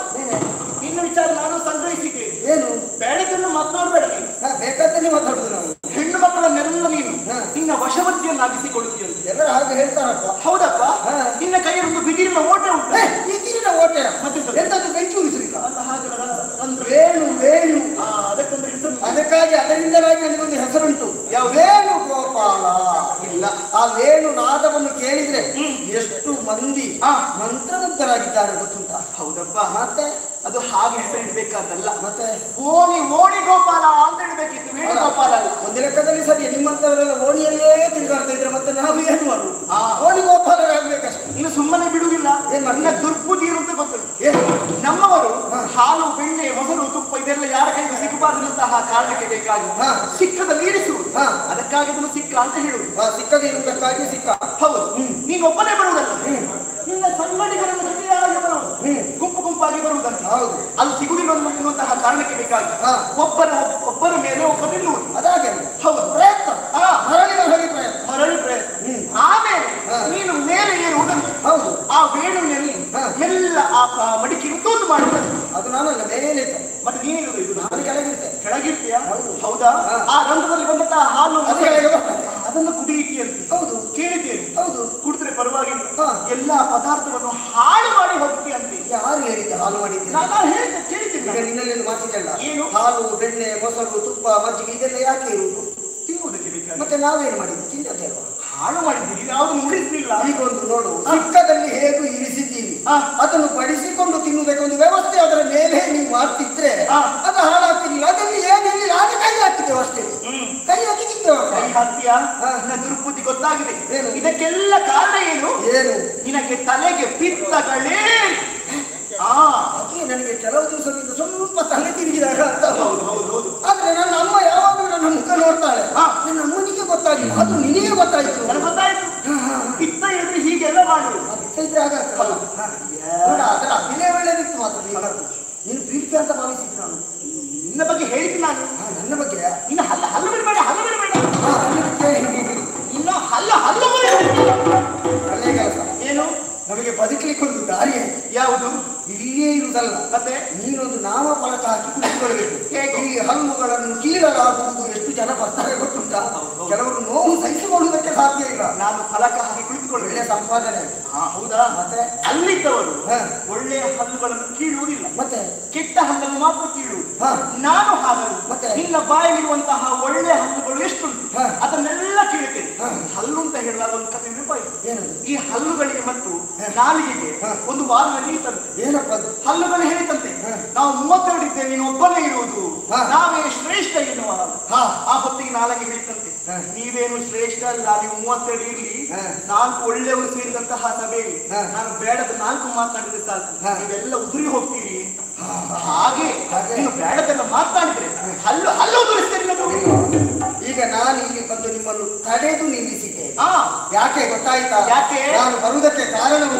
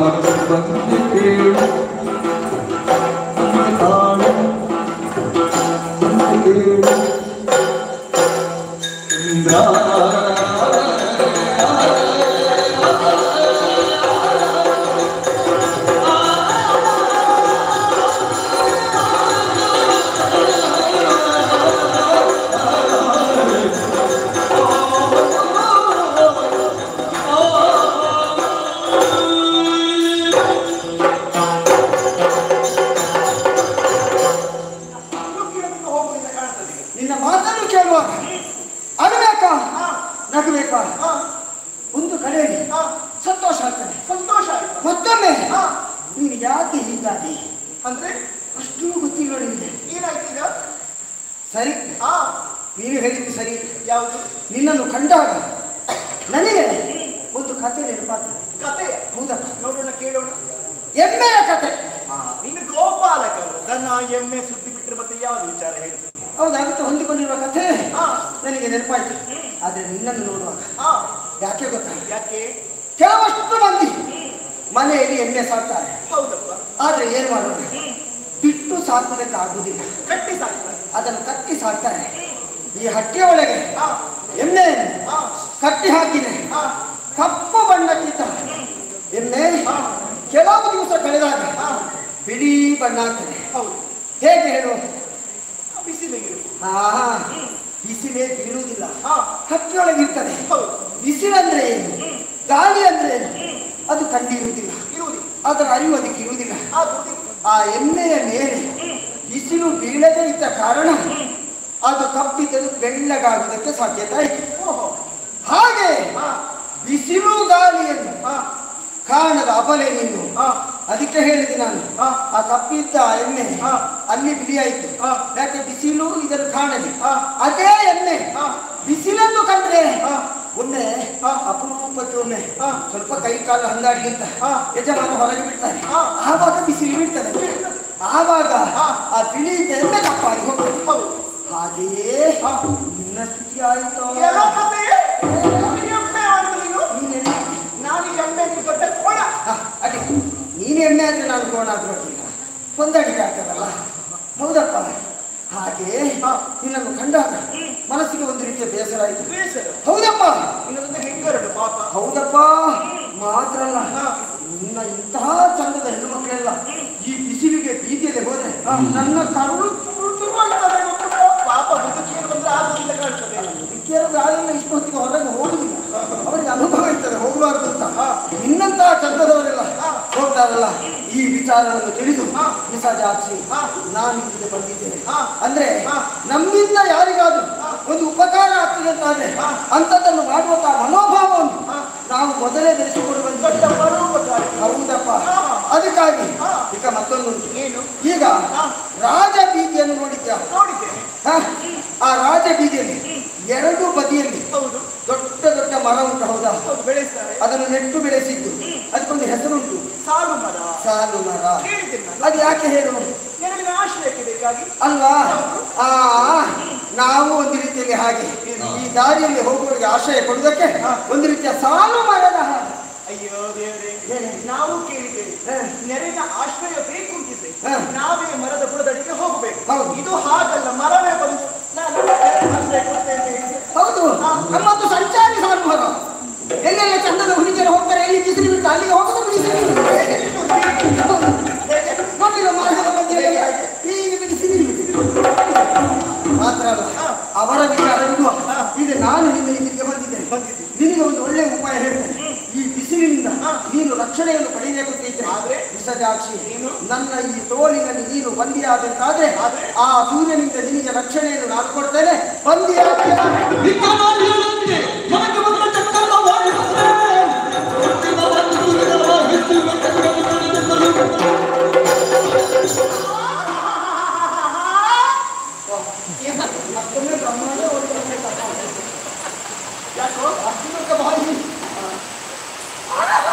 ಮತ್ತೆ ಎಲ್ಲ ಹೆಣ್ಣು ಮಕ್ಕಳ ನನ್ನ ಸಾಂಸಾರ ಚಂದ ಆಗಿದೆ,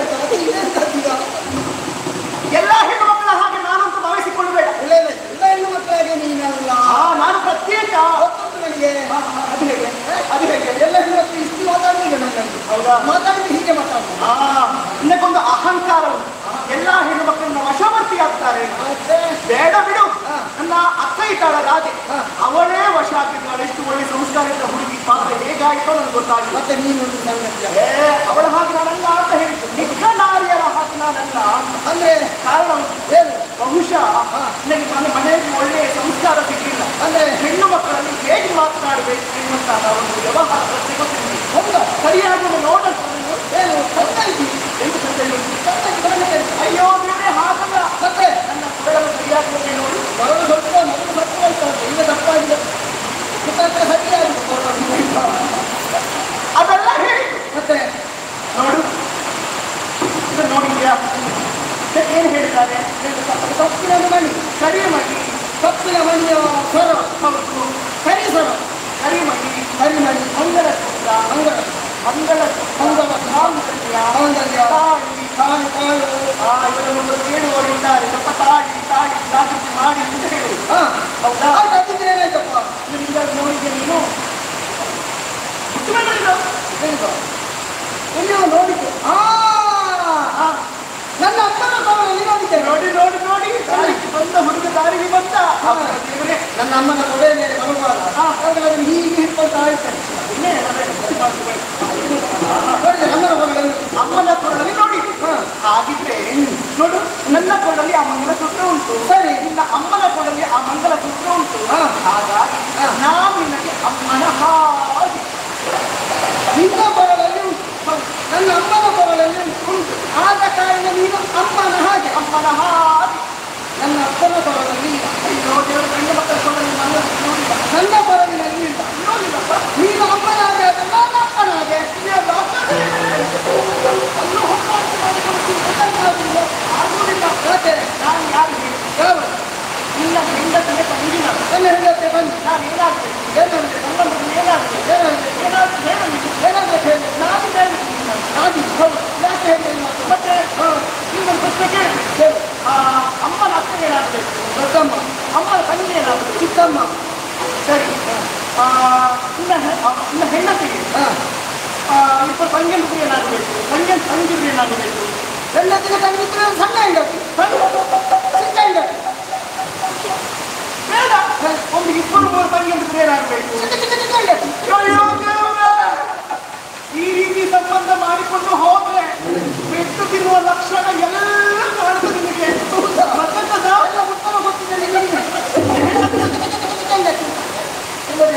ನಾನಾಗ ಒಂದು ಮಾತು ಹೇಳ್ತಿದ್ದೇನೆ, ನಿನ್ನ ಹಲ್ಲು ಮುರಿಯುತ್ತೇನೆ, ಇದೇ ರೀತಿ ಮುಂದುವರಿಸುತ್ತೇವೆ. ನಿನ್ನ ಬಾಯಿ ಹೋಯ್ತು.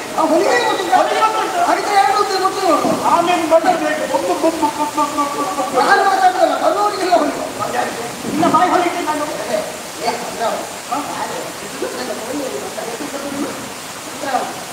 ನೋಡಿ ಸ್ವಾಮಿ, ಅಯ್ಯೋ ದೇವರೇ, ನಮ್ಮ ಮನೆಯಲ್ಲಿ ಸ್ವಲ್ಪ ಪ್ರೀತಿ ಕರೆಯುವುದಿಲ್ಲ.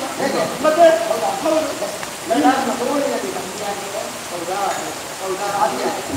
ಒಮ್ಮೆ ಐದು ಕ್ಷಣ ನೀನು ನನ್ನ ಕೆಲಸ ಮಾಡ್ತೀನಿ. ಹೌದು ಹೌದು, ಇಲ್ಲಿಯ ಕ್ರಮ ಹಾಗ. ಹೌದು ಹೌದು, ಇಲ್ಲೇ ಕ್ರಮ ಹಾಗೆ. ಕಣ್ಣು ಮುಚ್ಚಿದ್ರೆ ನಾನು ಹಿಂದೆ ಬರ್ತೀನಿ. ನಾನು ಒಬ್ಬನೇ ಎಷ್ಟು ಬಂದಿದ್ದಾರೆ ಇಲ್ಲಿ ನೋಡಿ.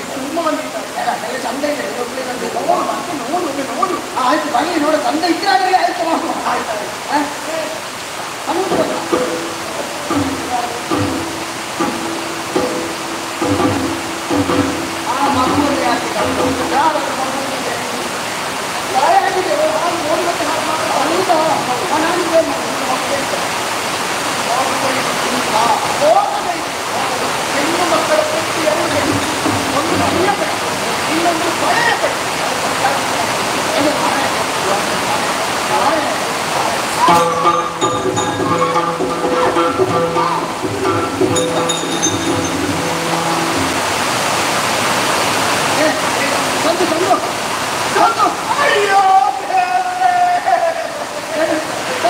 ಮದುವೆಯಾಗಿ ಇಷ್ಟು ಸಮಯ ಆದ್ರೂ ನಮ್ಮ ಯಜಮಾನರು ಪ್ರೀತಿಯಿಂದ ಚಂದು ಅಂತ ಕರೀಲಿಲ್ಲ. ಇವ ಮಾತ್ರ ಚಂದು ಅಂತ ಕರೀಲ್ಲ.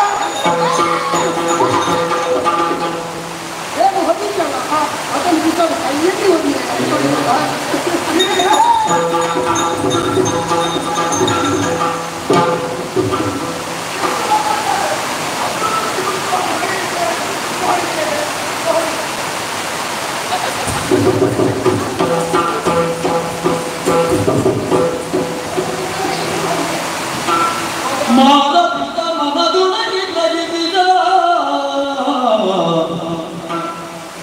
ಮೀರಿದರೆ ಅಪಕೀರ್ತಿ ಬರುವುದು, ದಾರುಣಿಯೊಳಗೆ ಮೂರ್ಖ ನೀಡಿಕೆಯ ಗಂಡ ಕೇಳಿಗದೆ ಸೇರಗೊಡನು.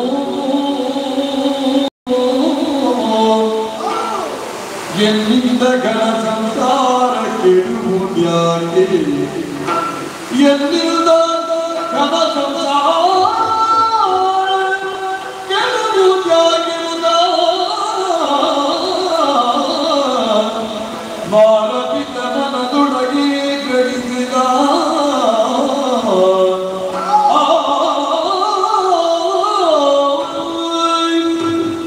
ಮನ ಬಂದಂತೆ ನನ್ನನ್ನು ಕಳಿಸಿದರು. ಪ್ರತಿಕ್ರಿಯೆ ಮಾಡಲಿಲ್ಲ. ನಾನು ಹೊಡೆದಂತಹ ಏಕನ್ನೆಲ್ಲ ತಿಂದುಕೊಂಡೆ. ಆದರೆ ಸುಮ್ಮನೆ ಇದ್ದೆ. ಯಾಕೆ ಅಂತ ನಿಮಗೆ ಅರ್ಥ ಆಯ್ತಾ? ಎಲ್ಲಿಯಾದರೂ ನಾನು ವಿರೋಧವನ್ನು ಪ್ರಕಟಿಸುತ್ತಿದ್ರೆ ಅದರ ಪರಿಣಾಮ ಏನು ಎಂಬುದನ್ನು ನಾನು ಊಹಿಸಿದವನಿದ್ದೇನೆ. ಕೇಳಿ ಕೇಳಿ ಈ ಕಾರಿಣಿಯಲ್ಲಿ ಅವಳ ಗಂಡನೆನಿಸಿದವ ಅತಿ ಮೂರ್ಖ ಎನ್ನುವುದನ್ನು ತಿಳಿಸಿದ್ದೇನೆ. ಅವರು ನನ್ನ ಮೇಲೆ ಕೈ ಮಾಡಿದ್ರು ಅಂತ ಎಲ್ಲಿಯಾದರೂ ನಾನು ಅವರ ಮೇಲೆ ಕೈ ಮಾಡ್ತಿದ್ರೆ ಈ ವಿಚಾರ ಅವಳ ಗಂಡನಿಗೆ ತಿಳಿದ್ರೆ ಮತ್ತೆ ಇವಳನ್ನು ಹೆಂಡತಿ ಅಂತ ಅವರು ಸ್ವೀಕರಿಸ್ತಾರ. ನನ್ನ ಬದುಕಿನ ಉದ್ದೇಶ ಅದಲ್ಲ. ಯಾವತ್ತೂ ಒಂದು ಸಂಸಾರವನ್ನು ಎರಡು ಮಾಡುವಂತ ಉದ್ದೇಶವನ್ನು ಚಿತ್ರಿಸಿಕೊಂಡವನಲ್ಲ. ಏನೇ ಇತ್ತು ಎರಡಿದ್ದನ್ನು ಒಂದು ಮಾಡುವಂತಹ ಗುಣವನ್ನು ಬೆಳೆಸಿಕೊಂಡವ ನಾನು. ಅದಕ್ಕಾಗಿ ಸುಮ್ಮನಿದ್ದೇನೆ. ಆದರೆ ಗೋಪಾಲಕರಿಗೆ ಮಾತನ್ನು ಕೊಟ್ಟಿದ್ದು ಹೋಯ್ ಇಲ್ಲಿ ನಾನು ತಿಂದದ್ದು ಬೇರೆ ಅನಿಸಿಕೊಂಡಿದ್ದಲ್ಲ. ಆಯ್ತು, ಈ ಗುಟ್ಟು ನನ್ನೊಳಗೇ ಇಲ್ಲಿ ಈಗ ಮೆಲ್ಲ ಇಲ್ಲಿಂದ ಜಾರಿಕೊಳ್ಳುವ ಮತ್ತೆ ಆಲೋಚನೆ ಮಾಡುವ.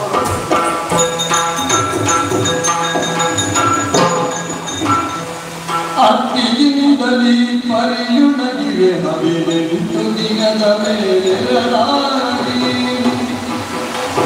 ಮತ್ತೆ ಯಾತಕ ಬ್ರಾಹ್ಮಣ ಬಂದನು, ಮತ್ತೆ ಯಾತಕ ಬ್ರಾಹ್ಮಣ ಬಂದನು, ಉತ್ತಮ ಬ್ರಾಹ್ಮಣ ಬಂದೆ ತೀರ್ಥರು ಅರುಕಲಿ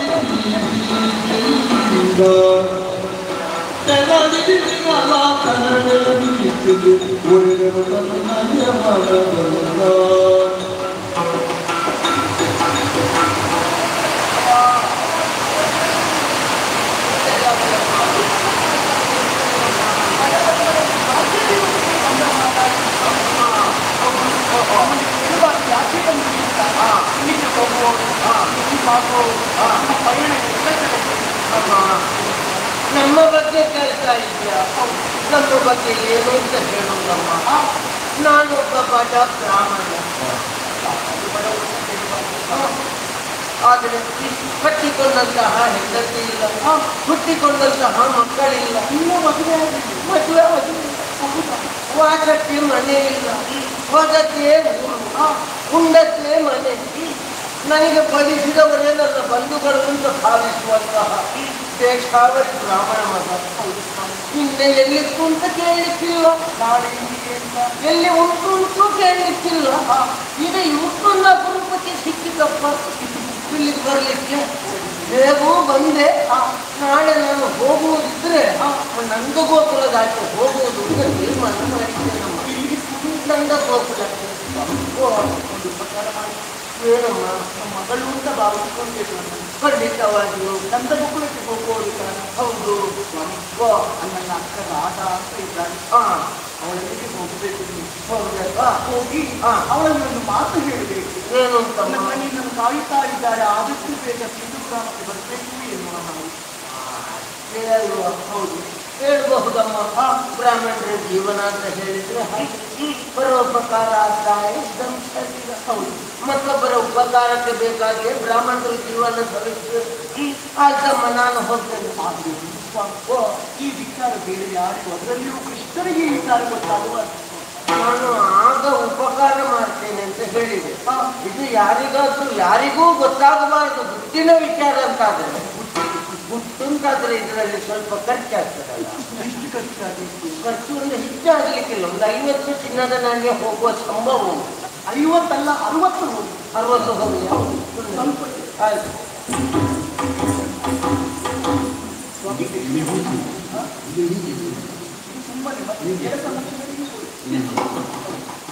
ಇದು ಸುಮ್ಮನೆ ಹೆಚ್ಚಿಲ್ಲ. ಇದರಲ್ಲಿ ಹೆಚ್ಚಿಲ್ಲ. ಅಲ್ಲ, ಇದರಲ್ಲಿ ಹೇಗೆ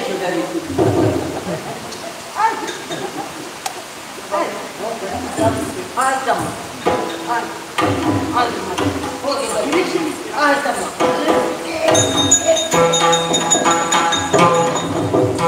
ತರಳರು ಬರಲಿಲ್ಲವೆಂದು ಹೊರಗೆ ನಿಂತು ರಂಗನೋ, ತರಳರು ಬರಲಿಲ್ಲವೆಂದು ಹೊರಗೆ ನಿಂತು ರಂಗನೋ, ಹರ್ಷದಿಂದ ನೋಡುತ್ತಿರುವ ಸಮಯದೊಳ ಪಾರ್ವನು, ಸಮಯದೊಳ ಪಾರ್ವನು. ತೆರಳಲು ಕಲಿತಾಗ ಕೃಷ್ಣ ಕರೆದು ಮನೆಗೆ ಅವರನು, ತೆರಳಲು ಕಲಿತಾಗ ಕೃಷ್ಣ ಕರೆದು ಅವರನು. ಭರಿತ ಶಬರಿ ಬರ್ದೀಗ, ಭರಿತ ಶಬರಿ ಬರ್ದೀಗ, ಗಮನದಲ್ಲಿ ಗೆದ್ದನು, ಗಮನದಲ್ಲಿ ಗೆದ್ದನು, ಗಮನದಲ್ಲಿ ಗೆದ್ದನು.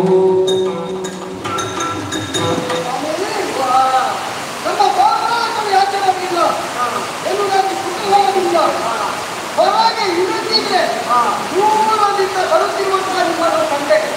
ಕ್ಷಣದಲ್ಲೇ ಧಾವಿಸಿ ನಿಮ್ಮ ಬಳಿಗೆ ಬಂದೆ. ನಿಮ್ಮನ್ನು ಕರೆ ತಂದೆ ಬೀಜದಲ್ಲಿ ಕುಳಿಸಿದ್ದೇನೆ.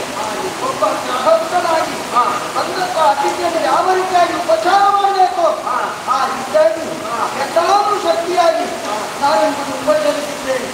ಆದರೆ ಒಂದು ಕುತೂಹಲ, ಎಲ್ಲಿಂದ ಬಂದವರು, ಎಲ್ಲಿಗೆ ಹೋಗುವವರು, ಯಾಕೆ ಬಂದದ್ದು, ನನಗೇನಾಗಬೇಕು ಹೇಳುವಾಗ ಕೇವಲ ದರಿದ್ರರಯ್ಯ ಭೂವರವ ತಿರುಗೋದ,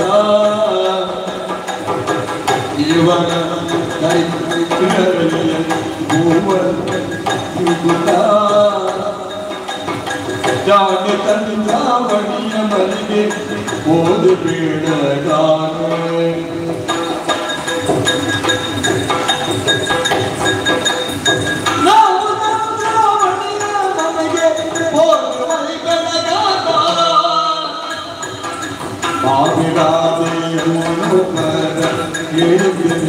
ಸಂಗಾತ ಅವನ ಲಯಮುಳಿರದೆ ಹೇಳಿದಳು ಮರುಗುತ್ತ.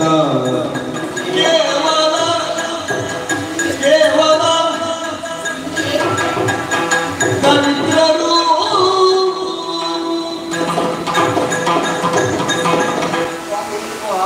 ಅನ್ಯತಾ ಭಾವಿಸುವ ಮೊದಲಿಂದಲೂ ಹೀಗೆ ಅಲ್ಲ, ಹೀಗೆ ಹೀಗಾಗುತ್ತ. ಇದು ಪ್ರಾಣ ಆಯ್ತಲ್ಲ. ಅದೇ ಯಾವುದಕ್ಕೂ ನಡೆಯುವ ನಡಿಗೆಗಾಗಿ ಮಾತಾಡುವ ಮಾತುಗಳಿಗೆ ಲಯ ಅಂತ ಇರ್ತದೆ.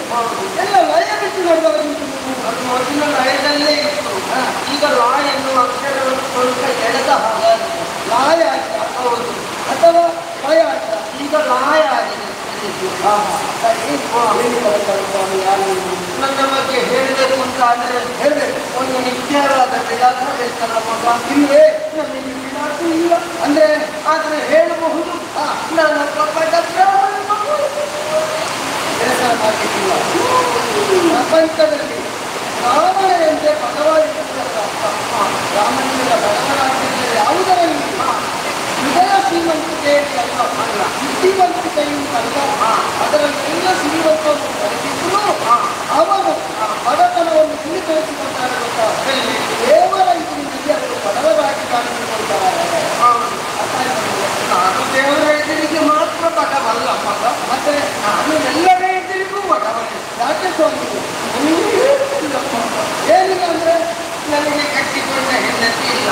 ಹೆಂಗಸನ್ನು ಕಟ್ಟಿಕೊಂಡಿಲ್ಲ, ಮದುವೆ ಕಟ್ಟಿಕೊಳ್ಳುವುದು ಮದುವೆ ಆಗಿಲ್ಲ, ಇಲ್ಲ. ಹುಟ್ಟಿಕೊಂಡ ಮಕ್ಕಳಿಲ್ಲ, ಮದುವೆ ಆಗಿದ್ರೆ ಮಕ್ಕಳಿಲ್ಲ, ಆಗುವುದಿಲ್ಲ. ತದನಂತರ ನನ್ನದಂತ ಹೇಳಿಕೊಳ್ಳುವುದಕ್ಕೆ ಆಸ್ತಿ ಇಲ್ಲ, ಯಾವುದೇ ಇಲ್ಲ, ಮಗನಿಗೆ ಮನೆಯೂ ಇಲ್ಲ. ಮನೆ ಇಲ್ಲ. ಹೌದು. ಹೋದಷ್ಟೇ ನನ್ನೋರು, ಕರೆದವರೇ ನನ್ನೋರು ಎನ್ನುವ ಹಾಗೆ ಭಾವಿಸಿ ಬದುಕುವ ದರಿದ್ರ ಬ್ರಾಹ್ಮಣ ಮಗ. ಅವನು ಹೇಳುವಷ್ಟಲ್ಲ, ಸ್ವಲ್ಪ ದರಿದ್ರ ಇರಬೇಕು. ಅವರು ತುಂಬ ದರಿದ್ರ ಮಾಡಿದ್ದಾರೆ. ದರಿದ್ರ ಬ್ರಾಹ್ಮಣನ ದಾರಿದ್ರ್ಯ ಎನ್ನುವುದು ನಿಮ್ಮನ್ನು ವಾದಿಸ್ತಾ ಇದೆ. ಹಾಗಿದ್ರೆ ನಿತ್ಯ ಸಂಚಾರಿ ನೀವು ಅಲ್ವಾ? ಅದರ ಪೋಷಣೆಗೆ ಬೇಕಾಗಿ ಮನೆ ಮನೆಯಲ್ಲಿ ಕೇಳಿ ಯಾರಾದರೂ ಏನಾದರೂ ಕೊಟ್ಟರೆ ನನ್ನ ಕೆಲಸವನ್ನು ಪಡೆಯುವಂತಹ ಒಬ್ಬ ದೇಶಾವಳಿ ಬ್ರಾಹ್ಮಣ ಮಗ. ನಿಮ್ಮ ಆಗಮನ ಇಲ್ಲಿಗೆ ಯಾಕಾಯಿತು? ನಾನು ಇಲ್ಲಿಗೆ ಅಂತ ಬಂದವಲ್ಲ. ಮತ್ತೆ ನಾನು ಯಾವುದೇ ಕಡೆಗೆ ಹೋದ್ರೂ ಕೂಡ ಹಾಗೆ ಹೋಗಬೇಕು ಅಂತ ಹೋಗುವುದಲ್ಲ. ಕೆಲವೊಮ್ಮೆ ನನ್ನ ಕಾಲು ಆ ಕಡೆಗೆ ಎಳೆದು ಹೋಗುವುದು. ಬಹುಶಃ ಎಲ್ಲಿಗೋ ಹೋಗಬೇಕಾದರೂ ಎಲ್ಲಿಗೋ ಹೋಗಿ ಕಾಯ್ತಾರೆ. ತುಂಬ ಎಲ್ಲಿಗೆ ಹೋದಪ್ಪ ಅಂತ ಹಾಗೆಲ್ಲ ಆಗ್ತದ? ಅಲ್ಲ ಅಲ್ಲ, ದಾರಿ ತಪ್ಪಿ ಇಲ್ಲಿಗೆ ಬಂದದ್ದಲ್ಲ. ನಾನು ಯಾವಾಗಲೂ ಹಾಗೆ ಬೇರುತ್ತಾ ಹೋದೆ. ಸರಿ, ಹೋದಂತಹ ನಾನು ನೇರವಾಗಿ ಹೋದದ್ದು ಹಿಂದೂ ಗ್ರಾಮಕ್ಕೆ ಮಗ.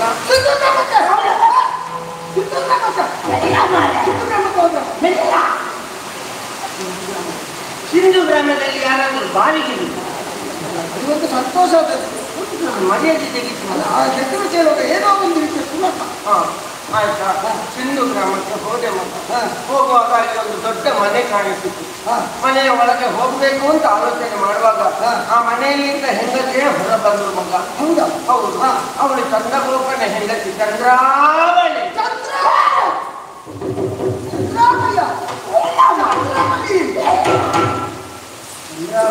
ಈಗ ಮರ್ಯಾದೆ ತೆಗಿತದ ಪದಲ್ಲ. ನನಗೊಂದು ಸಂತೋಷ ಆಗ್ತದೆ. ಆ ಹೆಸರು ಎಷ್ಟು ಸಲ ಕೇಳಿದ್ರು ಸಾಕು ಆಗುದಿಲ್ಲ ಸ್ವಾಮಿ. ನಿನಗೆ ಸಾಕುವಂತ ಆಗುದಿಲ್ಲ. ಗೊತ್ತಾದ್ರೆ ಒಬ್ಬ ವ್ಯಕ್ತಿ ಇದ್ದಾನೆ ಕೃಷ್ಣ ಎನ್ನುವ ಹಾಗೆ. ಅವ ಜನ ಸರಿಯಿಲ್ಲ, ಅವ ಸ್ವಲ್ಪ ಅರೆಪಚ್ಚೆ ಮನುಷ್ಯ. ಮೂರ್ತಿ ಸರಿಯಿಲ್ಲ. ಅವಳು ಹೆಣ್ಣು ಮಕ್ಕಳನ್ನು ನೋಡಿದ್ರೆ ಆಗುದಿಲ್ಲ ಅಂತ ನೀವ್ ಹೇಳಿದ್ದಲ್ಲ, ಅವಳು ಹೇಳಿದ್ದು. ಹಾಗೆ ಈಗ ನಮ್ಮಲ್ಲಿ ಇಲ್ಲಿ ನಾನು ರಾಧೆಯಲ್ಲಿ ಮಾತಾಡಿ ಬರ್ತೇನೆ.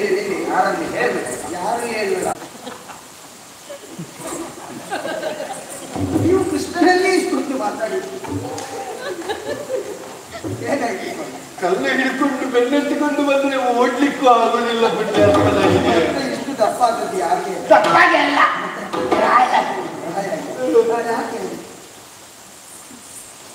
ಏನು ಮಾಡಬೇಡ ಬಾರ, ನನಗೆ ಖರ್ಚಿಗೆ ಕೊಡ್ತೇನೆ ಅಂತ ಹೇಳಿದ್ದಾರೆ. ಅದು ಸಿಗುವಲ್ಲಿವರೆಗೆ ಏನು ಮಾಡಬೇಡ. ಪ್ರಕರಣ ಹಾಗೆ ಸಿಗ್ಲಿಲ್ಲ. ಅಲ್ಲಿ ಹೀಗೆ ಅಂತ ಹೀಗೆ ಆಗ್ತದೆ. ನಿನ್ನನ್ನು ಕರೆದವರು ಕಳುಹಿಸಿದವರು ನಿನಗೆ ಹೀಗೆ ಅಂತ ಕೊಟ್ಟಿದ್ದಾರೆ ಅಂತ ನೀವು ಬೇಸರ ಮಾಡಬೇಡಿ ಸ್ವಾಮಿ. ಇಲ್ಲ. ಯಾಕೆ ಗೊತ್ತುಂಟಾ? ವ್ಯವಸ್ಥೆ ನಮ್ಮಲ್ಲಿ ಹೇಗೆ ಗೊತ್ತುಂಟಾ? ನಮ್ಮಲ್ಲಿಗೆ ಯಾರು ಕರೆದಿದ್ದಾರೆ ಅಂತ ಮುಖ್ಯ ಅಲ್ಲ. ಅವರು ಕೊಟ್ಟದ್ದು ಕೇವಲ ನಮ್ಮ ವೆಚ್ಚಕ್ಕೆ ಆದ್ರೆ ಅದು ನಮಗೆ ಸಾಕಾಗಿಲ್ಲ ಅಂತಾದ್ರೆ ಅದಕ್ಕೆ ಹೀಗೆ ಅಂತ ಮತ್ತೆ ಸ್ವಲ್ಪ ಸೇರಿಸಿ ಬಿಡುವವರಾದ ಓ ಅಲ್ಲಿಗೂ ಅವರು ಆಗಲೇ ನನ್ನಲ್ಲಿ ಬಂದು ಮಾತಾಡಿ ಆಗಿದೆ. ಅವರದ್ದೆಲ್ಲ ಹೀಗೆ ಲೆಕ್ಕದ್ದು ಬರಲಿ ಅಂತ ಲೆಕ್ಕದೊಳಗೆ ಇರ್ತದೆ ನಮ್ಮಲ್ಲಿ ಯಾರು ಕೊಟ್ಟರು ಯಾಕೆ ಕೊಡ್ತಾರೆ ಅಂತಂದ್ರೆ ಬಂದವರು ಹೇಗೆ ಏನು ಅಂತ ತಿಳ್ಕೊಂಡು ಕೊಡುವಂತಹ ಮನೋಧರ್ಮ ನಮ್ಮಲ್ಲಿ ಇದೆ. ಹಾಗಾಗಿ ಈಗ ನಿಮ್ಮ ಬೇಸರ ಏನು ಅಂತ ನನಗೆ ಅರ್ಥವಾಯಿತು. ಇಲ್ಲಿ ಈ ವಿಚಾರ ನನಗೆ ಗೊತ್ತಾದ ಕಾರಣ ಅಲ್ಲಿಂದ ಸಿಗುವುದಿನ್ನು ಸಿಗುವುದಿಲ್ಲ. ಅಲ್ಲಿಂದ ಸಿಗದಿದ್ರೆ ಏನಾಯ್ತಂತೆ, ಒಂದು ರೀತಿಯಲ್ಲಿ ನಿಮಗೆ ಉಪಕಾರ ಆಯಿತು. ಈಗ ರಾಜ ಅಲ್ಲಿಗೆ ಹೋಗ್ಬೇಕು, ನೀವು ರಾಜಲ್ಲಿ ಹೇಳಬೇಕು. ಇನ್ನು ರಾಜಲ್ಲಿ ಹೇಳಬೇಕು ಅಂತ ಇಲ್ಲಲ್ಲ, ನನ್ನಲ್ಲಿ ಹೇಳಿದ್ರಲ್ಲ. ಅಂದರೆ ರಾಜ ಯಾರು ಯಾರು? ನನ್ನ ಹೆಂಡತಿ. ಅವಳಿಗೆ ನಾನು ಹೇಳುದಿಲ್ವಾ? ಆಯ್ತು, ನೀವೇ ಹೇಳಿದ್ರೆ ಹೋಗುವಾಗ ನಾನು ಕಳಿಸಿಕೊಡ್ಬೇಡ ಅವಳನ್ನು, ನೇರವಾಗಿ ಹೋಗ್ಲಿಕ್ಕೆ ಆಗ್ತದೆ ಅವಳಿಗೆ. ಹಾಗೆ ನನ್ನಲ್ಲಿ ವಿಚಾರ ಬರ್ಬೇಕು. ಈಗ ನೇರವಾಗಿ ಬಂತು, ನಾನು ಇನ್ನು ರಾಜನ್ನು ಕಳಿಸಿಕೊಟ್ಟಾಯ್ತಲ್ಲ. ಪ್ರಕರಣ ಮಧ್ಯದಲ್ಲಿ ನೀನು ಎಲ್ಲಿಗೂ ಹೋಗ್ಬೇಡ, ನೀನು ಇಲ್ಲಿ ಇರು. ಏನು ಯೋಚನೆ ಮಾಡಬೇಡಿ, ಅಲ್ಲಿ ಕಡಿಮೆ ಆದ್ರೆ ಇಲ್ಲಿ ನಾನು ಸೇರಿಸಿಕೊಡ್ತೇನೆ ನಿಮಗೆ. ಆಯ್ತು ಆಯ್ತು, ನಾನು ಹೇಳುವುದು ಕೇಳಿದ್ದೇನೆ. ಇಲ್ಲಿ ರಾಮಭವನದ್ದು ಊಟ ರಾಮಭವನ ಈ ಕಡೆ, ಆ ಕಡೆ ಕೃಷ್ಣಭವನ ಎರಡು. ಯಾಕೆ ಊಟ ಎರಡು ಕಡೆ ಊಟ ಮಾಡ. ಮರ್ಯಾದೆ ಉಳಿತು. ಸ್ವಾಮಿ, ನಿಮ್ಮ ಮರ್ಯಾದೆ ಹೋದ್ರೆ ನನ್ನ ಮರ್ಯಾದೆ ಹೋದ. ಅಳಬೇಡಿ, ನಗ್ತಾ ಹೋಗ್ಬೇಕು. ಊಟಕ್ಕೆ ಹೋಗುವಾಗ ಅಳ್ತಾ ಹೋಗಬಾರ್ದು. ಪಾಪ ಬ್ರಾಹ್ಮಣ ಊಟ ಮಾಡಬೇಕು. ಪಾಪ ಎಲ್ಲ ಕಡೆ ತಿರುಗಾಟ ಮಾಡಿ ಹಸಿವಾಗಿ ಊಟದ ತಕ್ಷಣ ಹೋದ್ರು. ಪಾಪ ಹೋಗಿ ನೀವು ಹಸಿವೆಗೆ ಏನ್ ಮಾಡ್ತೀರಿ? ಈಗ ನೀವು ಹೋಗ್ಲಿಲ್ಲ? ಇಲ್ಲ. ಹಸಿವೆಗೆ ಏನ್ ಮಾಡ್ತೀರಿ? ನಾವು ಮಣ್ಣು ತಿಂತೇವೆ. ಹೌದಾ? ಯಾವ್ದು ಜೇಡಿ ಮಣ್ಣ? ಹಸಿವೆ ಆದ್ರೆ ಊಟ ಮಾಡ್ತಿರ್ಬೇಕು. ಸ್ವಾಮಿ, ಊಟ ಅನ್ನ ಅಲ್ವಾ? ಮತ್ತೆ ಯಾವುದನ್ನು ಸ್ವಾಮಿ ಊಟ ಅಂತ ಹೇಳುದು? ಅನ್ನವೇ ಬೆಂಕಿಗೆ ಎರಡು ಉಂಟು. ಇದು ತುಂಬಾ ಉಂಟ? ತುಂಬಾ ಉಂಟು. ಒಂದು 2 ಮೂಟೆ ಕೊಡ್ಬೋದಾ? ಯಾರಿಗೆ? ನನಗೆ 2 ಮೂಟೆ. ನಿಮಗ ಆಗುದಿಲ್ಲ ಮಗು. ರಾಮಣ್ಣ 2 ಅಲ್ಲ 4 ಮೂಟೆ ಅಲ್ಲಿ ವ್ಯವಸ್ಥೆ. ಪಾಪ ಇವತ್ತು ಊಟ ಮಾಡಿದ್ರೆ ಸಾಕು, ಇನ್ನು ಮುಂದಕ್ಕೆ ಊಟಕ್ಕೆ ವ್ಯವಸ್ಥೆ ಆಗ್ಬೇಕಲ್ಲ, ಅದನ್ನು ಮಾಡಿಕೊಟ್ರು. ಪಾಪ ಹಾಗೆ ಬ್ರಾಹ್ಮಣರಲ್ಲ, ಬ್ರಾಹ್ಮಣರಿಗೆ ಯಾವತ್ತು ನಾವು ಹೋಗ್ಲಿ ಬಿಡು. ಮತ್ತೆ ನೀವು ಪದಾರ್ಥಕ್ಕೆ ಮೆಣಸು ಹಾಕುದಾ?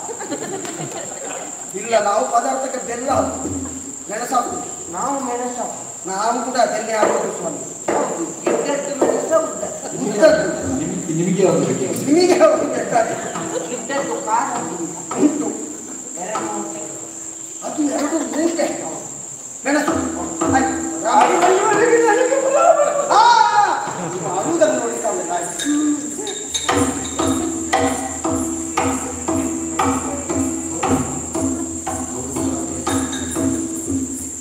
ಇದು ತಿರುಗಿ ಬರುವುದು ಮತ್ತೆ ಹೀಗೆ ಅಲ್ವಾ? ನೀವು ವೈನುಗಾರಿಕೆ ಮಾಡಿ. ಅದು ನಮ್ಮ ಊರಿನಲ್ಲೇ ಇಲ್ಲ. ಏನು ವೈನುಗಾರಿಕೆ? ಹೈನುಗಾರಿಕೆ ನಮ್ಮಲ್ಲಿರುವುದು. ಓ, ಈಗ ಅದು ಹೈ ಆಗಿದೆ. ಅದು ವೈ ಆಗಬಾರ್ದು. ನಾನು ಓದುವಾಗ ವೈಯಲ್ಲಿ ಹೈನುಗಾರಿಕೆ ಏನಾಯ್ತು ಅಂತ ಹೇಳಿದ್ದು ನೀವು? ನಾನು ಓದುವಾಗ ವೈಯಲ್ಲಿ, ಈಗ ಹೈಗೆ. ಹೈನುಗಾರಿಕೆ ದನ ಬೇಕಾದಷ್ಟು ಸಾಕ್ತೇನೆ. ಯಾಕೆ? ದನ 2 ಹಾಲು ಕರಿಯುವಂತದ್ದ? ಹಾಲು ಕರು ಹಾಕಬೇಕಾದ್ರೆ ಇಲ್ಲ, ಹಾಲು ಕರೀಲಿಕ್ಕೆ ಸಿಗಬೇಕು. ಅದು ನಾಳೆ ಬೆಳಿಗ್ಗೆಗೆ ಹಾಕಬೇಕು. ಹೌದಾ? ಕೊಡೋಣ. ಇದು ಇದೆಲ್ಲ ಕೊಡ್ತೀರಲ್ಲ, ಹೌದು. ಇದನ್ನು ಕೊಂಡೋಗುದಿಲ್ಲ. ನಿಮಗೆ ಗೊತ್ತಿರ್ಬೇಕು ಹೇಗೆ ಕೊಂಡು ಹೋಗುದು. ಕೇಳಿದಲ್ಲಿ ಗೊತ್ತಿಲ್ವಾ? ನಿಮ್ಮಲ್ಲಿ ಗಾಡಿ ಉಂಟಾ? ನನ್ನಲ್ಲಿ ಗಾಡಿ ಉಂಟು. ಒಮ್ಮೆ ಕಳಿಸಿಕೊಡ್ಬೋದಾ? ಇಲ್ಲ ಇಲ್ಲ, ನನ್ನ ಗಾಡಿಯನ್ನು ಬೇರೆ ಯಾರಿಗೂ ಕೊಡುವುದಿಲ್ಲ. ಅದೇನಿದ್ರು ನನಗೆ ಮಾತ್ರ. ಈಗ ನಾನು ನನ್ನ ಹೊತ್ತುಕೊಂಡು ಹೋಗುದು ಹೇಗೆ ಮಗ? ನಾನು ಹೊತ್ತುಕೊಂಡು ಹೋದ್ರೆ ನನ್ನನ್ನು ಹೊತ್ತುಕೊಂಡು ಹೋಗುವುದಕ್ಕೆ ನಾವು ಕೇಳಬೇಕು.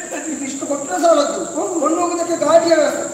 ಆಯ್ತು, ಗಾಡಿಯ ವ್ಯವಸ್ಥೆ ಆಯ್ತು. ಗಾಡಿಯನ್ನು ಕೊಂಡೋಗಿ ಗಾಡಿಯನ್ನು ಮತ್ತೆ ಮರಳಿ ಕೊಂಡು ಇಲ್ಲಿ ಕಳಿಸಬೇಕು ಗಾಡಿ. ಹೌದು, ಗಾಡಿ ತಂದವರನ್ನು ಕಳಿಸ್ಬೇಕು. ಗಾಡಿ ಕಲಿಯಲು ಜನ ಬೇಕಾಗಿಲ್ಲ. ಹೌದು, ಗಾಡಿ ಕೊಂಡೋಗ್ಲಿಕ್ಕೆ ಜನ ಕಳಿಸ್ತೀರಲ್ಲ, ಅವರನ್ನು ಕಳಿಸ್ತೇವೆ. ಗಾಡಿ ನಮಗೆ ಆಚೆಗೆ ಹೋಗ್ಲಿಕ್ಕೆ ಬೇಕಾದ್ರೆ ಅವನನ್ನು ಕಳಿಸುದು ಗಾಡಿಯಲ್ಲಿ, ಅದು ನಿಮಗೆ ನಡೀಲಿಕ್ಕೆ ಕೊಡುದಿಲ್ಲ. ನೀವು ಬಣದ ದಾರಿದ್ರ್ಯ. ಚಿನ್ನದ ಹಾಗೆ ಕಾಣುದು ಮಗ, ಚಿನ್ನದ್ದಲ್ಲ ಅದು. ಅದು ಚಿನ್ನದ್ದಲ್ಲ, ಅದು ಒಪ್ಪ. ಹಾಗೆ ಹೇಳಿ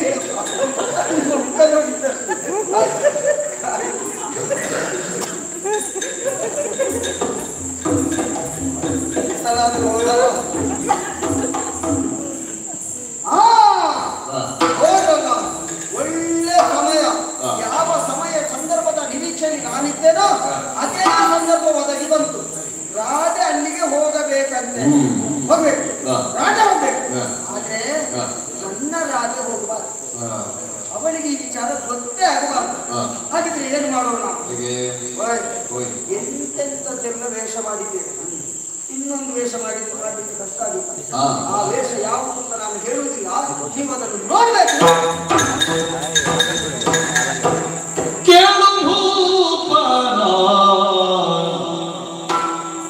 ಪೇಳುವ ವಚನವನು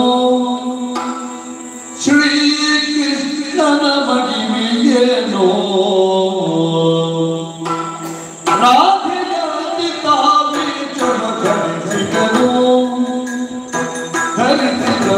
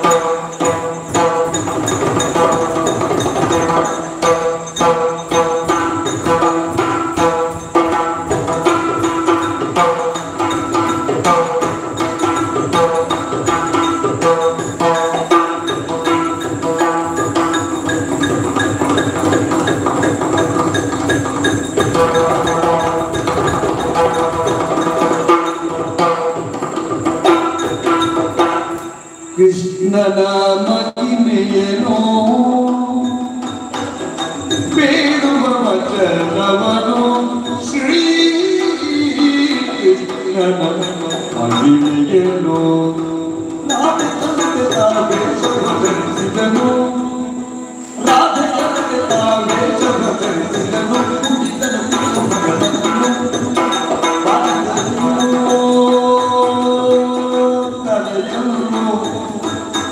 ಪಾದದ ತಲೆಯನ್ನು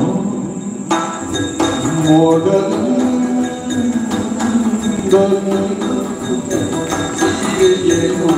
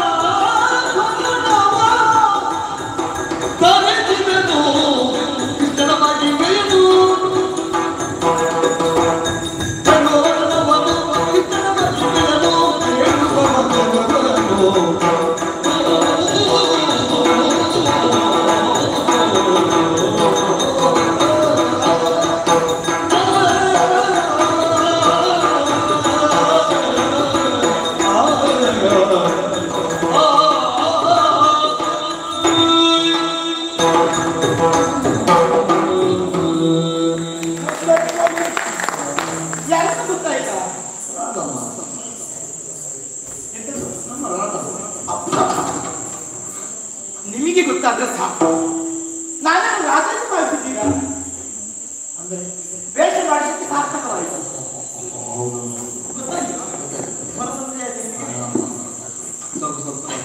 ಆವಾಗ ತಪ್ಪು ತಪ್ಪು ನಡೆಸುತ್ತಾರೆ ನಿಮ್ಮಲ್ಲಿ ಮಾತಾಡಬೇಕು ನಾನಲ್ವ ಮತ್ತೆ ಎಂತದ್ದು ಹೇಳ್ತೀರಿ?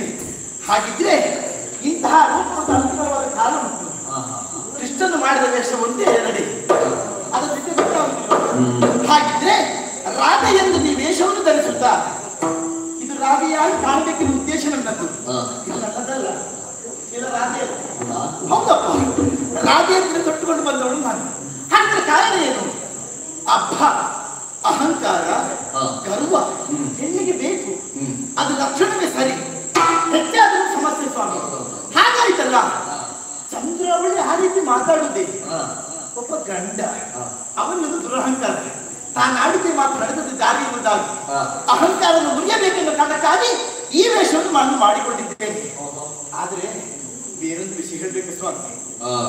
ಕೃಷ್ಣನ ಮಹಿಮೆಯನ್ನು ಹೇಳುವುದಕ್ಕೆ ಪ್ರಪಂಚದಲ್ಲಿ ಯಾರ್ಯಾರು ಸಾಧ್ಯ ಉಂಟಾ? ಹೌದು. ಹಾಗಿದ್ರೆ ಕೃಷ್ಣನಿಗೆ ಕೃಷ್ಣನೇ ಸರಿ, ತಪ್ಪಲ್ವಲ್ಲ? ಹಾಗೆ ನಾನೇನು ಮಾಡುವುದು ಅಂತ ಯೋಚನೆ ಮಾಡಿದಾಗ ಕೆಲವೊಂದು ಹೆಣ್ಮಕ್ಕಳಿದ್ದಾರೆ. ಎಂತದ್ದು ಹೇಳ್ತೀನಿ, ಸ್ತ್ರೀವೇಷ ಬೇಕಾ? ಏನು ಸ್ವರದ್ದೇ ಸಮಸ್ಯೆ. ಯಾರು ಅಪ್ಪ, ನಾನು 7 ಸ್ವರದಲ್ಲಿ ಮಾತಾಡಿ ಅಭ್ಯಾಸ ಸ್ವಾಮಿ. ಈಗ ನಾನು ಹೆಣ್ಣಿನ ಸ್ವರದಲ್ಲಿ ಮಾತಾಡಬೇಕಂದ್ರೆ ತುಂಬಾ ಕಷ್ಟ. ಗೊತ್ತಾದ್ರು ಇನ್ನೂ ತಿಳಿಸ್ಬೇಕು. ಗೊತ್ತಾಯ್ತು ನಿಮಗೆ ಯಜಮಾನ್ರೆ ಅಂತ ಕರೆದ್ರೆ ಯಾರು ಗೊತ್ತಾಗ್ತಿಲ್ಲ. ಹಾಗಂತೇಳಿ ವೇಷಕ್ಕೆ ಸರಿಯಾದ ಸ್ವರ ಬೇಕು, ಆಮೇಲೆ ಆಭರಣವನ್ನು ಬೇಕೇ ಬೇಕು. ಸೀರೆಯನ್ನು ಉಟ್ಟುಕೊಂಡದ್ದಾಯ್ತು, ಆಭರಣ ಎಲ್ಲಿಗೆಲ್ಲ ಬೇಕಾ ಅದನ್ನೆಲ್ಲ ಹಾಕಿಕೊಂಡಿದ್ದೇನೆ. ಹಾಗಿದ್ರೆ ಇಷ್ಟೇ ಸಾಕಾಗುತ್ತದೆ. ಇದೇ ಸ್ವಲ್ಪ ಕಷ್ಟ. ಅದು ನನ್ನಲ್ಲಿದ್ದಲ್ಲಿ ಹೀಗೆ ಅಲ್ವಾ, ಇದು ಸ್ವಲ್ಪ ಹಿಂದಕ್ಕೆ ಬಾಗುವುದು. ಕಾರಣ ಏನು? ಈ ಜಡೆ ಇದಕ್ಕೆಲ್ಲ ಏನೆಲ್ಲ ಆಭರಣ ಬೇಕು ಎಲ್ಲ ಹಾಕಿಕೊಂಡಿದ್ದೇನೆ. ಅದೇ ಸ್ವಲ್ಪ ಹಿಂದಕ್ಕೆ ಇಳೀತಾ ಉಂಟು. ಏನೇ ಇರಲಿ, ನೋಡುವವರಿಗೆ ನಾನು ರಾಧಿಯಂತೆ ಕಾಣುತ್ತಾ ಇದ್ದೇನೆ ಸ್ವಾಮಿ. ಹೊರಗೆ ಮಾತ್ರ ಹೀಗೆ, ಒಳಗೆ ಬೇರೆ. ನನಗೆ ಮಾತ್ರ ಗೊತ್ತಿರಲಿ. ಇಲ್ಲೇ ಮಾತಾಡ್ತಾ ಕಾಲಹರಣ ಮಾಡುವುದಲ್ಲ, ನೇರವಾಗಿ ಹೋಗಬೇಕಂತಲ್ಲಿಗೆ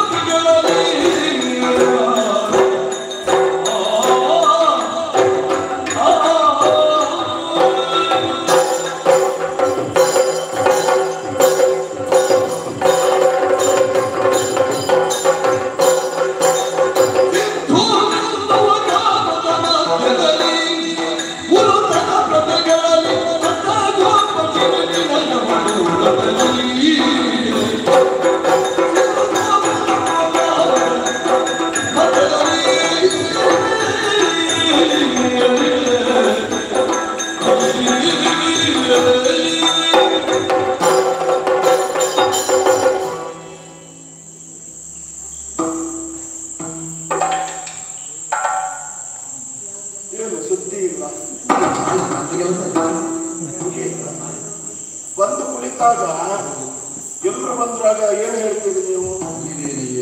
ಅದೇನು ನನಗೆ ಹೇಳಿಲ್ಲ ಅಂತ ಕಾಣುದಿಲ್ಲ.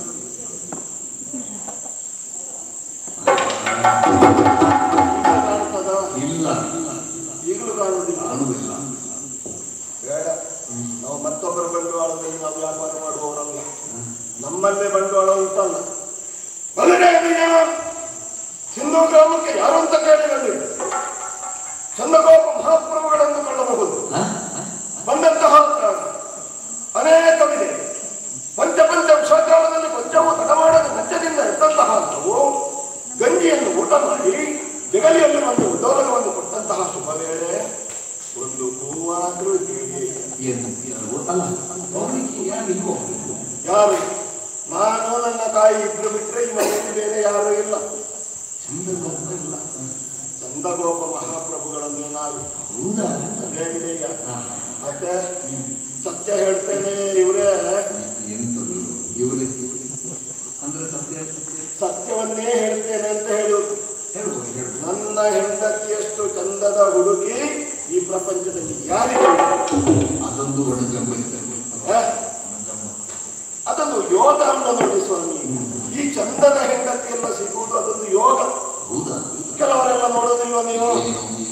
ಗಂಡ ಚಂದ ಇರ್ತಾರೆ, ಹೆಂಡತಿ ಒಂದು ಹಲ್ಲು ಇದು ಇಲ್ಲದ್ರೆ ಕಣ್ಣು ಸರಿ ಇಲ್ಲ, ಕುರೂಪಿಯಾದ ಹೆಂಡತಿ. ನಮಗೆ ಹಾಗಲ್ಲ. ನಾನಾದ್ರೂ ಮನ್ಮಥನ ಹಾಗೆ ಇರುವವ. ಮನ್ಮಥ ನೋಡಿ ಮೀಸೆ ಕಾಣಿಸಲ್ಲ. ಎಂತ ಮೀಸೆ? ಮೀಸೆ ಇಲ್ಲ. ಇದೇ ಮೀಸೆ ಇಟ್ಟವ ಮೊದಲೊಬ್ಬ ಅರೆಸ್ಟ್ ಆಗಿದ್ದವು. ಮತ್ತೆ ಈ ಮೀಸೆ ಬಿಟ್ಟ ಬೇರೆ ಯಾರಿಗೂ ಇಲ್ಲ. ಅದು ಯಾಕೆ ಅಷ್ಟೇ ಬಿಟ್ಟದ್ದು? ಹೆಚ್ಚು ಬಿಟ್ಟರೆ ಈ ಮುಖದ ಅಲಂಕಾರ ಕೆಟ್ಟು ಹೋಗ್ತದೆ. ಅದು ನಮ್ಮ ಕ್ರಮ ಹಾಗೆ ಸ್ವಾಮಿ. ನಾವೆಲ್ಲ ಯಾರು? ಗೊಲ್ಲರು. ಹಾಗೆ ಗೊಲ್ಲರಿಗೆಲ್ಲ ಈ ಕ್ರಮ ಉಂಟು, ನಿಮಗೆಲ್ಲ ಈ ಕ್ರಮ ಗೊತ್ತಿರ್ಲಿಕ್ಕಿಲ್ಲ. ನಾನೊಬ್ಬನೇ. ಇಡೀ ಸಿಂಧೂ ಗ್ರಾಮಕ್ಕೆ ನಾನೊಬ್ಬ ಸಾಕು ಸ್ವಾಮಿ. ನನ್ನ ಪರಾಕ್ರಮದ ಬಗ್ಗೆ ಕೇಳಿದ್ರೆ ಕಾಲ ಕಾಲಕ್ಕೆ ಸರಿಯಾಗಿ ಮಳೆಯಾಗ್ತದೆ. ಹೇಗೆ? ಚಂದ್ರಗೋಪ ಮಹಾರಾಜ ಇದ್ದಾನೆ, ಕಾಲ ಕಾಲದಲ್ಲಿ ಸರಿ ಮಳೆ ಆಗಲಿಲ್ಲ ಅಂತ ಆದ್ರೆ ಅವನಿಗೆ ಸಿಟ್ಟು ಬಂದಿತ್ತು. ಹೀಗೆ ದೇವೇಂದ್ರ ಹೆದರಿ ಮಳೆ ಸುರಿಸುವುದು. ಅಷ್ಟು ನಮ್ಮದು ಸ್ವಾಮಿ. ನಮ್ಮ ಇಂಥ ಗ್ರಾಮ ಇದ್ದ ಕಾರಣವೇ ದೇಶಕ್ಕೆ ಹೆಸರು ಬರುವುದು. ನಮ್ಮ ಗ್ರಾಮವೇ ದೊಡ್ಡದು. ಏನೇ ಇದ್ರೂ ಕೂಡ ಒಂದು ಬೇಸರ ಉಂಟು ಸ್ವಾಮಿ. ಏನು? ಸಂತಾನ ಇಲ್ಲ. ಸಂತಾನ ಇಲ್ಲ. ಯಾಕೆ ಅಂತ ಹೇಳಿದ್ರೆ ದೇವರಾಣೆ ಹೇಳ್ತೇನೆ, ನನ್ನ ಅಮ್ಮ ಅವಳನ್ನು ಬಿಡ್ಲಿಕ್ಕೆ ಇಲ್ಲ. ಮತ್ತೆ ಹಾಗೆಲ್ಲ ಮುಟ್ಟಬಾರದು. ಹೆಂಡತಿಯನ್ನು ಹಾಗೆಲ್ಲ ಮುಟ್ಟಿದ್ರೆ ಸೌಂದರ್ಯ ಹಾಳಾಗ್ತದೆ. ಸೌಂದರ್ಯ ಉಳಿಬೇಕು. ಹೆಂಡತಿಯನ್ನು ಮುಟ್ಟಬಾರದು. ನೋಡಬೇಕು, ಬರಬೇಕು. ಅಲ್ಲಿದ್ರೆ ಆಗ್ತದೆ ಸ್ವಾಮಿ. ನನಗೆ ಹೆಂಡತಿ ಬೇಡುವ ತಾಯಿ ಮನೆಯಲ್ಲಿ ಹೆಚ್ಚು ಹೇಳ್ತೇನೆ ಸ್ವಾಮಿ. ನನ್ನಮ್ಮ ನನ್ನ ಹೆಂಡತಿಯನ್ನು ನನ್ನ ಜೊತೆಯಲ್ಲಿಯೂ ಮಲಗಲಿಕ್ಕೆ ಬಿಡುವುದು. ನನ್ನ ಹೆಂಡತಿರೋದು ನನ್ನ ಅಮ್ಮನ ಜೊತೆಯಲ್ಲಿ. ಅವರಿಗೆ ಏನು ಉದ್ದೇಶವೋ ಏನು ಅಂತ ಗೊತ್ತಿಲ್ಲ. ಅಂತೂ ಅಪ್ಪ ಮನೆ ಬಿಟ್ಟು ಹೋಗಿದ್ದಾರೆ. ಯಾವ ಉದ್ದೇಶ ನನಗೆ ಗೊತ್ತಿಲ್ಲ. ಆದ್ರೆ ಒಂದು ಸ್ವಾಮಿ, ಅಜಾತ ಶತ್ರು ಅಂತ ಹೇಳಿದ್ರೆ ಚಂದ್ರಗೋಪ ಶತ್ರುಗಳೇ ಇಲ್ಲ. ಹಾಗೆಂತ ನನಗೊಬ್ಬ ಶತ್ರು ಇದ್ದಾರೆ. ನಂದಗೋಕುಲದಲ್ಲಿ ಕೃಷ್ಣ ಅಂತ ಹೌದು ಸ್ವಾಮಿ. ನಮ್ಮ ಜಾತಿಯ ಮರ್ಯಾದೆ ತೆಗೆಯುವ ಕಳ್ಳತನ ಮಾಡು, ಹೆಣ್ಣು ಮಕ್ಕಳಿದ್ದಲ್ಲಿಗೆ ಹೋಗು, ಹಾಳು ಮೊಸರು ಕಲಿಯುವುದು. ಈ ಕಲಿಯುವುದೆಲ್ಲ ಒಳ್ಳೇದ? ನಮ್ಮ ಕುಲಕ್ಕೆ ಹಾಳು ಹೆಸರು ಅಲ್ವ? ಅವನನ್ನು ಪ್ರಪಂಚದಲ್ಲಿ ಎಲ್ಲರೂ ದೇವರು ದೇವರು ದೇವರು ಅಂತ ಕೊಂಡಾಡ್ತಾರೆ. ನಮ್ಮನ್ನು ಏನು ಹೇಳುವುದು? ಏನು ದೇವರವ? ಯಾರಿಗೆ? ಬ್ರಹ್ಮಾಂಡ. ನಿಮಗೆ ಗೊತ್ತಿಲ್ಲ ಸ್ವಾಮಿ. ನನ್ನ ಆಗಿರುವ ಒಬ್ಬ ಸಂಶೋಧಕನಲ್ಲಿ ನೀವು ಕೇಳಿ ಸತ್ಯ ಘಟನೆ ಏನು ಅಂತ. ನಾವು ಸಂಶೋಧನೆ ಮಾಡಿದ್ದೇವೆ. ಬಾಯಲ್ಲಿ ಬ್ರಹ್ಮಾಂಡ ತೋರಿಸಿದ್ದಲ್ಲ. ಶನಿ ಪೂಜೆ ಎಳ್ಳುಳ್ಳ ತಂದಿದ್ರ ಅದನ್ನು ತೆಗೆದು ಬಾಯಿಗೆ ಹಾಕಿದ. ಈ ಎಳ್ಳಿನಲ್ಲಿ ಹೊಯ್ಗೆ ಜಾಸ್ತಿ ನೋಡಿ. ಆಗ ಬಲಭದ್ರ ಹೇಳಿದಂತೆ ತಮ್ಮ ಎಳ್ಳುಂಡೆ ತಿಂದ. ಯಶೋಧ ಮಾತೆ ಬಂದ್ರ ಸರಿ ಬಾಯಿ ಅಂತ ಹೇಳಿ ತೆಗೆಯುವಾಗ ಈ ಕಪ್ಪು ಮತ್ತು ಹೊಯ್ಗೆ ಫಲ ಫಲ ಫಲ ಫಲ ಬ್ರಹ್ಮಾಂಡ ಬ್ರಹ್ಮಾಂಡ ಅಂತ ಹೇಳಿ ಅದು ಎಳ್ಳುಂಡ ಸ್ವಾಮಿ. ಅದು ಎಳ್ಳುಂಡೆ ಬೇಡ ಬಿಡಿ, ನಿಮ್ಮಲ್ಲ ಬೇರೆ ಏನು ಧನಂದಾರಿ ಕೆಲಸ ಮಾಡಿದ್ದಾನೆ ಅವ ಮಾಡೋದು ವಿಷದ ಹಾವು ನೀರಿನಲ್ಲಿ ಅಲ್ಲ. ವೈಶಾಖದಲ್ಲಿ ಎಲ್ಲಾ ಕಡೆಯಲ್ಲೂ ನೀರ ಕೆರೆಯಲ್ಲಿ ಬಾವಿಯಲ್ಲಿ ಬತ್ತಿ ಹೋಗಿತ್ತು. ಹೊಳೆಯಲ್ಲಿ ಒಂದು ಹಳ್ಳದಲ್ಲಿ ಸ್ವಲ್ಪ ನೀರಿತ್ತು. ಈ ಮೀನು ಕಪ್ಪೆ ಇದನ್ನೆಲ್ಲ ತಿಂದಂತಹ ಒಂದು ಒಳ್ಳೆ ಹಾವು ಅಂತ ಉಂಟು ನೋಡಿ. ಒಳ್ಳೆ ಹಾವು, ನೀರು ಹಾವು. ಆ ನೀರು ಹಾವು ಎಲ್ಲ ಬಂದ್ರೆ ಈ ಹೆಂಗಸರು ಬಟ್ಟೆ ತೊಳೆಯುವಾಗ ಅಂತ ತಲೆ. ಆಗ ಹೆಂಗಸರೆಲ್ಲ ಬೊಬ್ಬೆ ಹಾಕಿದ್ರು ಹಾವು ಹಾವು ಹಾವು ಹಾವು ಹಾವು. ಇವ ಹುಡುಗಲ್ವಾ, ಇವನಿಗೆ ಏನು ಅಂತ ಗೊತ್ತುಂಟ. ಓಡಿ ಬಂದ ಹಾವನ್ನು ಇಟ್ಕೊಂಡು ಇದನ್ನೆಲ್ಲ ನೋಡಿದ್ರು ಕಾಳಿಂಗ ಬರ್ತಾನೆ. ಏನಿಲ್ಲ, ಅದು ಹಾವನ್ನು ಹಿಡಿದದ್ದು ಒಳ್ಳೆ ಹಾವನ್ನು. ನನಗೆ ಗೊತ್ತಿಲ್ಲ, ಸಂಶೋಧಕ ನಾನಲ್ವ. ಗೋವರ್ಧನ ಪರ್ವತವನ್ನು ಕಿರುವೆರೆ ನೀವು ನೋಡಿದ್ದೀರಾ? ನೋಡ್ಲಿಲ್ಲ. ನನ್ನಲ್ಲಿ ಕೇಳಿ, ಹತ್ತಿರದಿಂದ ಹೋಗಿ ನೋಡಿದವ ನಾನು. ಒಬ್ಬ ಮನುಷ್ಯನಿಗೆ ಪರ್ವತವನ್ನು ಎತ್ತಲಿಕ್ಕಾಗ್ತದ? ಗೋವುಗಳನ್ನು ಮೇಯಿಸುತ್ತಾ ಹೋದಾಗ ಮಳೆ ಬಂತು. ಇನ್ನು ಮಳೆಯಿಂದ ರಕ್ಷಣೆ ಪಡಿಬೇಕಲ್ಲ. ಗೋವರ್ಧನಗಿರಿಯ ಬದಿಯಲ್ಲಿ ಮೆಲ್ಲ ನಿಂತುಕೊಂಡ. ಈ ಇಲಿ ಹೆಗ್ಗಡೆ ಎಲ್ಲ ಅಲ್ಲಿ ಕೊರೆದು ತೂತು ಮಾಡಿ, ಈ ತೂತಿನಲ್ಲಿ ನೀರು ಬಂದು ನೀರು ಇವನ ತಲೆಗೆ ಪೊಂಕು ಪೊಂಕು ಪೊಂಕು ಅಂತ ಬೀಳ್ತಾ ಇತ್ತು. ನೀರು ಎಲ್ಲಿಂದ ಬರ್ತದೆ? ಈಗ ನೋಡಿದ ಮೆಲ್ಲ ಕಿರುಬೆರಳನ್ನ ಆ ತೂತಿಗೆ ಇತ್ತ. ಈ ನೋಡಿದವರು ಏನು ಹೇಳಿದ್ರು? ಗೋವರ್ಧನ ಗಿರಿಯನ್ನೇ ಕಿರುಬೆರಳಿನಲ್ಲಿ ಸತ್ಯ ಹೇಳ್ತೇನೆ, ನಿಮ್ಮ ಮನೆಯಲ್ಲಿ ಊಟ ಮಾಡಿದ ತಟ್ಟೆಯನ್ನು ನೀವು ಎತ್ತುತ್ತೀರ. ನಿಮ್ಮ ಮನೆಯಲ್ಲಿ ನೀವು ಊಟ ಮಾಡಿದ ತಟ್ಟೆಯನ್ನು ನಿಮಗೆ ಎತ್ತಲಿಕ್ಕೆ ಆಗುವುದಿಲ್ಲ. ಮತ್ತೆ ಒಬ್ಬ ಮನುಷ್ಯ ದೇವರು ಅಂತ ಹೇಳಿಕೊಂಡು ಗೋವರ್ಧನ ಗಿರಿಯನ್ನು ಎತ್ತಲಿಕ್ಕೊಂಡ. ಎಲ್ಲ ಸುಳ್ಳು. ಬೇಡ, ವಿಷದ ಹಾವು ಬೇಡ, ಬೇಡ. ವಿಷ ಸ್ತ್ರೀ ಕೂತನಿಯನ್ನು ಅದೊಂದು ಬೇಸರ ಉಂಟು ಸ್ವಾಮಿ. ಕೊಂದದ್ದಕ್ಕೆ ಬೇಸರ ಅಲ್ಲ, ಅದು ಕೊಂದದ್ದಲ್ಲ. ಅವಳಾಗಿ ಆತ್ಮಹತ್ಯೆ ಮಾಡಿಕೊಂಡ. ನನಗೆ ಗೊತ್ತುಂಟು ಸ್ವಾಮಿ, ಈ ಕೂತನಿ ಯಾರು? ರಕ್ಕಸಿ ಇರ್ಬಹುದು. ಮೊದಲು ಅವಳು ನನ್ನ ಪ್ರೇಯಸಿ. ಎಷ್ಟು ಕಡೆಯಲ್ಲೆಲ್ಲ ನಾವು ತಿರುಗಾಟಕ್ಕೆ ಹೋಗಿದ್ದೇವೆ. ಕೂತನಿ ಮತ್ತು ನಾನು ನನ್ನ ಪ್ರೇಯಸಿ. ನನ್ನನ್ನೇ ಮದುವೆ ಆಗಬೇಕು ಅಂತ ತಪಸ್ಸು ಮಾಡಿದ ಹಾಗೆ ಕಾದು ಕುಳಿತವಳವಳು. ಒಂದು ದಿವಸ ನಂದಗೋಕುಲದಲ್ಲಿ ಬಂದ ಬರುವಾಗ ಮಾಳಿಗೆಯಲ್ಲಿ ಇವ ನೋಡಿದ. ಇವನ ಬಗ್ಗೆ ಅಪಪ್ರಚಾರ ಉಂಟಲ್ಲ, ಚಂದದ ಹೆಣ್ಣು ಮಕ್ಕಳನ್ನು ನೋಡಿದವ ಬಿಡುವುದಿಲ್ಲ. ಕೂತನಿಯಷ್ಟು ಚಂದದ ಹುಡುಗಿಯರು ಪ್ರಪಂಚದಲ್ಲಿಲ್ಲ. ಮತ್ತೆ ನಾನು ಚಂದ ಅಲ್ವಾ? ಅದಕ್ಕಲ್ವ ಚಂದ ಗೋಪ ಅಂತ ಹೆಸರಿಟ್ಟದ್ದು. ಈ ಕೂತನಿಯನ್ನು ನೀವು ನೋಡಿದ್ನ? ಕೂತನಿ ಅವನನ್ನು ನೋಡಿದ್ನ? ಭಯ ಶುರುವಾಯಿತು. ಭಯ ಪ್ರಾರಂಭ ಆಗಿ ಇನ್ನು ಈ ಕೃಷ್ಣ ಇಲ್ಲ ಆದ್ರೂ ಬಂದು ನನ್ನ ಚೀಲದಲ್ಲಿ ಹಾಳು ಮಾಡ್ತಾನೋ. ಚೀಲ ಅಲ್ಲ, ಚೀಲ ನೆಲೆ ಇಟ್ಕೊಂಡು ಶೀಲ, ತನ್ನ ಶೀಲವನ್ನು ಎಲ್ಲಿ ಕೃಷ್ಣ ತೆಗೀತಾನೋ ಅಂತ ಹೇಳಿ ಆ ಕೂತನಿ ಹೋಗಿ ಆತ್ಮಹತ್ಯೆ ಮಾಡಿಕೊಂಡು, ಆತ್ಮಹತ್ಯೆ ಮಾಡಿದ ಮೇಲೆ ಇವಾಗ ಹತ್ತಿರ ಹೋಗಿ ನೋಡಿದಾಗ ಇವರು ಹೇಳಿದ್ರು ಕೂತನಿಯನ್ನು ಕೊಂದ. ಕೂತನಿ ಅದೊಂದು ಹಾಗೆ ಉಂಟು ಸ್ವಾಮಿ, ನನಗೆ ನನ್ನ ಪ್ರೇಯಸಿಯನ್ನು ಕೊಂದದ್ದು. ದಿನ ಬರಲಿ ಅಂತ ಕಾಯ್ತಾ ಇದ್ದೆ.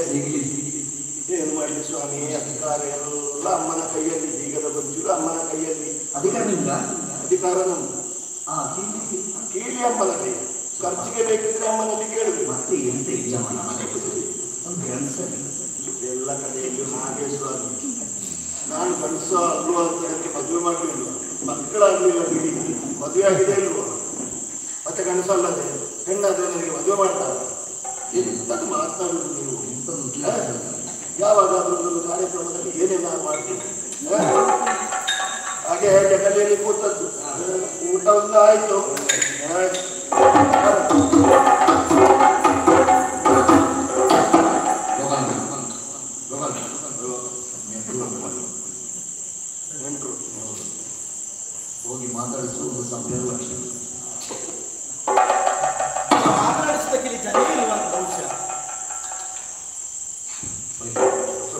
ಅವರನ್ನೆಲ್ಲ ಮಾತನಾಡಿಸ್ಲಿಕ್ಕೆ ಆಗುದಿಲ್ಲ ಈಗ. ಗೊತ್ತಾಯ್ತು ನನ್ನ ದೊಡ್ಡ ಹೆಂಡತಿ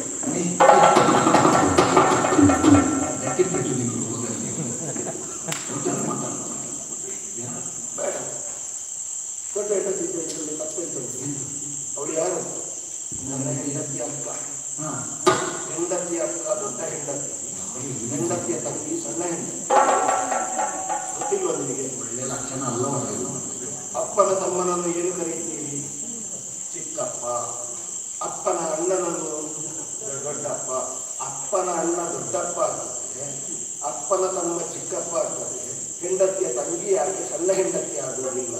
ಅಕ್ಕ ಯಾಕೆ ದೊಡ್ಡ ಹೆಂಡತಿ ಆಗುವುದಿಲ್ಲ? ಸಂಶೋಧನೆ ಮಾಡಬೇಕು ಸ್ವಾಮಿ, ಸಂಶೋಧನೆ. ಈಗೀಗ ಆದದ್ದು ಅದೇ, ಸಂಶೋಧನೆ ಮಾಡುವುದಿಲ್ಲ. ಒಬ್ರು ಏನು ಮಾಡಿದ್ರು ಅದನ್ನೇ ಇವರು ಒಂದು ಮಾಡುವುದು. ಸಂಶೋಧನೆ ಮಾಡಬೇಕು.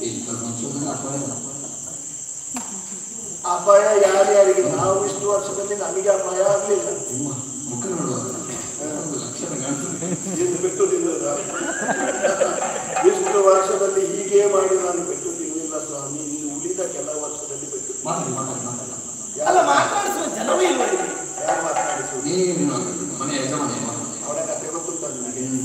ಇವಳಿಗೆ ಮದುವೆ ಆಗಿದೆ, ಮದುವೆ ಆಗಿದೆ. ಅವಳ ಗಂಡ ಉತ್ತಂಡ ಅಂತ ಹೆಸರು.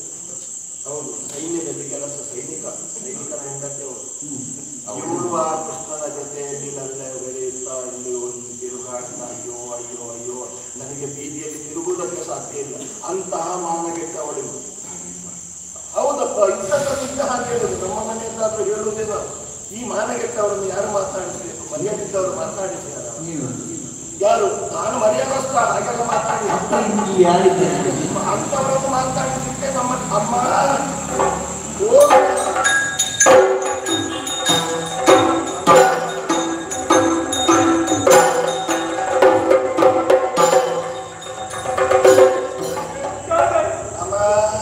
ಬೆಳಗಾವಿ ಎತ್ತ ಒಂದಿಷ್ಟು ಸಂಘಗಳನ್ನು ಉಂಟ ಜಗಲಿಯಲ್ಲಿ ಕೂತು ಯಮ ಯಮ ಯಮ ನನ್ನನ್ನು ಕೊಂಡು ಹೋಗ್ಲಿಕ್ಕೆ ಬರೋದು.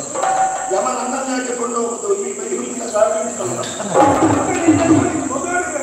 ಮನೆಗೆ ಯಾರು ಬರ್ತಾರೆ, ಯಾರು ಹೋಗ್ತಾರೆ, ಯಾವುದನ್ನಾದ್ರೂ ನೋಡ್ಬೇಕು ಬೇಡುವ? ನೋಡ್ತಾ ಇರ್ತೇನೆ, ಇನ್ನು ನೋಡ್ಲಿಕ್ಕಿಲ್ಲ, ಇನ್ನು ನೋಡ್ತೇನೆ. ಊಟಕ್ಕಾಯ್ತಾ? ಊಟಕ್ಕಾಯ್ತು. ಇಲ್ಲಿಗೆ ನೆಂಟರು ಬಂದಿದ್ದಾರೆ. ಅಯ್ಯೋ, ಬೇರೆ ಉಗುರು ಬೆಳೆಸಿದ ಮಗ ಇದನ್ನು ಹಾರ ಕೊಟ್ಟು ತೆಗಿದೆ. ಉಗುರು ತೆಗಿಬಾರ್ದು, ಕೆರಿಲಿಕ್ಕೆ. ನೋಡಿ ನೋಡಿ,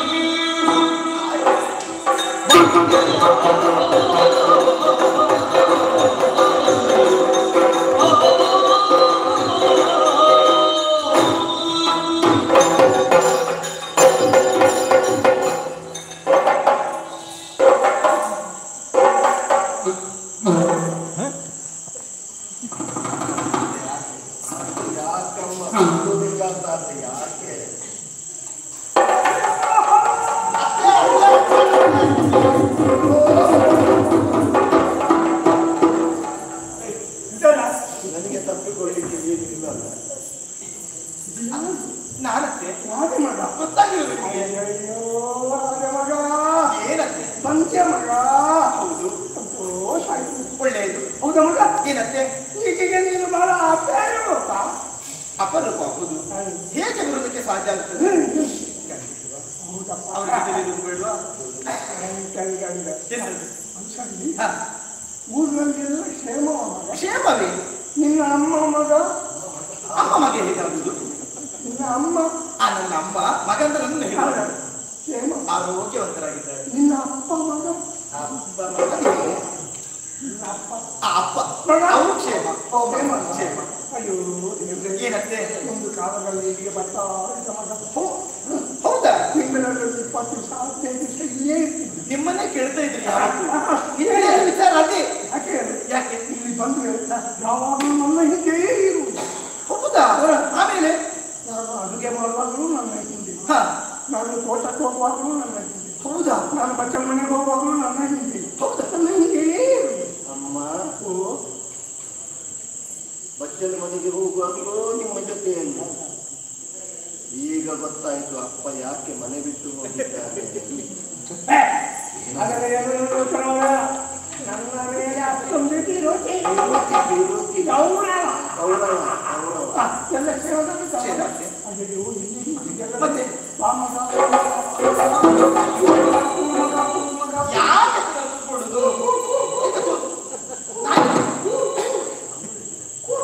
ಮತ್ತೆ ನಮ್ಮ ವೃತ್ತಿ ಚಂದಿದ್ದಾರೆ.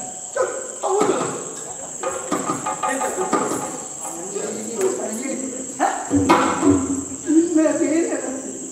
ಅವರಿಗೆ ಸರಿ ಇಲ್ವಾ? ಹಾಗೇನಲ್ಲ. ಮತ್ತೆ ಅವಾಗ ನೋಡಿದ್ರು ಅಕ್ಕ ಅಕ್ಕ ಮೊನ್ನೊಂದು ಸೇವೆ ಆಯ್ತು.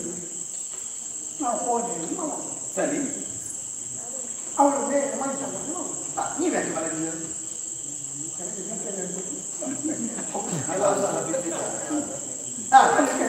ಸರಿ. ಇವರು ಮುಖ್ಯನಾದ ಹೊತ್ತು ತಿಳಿಯಲಿಲ್ಲ ಬ್ರಹ್ಮ ಬಿದ್ದು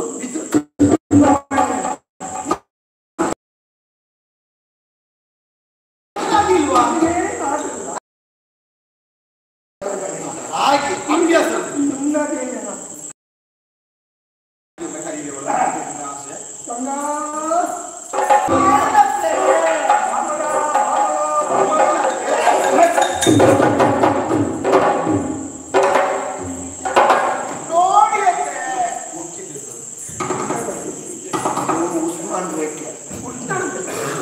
ಉಸ್ಮಾನ್ ರೇಖೆ ಆಗಿನ ಕಾಲದಲ್ಲಿ ರಾಮಾಯಣದಲ್ಲಿ ರಾಮನ ತಮ್ಮರು ಗೆರೆ ಹಾಕಿ ಹೋಗಿದ್ದಾನಲ್ಲ ಸೀತೆಗೆ, ಅದು ಉಸ್ಮಾನ್ ರೇಖೆ. ಲಕ್ಷ್ಮಣ ರೇಖೆ ಗೊತ್ತಾಯ್ತು. ಮುಂದೆ ಬರಬೇಡ, ಅವಳಿಗೆ ಬರು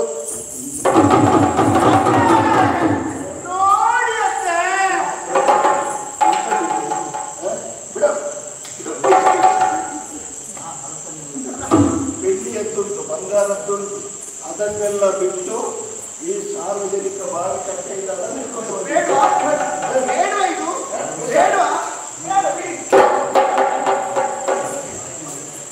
ಬೆಳ್ಳಿದುಂಟ ಉಂಟು, ಚಿನ್ನದುಂಟ ಉಂಟು. ಯಾರು ನಿನ್ನ ಅಪ್ಪ ಮಾಡಿದ್ದ? ಇದನ್ನೇ ನಾನು ಮಾಡಿದ್ದು ಗೊತ್ತಿದೆ ನಿಮಗೆ. ಅದನ್ನೆಲ್ಲ ಕೆಲಸ ನಾನೇ ಮಾಡಿ ಬಟ್ಟೆ ಒಗಿಬೇಕು, ಪಾತ್ರೆ ತೊಳೆಯಬೇಕು, ಅಡುಗೆ ಮಾಡಬೇಕು, ಕಸ ಗುಡಿಸಬೇಕು. ನನ್ನ ಕರುಣೆ ನನ್ನ ಮೇಲೆ ಯಾರಿಗೂ ಕರುಣೆ ಇರುವಂತೆ.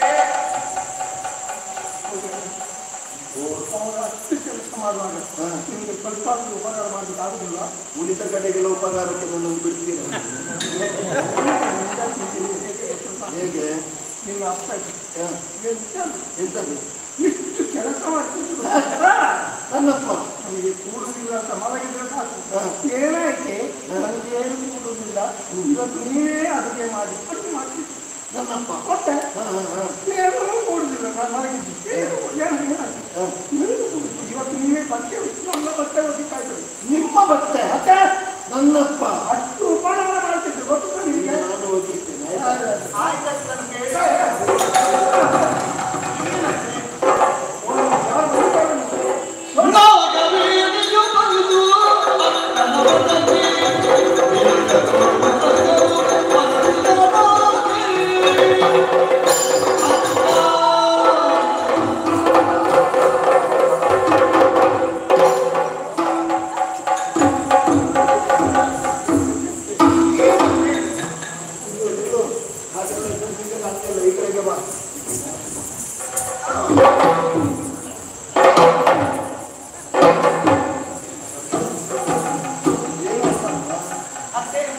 ಸಾವರಿಸಿಕೊಳ್ಳಿ ಅಂತ ಹೀಗೆ ಸಾವು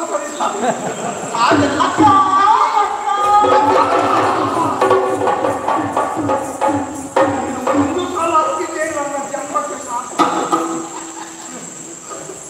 ಅಕ್ಕ ಇಂಥದ್ದು ಕೆಲಸ ಒಂದು ವರ್ಷ ನೋಡ ಹೌದಲ್ಲ ನನ್ನ ಕಾಣಬೇಕಿರುವಂತಹ ಉದ್ದೇಶಕ್ಕೆ ಬೇಕಾಗಿ ಬ್ರಾಹ್ಮಣರನ್ನು ಕಳಿಸಿಕೊಟ್ಟಿದ್ದೆ. ಹೌದು, ಬ್ರಾಹ್ಮಣರು ಬಂದ್ರ ಹೌದಾ? ಬ್ರಾಹ್ಮಣರು ಹೌದು ಇಲ್ಲಿಗೆ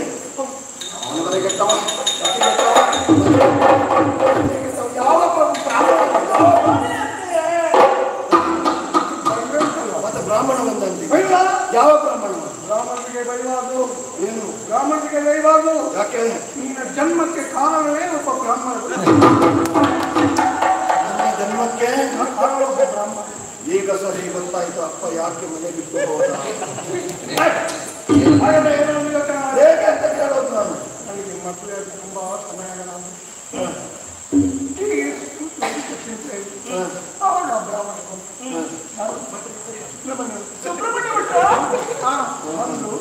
ಏನಮ್ಮ ಕೇಳ್ಯಾರು ನಾನು ವಿಷಯ ಮಾಡಬೇಡ ನಾನಿದ್ದೇನೆ. ಹಾಗೆ ಹೇಳಿದ್ರ ನಾನಿದ್ದೇನೆ ಅಲ್ಲ, ನಿಮ್ಮ ಚಿಂತೆಯನ್ನು ದೂರ ಮಾಡುವಂತ ನಾನಿದ್ದೇನೆ. ನಿಮ್ಮ ಕುಟುಂಬಕ್ಕೆ ನಾಗದೋಷ ನಾಗಮಂಡಲ ಮಾಡಿದ್ದು, ನಾಗ ಪ್ರತಿಷ್ಠೆ ಮಾಡಿದ್ದು, ಸಂಕಲ್ಪ ಮಾಡಿದ್ದು 7 ತಿಂಗಳಲ್ಲೇ ನಿನ್ನ ಜನನ. 7 ತಿಂಗಳಲ್ಲಿ ಬೇಗ ಬಂದಿದ್ದೆ. ಓ ಹಾಗೆ ಹೀಗೆ ಇಷ್ಟು ಬೇಗ ಬಂದಿದ್ದೇನೆ. ಮತ್ತೆ ಹಾಗೆ ಸುಬ್ರಹ್ಮಣ್ಯ ಭಟ್ ಇನ್ನೊಮ್ಮೆ ಬರುದೇ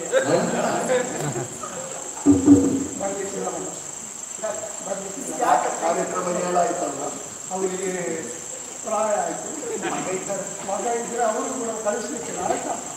ಅದು ನಾನು ಅಕ್ಕ ನನ್ನ ಕಾಡಬೇಕು ಅಂತ ಇಷ್ಟು ಆಸೆ ಇತ್ತು, ನನಗೂ ಹಾಗಲ್ಲ ಮಾತಾಡ್ಬೇಕು ಅಂತ ಇಷ್ಟು ಅವಕ್ಕೆ ಇತ್ತು. ಹೌದಾ? ಆದ್ರೆ ಆಶ್ಚರ್ಯವನ್ನೇ ಕಾಣುತ್ತಾ ಇದ್ದೀನಿ, ಯಾವಾಗ ನೀವು ಒಬ್ಬಳೆ ಬರ್ತಿದ್ದವಳಲ್ಲ. ಹೌದು, ಆ ಕಡೆ ಈ ಕಡೆ ಹೌದು. ಇವತ್ತು ಹಾಗಲ್ಲ, ಉಟ್ಟ ಬಟ್ಟೆಯನ್ನು ಓಡೋಡಿ ಬಂದಿದ್ದು. ನಿನ್ನ ಕಾಣುವ ಆಸೆಯಿಂದ ಏನೇ ಹೇಗೂ ಬಂದಿದ್ದಿ. 1 ವಾರ ಇಲ್ಲೇ ಇದ್ದು ಹೋಗ್ಬೇಕಾಯ್ತಲ್ಲ. ಎಂತದ್ದು ಹೇಳ್ತಾ ಇದ್ದೀನಿ, ನೀನೇ ನಿಲ್ಲುವಂತೆ ಹೇಳಬಹುದು. ಮನಸ್ಸು ನನಗೂ ಉಂಟು, ಆದ್ರೆ ಈಗ ಉಂಟೆ ಹಿಂದೆಯಿಂದ. ಅತ್ತೆ ನೋಡಿ ಅತ್ತೆ, ಮನೆಗೆ ಬರ್ಲಿಲ್ಲ, ಆದಷ್ಟು ಬೇಗ ಮನೆಗೆ ಹೋಗ್ಬೇಕು ಅಂತ ಹೇಳಿ. ಹೋಗಬೇಕಿಲ್ಲ ಬೇಕಿದೆ. ಏನಂತ ಯಾಕೆ ಮನೆಗೆ ಬಂದದ್ದು? ಅತ್ತೆ 20 ವರ್ಷಕ್ಕೆ ನಿಲ್ಬೋದು, ಆದ್ರೆ ಗಂಡನ್ನು ಬಿಟ್ಟಿದ್ದವಳು ನಾನಲ್ಲೂ ಅಲ್ಲ. ಏನು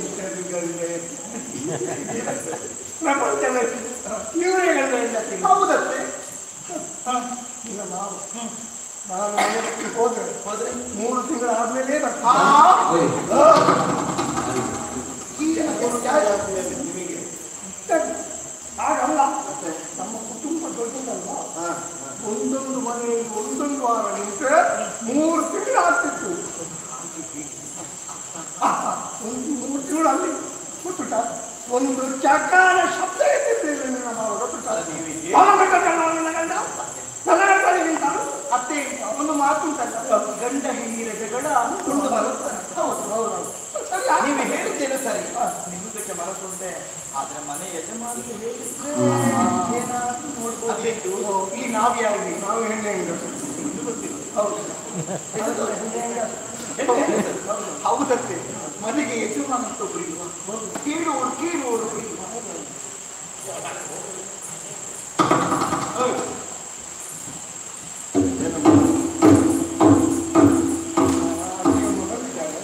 ಅವರು ಹೋಗ್ಬೇಕು ಅಂತ ಹೇಳ್ತಾ ಇದ್ದಾರೆ. ಅವರು ನಿಲ್ಲಿಸಿ ನಾನು ಹೋಗುದು ನೋಡಿ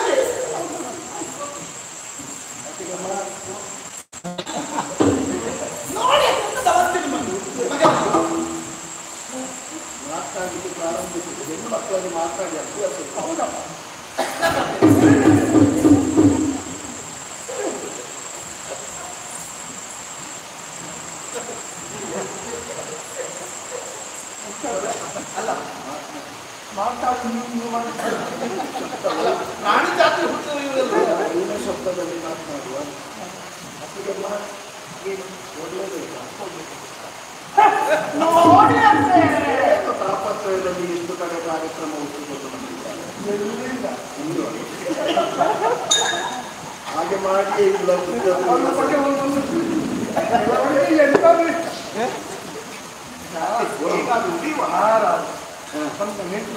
ನಾವು ನಿಲ್ತೇವೆ ಅಂತ ಹೇಳುವುದು, ಅವನನ್ನು ನಾವು ಒತ್ತಾಯ ಮಾಡಿ ನಿಲ್ಲಿ ನಿಲ್ಲಿ ಅಂತ ಹೇಳ್ತೇವೆ. ನಿಲ್ಲಿ ನಿಲ್ಲಿ ಅಂತ ಹೇಳಿದ ಮೇಲೂ ಹೋದ್ರೆ ಒಳ್ಳೆ ಪ್ರಯತ್ನ ಮಾಡಿ.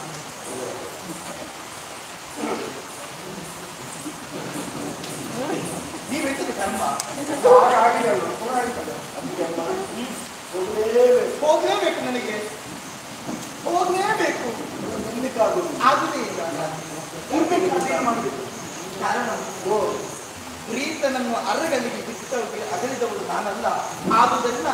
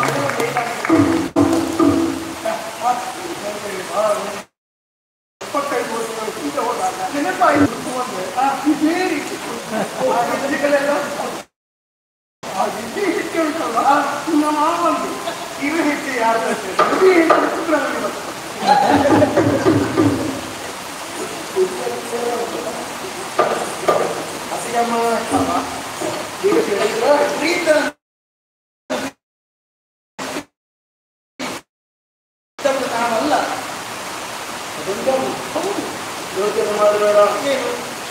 ಸತ್ಯ ಹೇಳು. ದಿವಸಕ್ಕೆ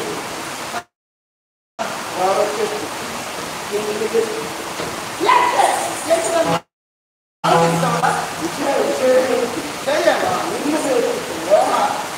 ಅವನ ಮಗನಿಗೆ ನಾನಿದ್ದೆ.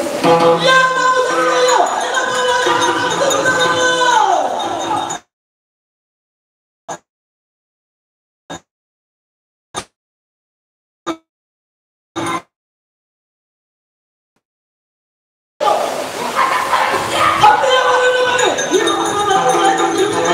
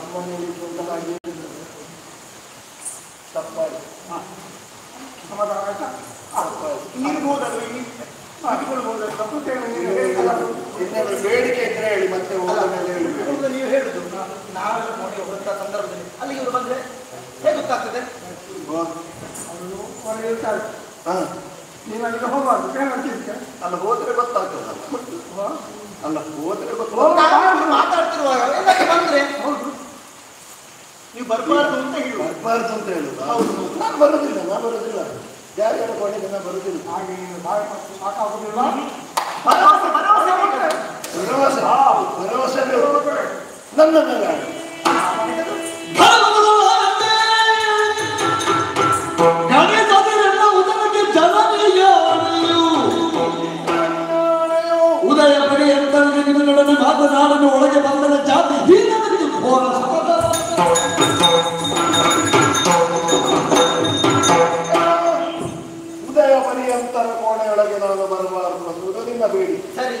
ಬರಬಾರ್ದು ತಾನೆ.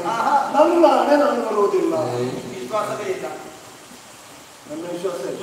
ನನ್ನ ವಿಶ್ವಾಸ ಈಗ ಯಾರಿಗೂ ಇಲ್ಲ. ಅದು ಹಾಗೆ ಮಾಡಿದ್ದೀರಿ ನೀವು.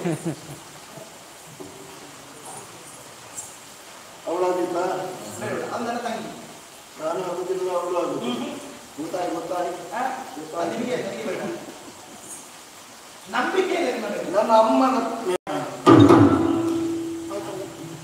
ಎಲ್ಲಿಯಾದ್ರೂ ಅಮ್ಮನ ಮಾತನ್ನು ಮೀರಿ ನಾನು ಬಂದ್ರೆ ನಾನು ಜಾತಿ ಶ್ರೀನನು.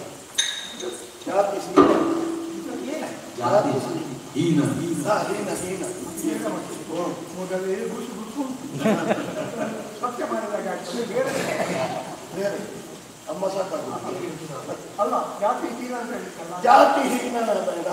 ನನ್ನ ಅಮ್ಮನ ಮೇಲೆ ಆಣೆ ಇಟ್ಟು ಹೇಳ್ತೇನೆ. ಧೈರ್ಯವಂತ ಆಯ್ತಾ? ಬಂದವರಿಗೆ ತಗೊಳ್ಳೋದು ನಡೆಯುತ್ತೆ. ದಿವಸದ ಬರುವವರಿಗೆ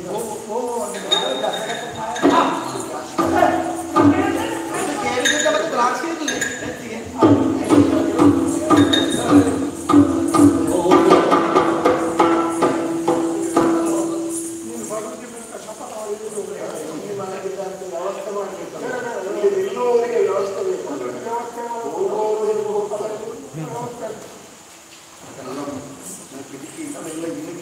ಇಣುಕಿ ನೋಡುವುದಿಲ್ಲ ಅಂತ ಹೇಳಿದ್ದೀನಿ ನಾನು. ಬೇಡ, ಈಗ ಹೋಗ್ಲಿಕ್ಕೆ ಆಗುದಿಲ್ಲ. ನಾವೇ ನೀವು ಮಲಗುವುದಮ್ಮ. ಅದು ನಮ್ಮ ನಾಯಿ ಮಲಗುವ ಜಾಗ ಅಲ್ವಮ್ಮ, ಬುಗ್ಗಿ ಮಲಗುವ ಜಾಗ. ನಾನು ಅಲ್ಲಿ ಮಲಗಿದ್ರೆ ಅದೇ ಇಲ್ಲಿ ಮಲಗುವುದು. ಚಳಿಯಾಗುವಾಗ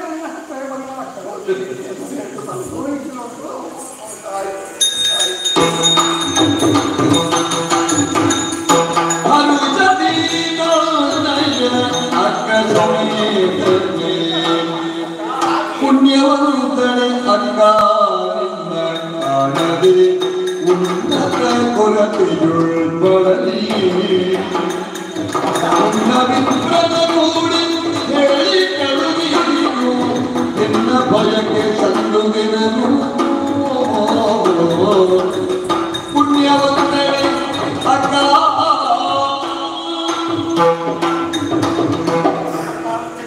ಇನ್ನನ್ನು ಕಾಣಬೇಕು ಎನ್ನುವಂತಹ ಆಸೆ ಇದ್ದವಳು ನಾನು. ಸರಿ, ಇನ್ನು ಬಡವನ್ನು ಕಾಣಬೇಕು ಹೊರಗುತ್ತಾ ಇದ್ದವು. ಆಗ ಬ್ರಾಹ್ಮಣೋತ್ತಮರು ಬಂದು ಅವರಲ್ಲಿ ವಿಚಾರವನ್ನು ಅರಿವಿ ಆ ಮುಖೀನವಾಗಿ ಮನಮಾಡಿಸಿಕೊಂಡು ಅದಕ್ಕಾಗಿ ಓಡೋಡಿಕೊಂಡು ಬಂದವಳು ನಾನು.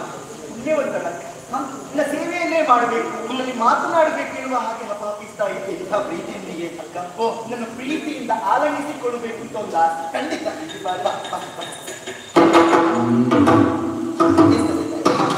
ಅಕ್ಕ ನಿನ್ನ ಶರೀರ ಯಾಕೆ ಈ ಕಠಿಣ? ಓ ಅದು ಕಥೆಯ. ನನ್ನ ಗಂಡ ಅಸುರಾಂತಕ ಬಿರುದನ್ನು ಪಡೆದವರು ದುಷ್ಟರೆಲ್ಲ ಬರುವಂತಹ ಸಂದರ್ಭದಲ್ಲಿ ನನ್ನ ಬಳಿಗೆ ಬರುವಂತ ಅಪ್ಪಿಕೊಂಡರು. ಕೈಯಲ್ಲಿ ಕಟ್ಟಿ ಕಟ್ಟಿತ್ತು ನೋಡು ಹಾಗೆ. ಅಕ್ಕ ಕಾಲು ಎನ್ನುವುದು ನಾವು ಜೊತೆಯಾಗಿ ಆಡಿ ಬೆಳೆದವರು. ಹೌದು, ನಿನ್ನ ಕಾಲಿನಲ್ಲಿ ವಿಶೇಷವಾದಂತಹ ರೇಟಿ ಕೋಟಿ. ಓ ಬದುಕುವ ಬಗ್ಗೆ ಏನು ಮಾತಾಡುದ? ಅದು ಅವರ ಹಾಕಿದ ಪಾದರಸೆ ಹೋಗಿ ನಾನು ಹಾಕ್ತೇನೆ ಹೇಗುಂಟದ್ದು ನೋಡ್ಲಿಕ್ಕೆ. ಅದು ಹಾಗೆ ಅಂಟಿಕೊಟ್ಟದ್ದು. ನಿನ್ನ ಗಂಡ ಹಾಗೆ ಹೀಗೆ ಅಂತ ಹೇಳ್ತಾ ಇದ್ದೀಯ. ಅವರಲ್ಲಿ ಏನುಂಟೆ ವಿಶೇಷ? ಅವರು ಸಾಮಾನ್ಯತೆ ಭಾವಿಸಿದ್ದೀಯಾ? ಚಂದ್ರಾವಳಿಗೆ ರಂಗನ ದಿವ್ಯ ಚಂದ್ರಾವಳಿಗೆ ಬಹು ಪುರುಷರ ಹಾಗೆ ಅವನು ಬಹು ಪುರುಷರ ಹಾಗೆ ಅವನು ಶಶಿಮುಖಿಗೆ ಶಶಿಮುಖಿಗೆ ಚಂದ್ರಾವಳಿಗೆ ರಂಗನ ದಿವ್ಯ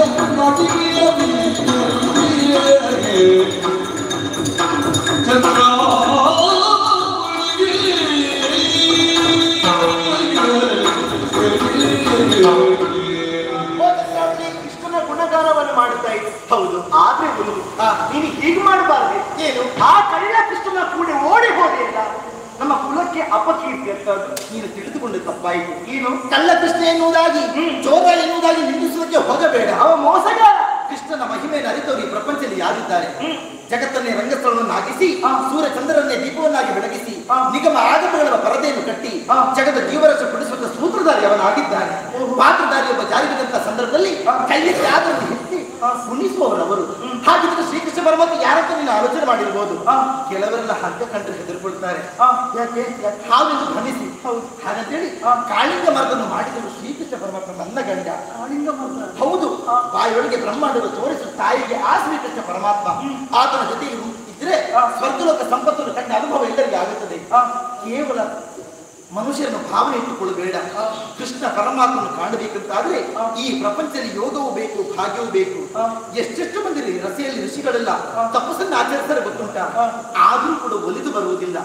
ಯಾರ ಮೇಲೆ ಭಕ್ತಿ ಇರ್ತದೋ, ಯಾರಿಗೆ ಕರುಣೆ ಎಂಬುದು ಇರ್ತದೋ ಆ ಸಂದರ್ಭದಲ್ಲಿ ಕೃಷ್ಣ ಎಂದು ಕೂಗಿದರೆ ಸಾಕಂತೆ ಅವ ಭಗವಂತನು ಕೈಯಲ್ಲಿ ಆಶೀರ್ವಾದ ಮಾಡಿದ್ರೆ ಕಷ್ಟವೆಲ್ಲವೂ ಪರಿಹಾರವಾಗಿ ಹೋಗುತ್ತದೆ.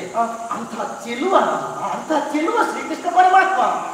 ಅಂಥ ಚೆಲುವನೇನೆ ಶ್ರೀರಂಗನು ಅಂತ ಮಹಿಮನೇನೆ. ಶ್ರೀರಂಗನು ಅಂತ ಮಹಿಮನೇನೆ.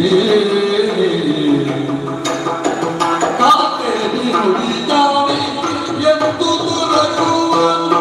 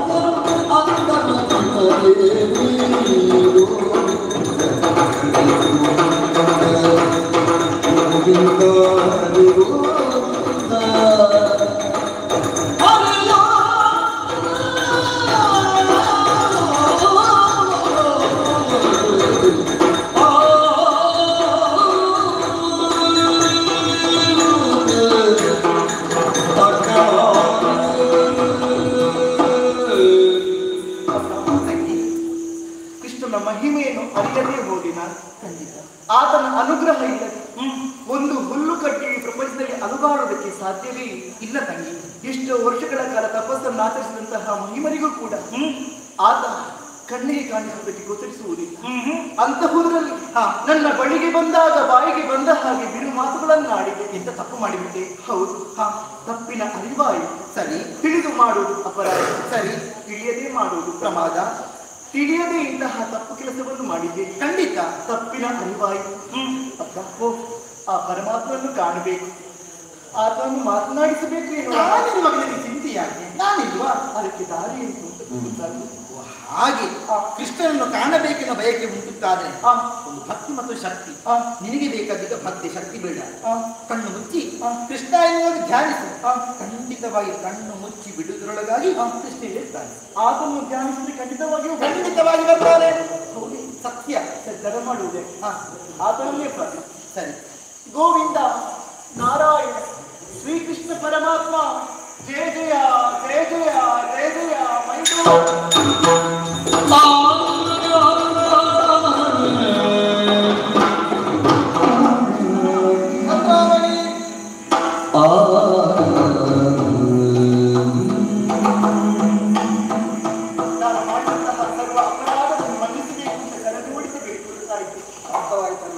ನಿನ್ನ ಭಕ್ತಿಗೆ ಹೆಚ್ಚಿ ಈ ರೂಪದಲ್ಲಿ ನಾನು ಕಾಣಿಸಿಕೊಂಡಿದ್ದೇನೆ. ನಾನೇ ನಿನ್ನ ಜೊತೆಗೆ ಮಾತಾಡಿ ನೋಡಿ ಯಾರು ಅಂತ ಅರ್ಥ ಆಯ್ತಲ್ಲ. ನಾನೇ ಆ ರೂಪದಿಂದ ಕಾಣಿಸಿಕೊಂಡದ್ದು. ಈಗ ನಿನ್ನ ಅಂತರಂಗ ಅಂತ ಅರ್ಥವಾಯಿತು. ಆದ ಕಾರಣ ನೀವು ಭಕ್ತಿಯಿಂದ ಸ್ಮರಣೆ ಮಾಡಿದ ಕಾರಣ ಈ ರೂಪದಲ್ಲಿ ಕಾಣಿಸಿಕೊಂಡಿದ್ದಾರೆ. ಸಂತೋಷ ಆಯ್ತು. ಭಕ್ತಿಗೆ ಒಲಿದು ಬರ್ತೀನಿ. ತಾಯಿ ಇನ್ನೂ ನಿನ್ನಲ್ಲಿ ಮಾತನಾಡಬೇಕಂತಹ ಬಯಕೆ ಹೆಚ್ಚಾಗುತ್ತಾ ಉಂಟು. ಮಾತಾಡು ನೀನು ಇಲ್ಲೇ ಇರ್ಬೇಕು. ಹೌದಾ? ಆದ್ರೂ ಏನು ಸೂರ್ಯೋದಯದ ವೇಳೆ ಹತ್ತಿರವಾಗುತ್ತಾ ಹೌದಲ್ಲ? ಏನಾಯ್ತು? ನೀನು ಇಲ್ಲೇ ಇನ್ನು ಕೆಲ ಸಮಯ ಇರಬೇಕು ಅಂತ ಉಂಟ. ಇನ್ನೂ ಮಾತಾಡ್ಲಿಕ್ಕೆ ಉಂಟ? ಇನ್ನೂ ಮಾತನಾಡಲಿಕ್ಕೆ ತುಂಬಾ ಮಾತಾಡ್ಲಿಕ್ಕೆ ಉಂಟ. ಅದಕ್ಕೆ ಏನೇನು ಮಾಡಬೇಕು, ಅದಕ್ಕಾಗಿ ಸಮಯ ಬೇಕು. ಇನ್ನೂ ಕಾಲಾವಕಾಶ, ಇನ್ನು ಕೆಲವೇ ಕ್ಷಣ ಕಳೆದ್ರೆ ಬೆಳಗಾಗ್ತದೆ. ಸೂರ್ಯ ಮೇಲೆ ಬರ್ತಾನೆ, ಉದಯಿಸ್ತಾನೆ. ಹಾಗಿದ್ರೆ ಬೆಳಗಾಗುವ ನನ್ನ ಜೊತೆಗೆ ನೀನು ಮಾತಾಡ್ತಾ ಇರ್ಬೇಕು. 7 ದಿವಸ ಯೋಚನೆ ಮಾಡಬೇಡ. ನನ್ನ ಸುದರ್ಶನನಿಗೆ ಅಪ್ಪಣೆಯನ್ನು ಮಾಡ್ತೇನೆ. ಇಂದಿನಿಂದ ನಿರಂತರವಾಗಿ 7 ದಿನಗಳ ಕಾಲ ಉದಯಿಸುವಂತಹ ಸೂರ್ಯನಿಗೆ ಅಡ್ಡವಾಗಿ ನಿಲ್ಲುವುದಕ್ಕೆ ವ್ಯವಸ್ಥೆಯನ್ನು ಮಾಡ್ತೇನೆ. ಬಾಯಿ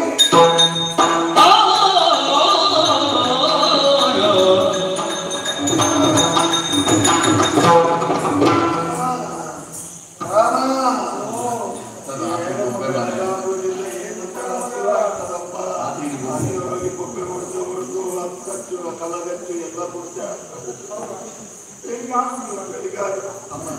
ಕೆಲಸ ಮಾಡ್ತೇಮ್ಮ, ದೀಪ ಇಟ್ಕೊಂಡು ಹೋಗಿ ಆಚೆ ಮನೆಯಲ್ಲಿ ಬೆಳಗಾಗಿದೆ ನೋಡಿ ಬರ್ತೇವೆ. ಆಚೆ ಮನೆಯಲ್ಲಿ ಬೆಳಗಾಗುವುದು ನಮಗೆ, ನಮ್ಮ ಮನೆಯಲ್ಲಿ ಬೆಳಗಾಗುವುದು ಮತ್ತೆ ಏನು ಬೆಳಗ ಹಾಗೆ ಇಲ್ಲಮ್ಮ.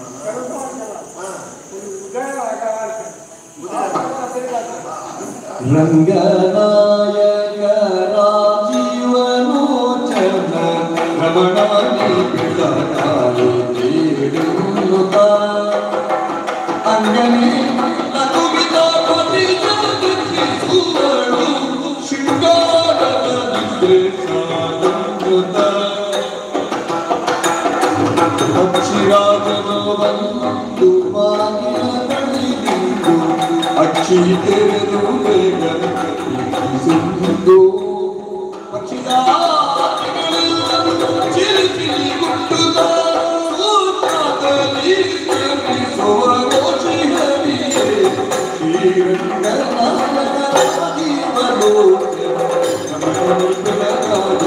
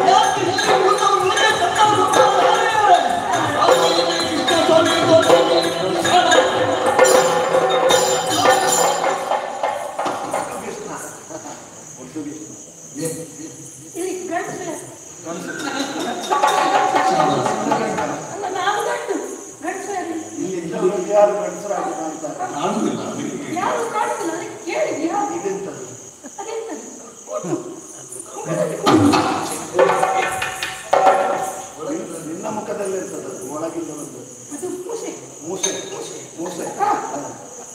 ನಾನೇ ಗಣಸು. ಯಾರು ಇಲ್ಲಿ ಚೆಂಡೆ ಗೋಪಾಲ. ಚೆಂಡೆ ಗೋಪಾಲ. ಚೆಂಡೆ ಗೋಪಾಲ. ಚೆಂಡೆ ಗೋಪಾಲ. ಮ್ಯಾವ್. ಚೆಂಡೆ ಗೋಪಾಲ ಮ್ಯಾವ್. ಚಂದ ಗೋಪ ಚಂದ ಗೋಪ. ನಾನೇ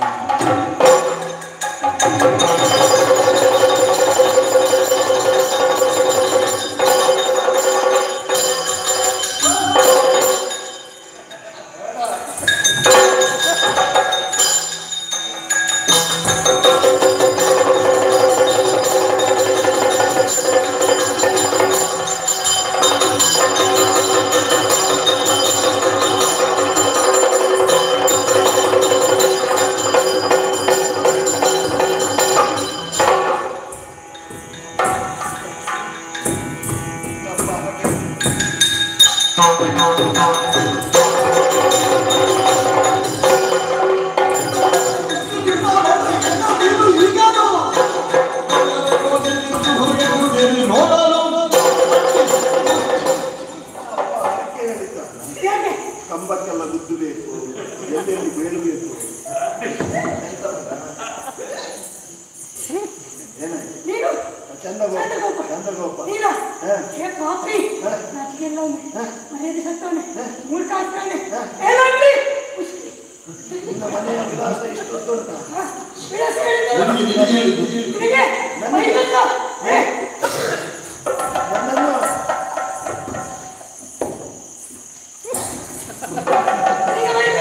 ನನಗೆ ಬೈದದ್ದು ನೀನು ಬೈದರೂ ಗೊತ್ತಾಗುವುದಿಲ್ಲ ನಿನಗೆ ಅಷ್ಟು ಮರ್ಯಾದೆ ಇಲ್ವಲ್ಲ ಈಗ ಲಂಡಿ ಯಾವುದು ಲಂಡಿ ನೀನು ನಾನು ಲಂಡಿ ಮತ್ತೆ ಪುಷ್ಟಿ ಹೌದು ಹೇಳಿದ್ರೆ ಸಾಲದು ಯಾಕೆ ಅಂತ ಹೇಳಿ ಕಾರಣ ಏನು ಈಗ ಇಲ್ಲ ಹೆಂಡತಿ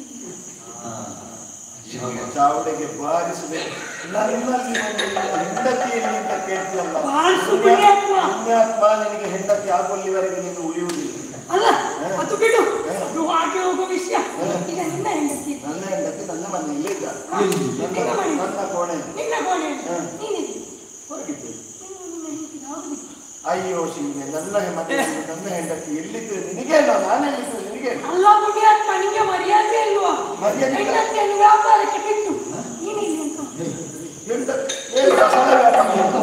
ವ್ಯಾಪಾರ ಅಲ್ಲ ನಿನ್ನ ಹೆಂಡತಿ ಯಾರು ತಿನ್ನುವುದೇ ಹಾಗೆ ಇಲ್ಲದೆ ಕೇಳಿ ಹೆಂಡತಿಯ ಅಕ್ಕ ಬಂದಿದ್ದಾಳೆ ಅಕ್ಕನ ಜೊತೆಯಲ್ಲಿ ಇದ್ದಾಳೆ ರಾಧೆಯ ಜೊತೆಯಲ್ಲಿ ನೀನು ಇದೇ ಹೆಂಡತಿ ಒಳಗೆ ರಾಧೆ ಹಾಗಾದ್ರೆ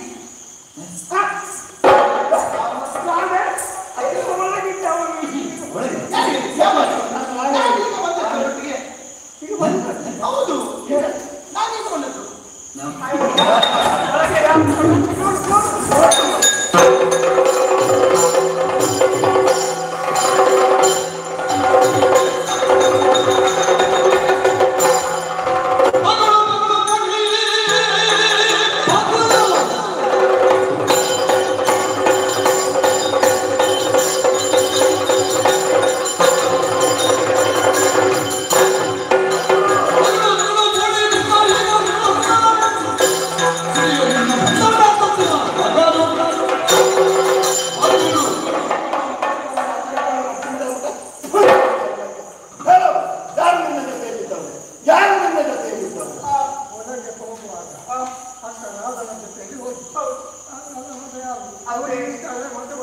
ಒಳಗೆ ಕೋಣೆಯೊಳಗೆ ಹೋಗುವಾಗ ರಾಧೆಯನ್ನೇ ಭಾವಿಸಿಕೊಂಡದ್ದು ಒಳಗೆ ಹೋದ್ಮೇಲೆ ಗೊತ್ತಾಯ್ತು ರಾಧೆಯಲ್ಲ ಹೆಣ್ಣಲ್ಲ ಹೆಣ್ಣೇಷಿದವ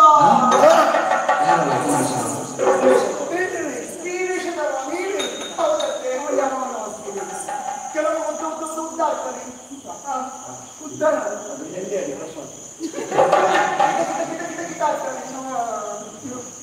ಗಂಟಿ ಮಾಡ್ತಾರೆ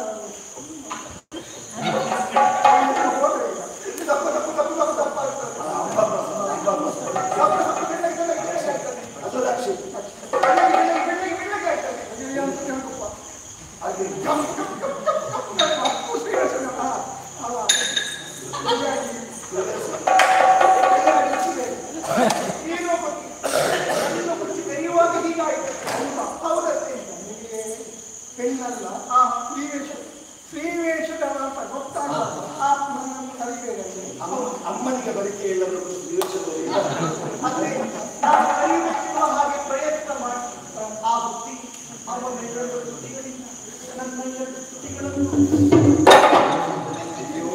ನನಗಿಲ್ಲದ ಭಾಗ್ಯ ಅವನು ಪಡ್ಕೊಂಡಿದ್ದೆ ಹಚ್ಚಿದ ಅಯ್ಯೋ ಇದೇ ಆಗಲಾಗಿಯೂ ನನ್ನನ್ನು ಕಲಿಬೇಕು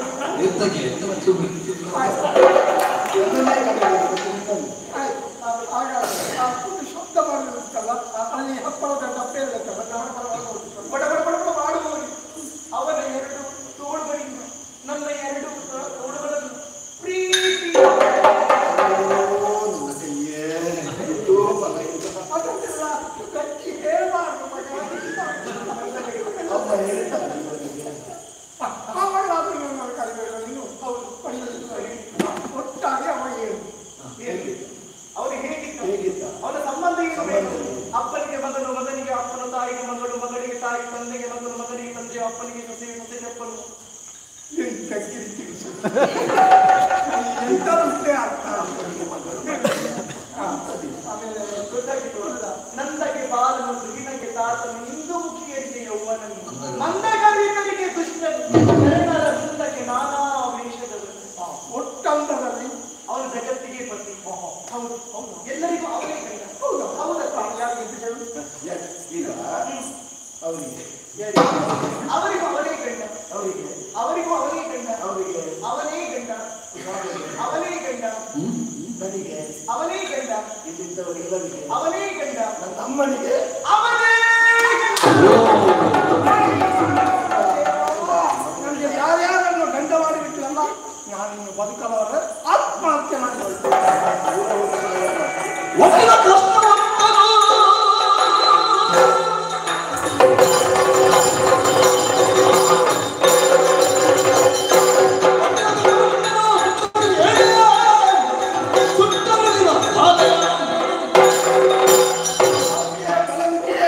ಇದುವರೆಗೆ ನನ್ನ ಹೆಂಡತಿಯಾದರೂ ನಿನ್ನನ್ನು ನಾನು ಮುಟ್ಲಿಲ್ಲ ಅಂತ ಯಾವವನ್ನು ಮುಟ್ಟಿದ್ನ?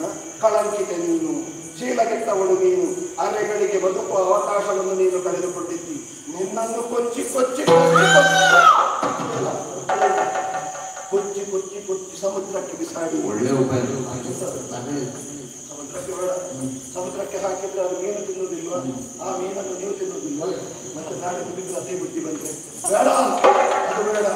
ನಿನ್ನನ್ನು ಕೊಚ್ಚುವುದಿಲ್ಲ, ಉರಿಯುವಂತಹ ಅಗ್ನಿಗೆ ನಿನ್ನನ್ನು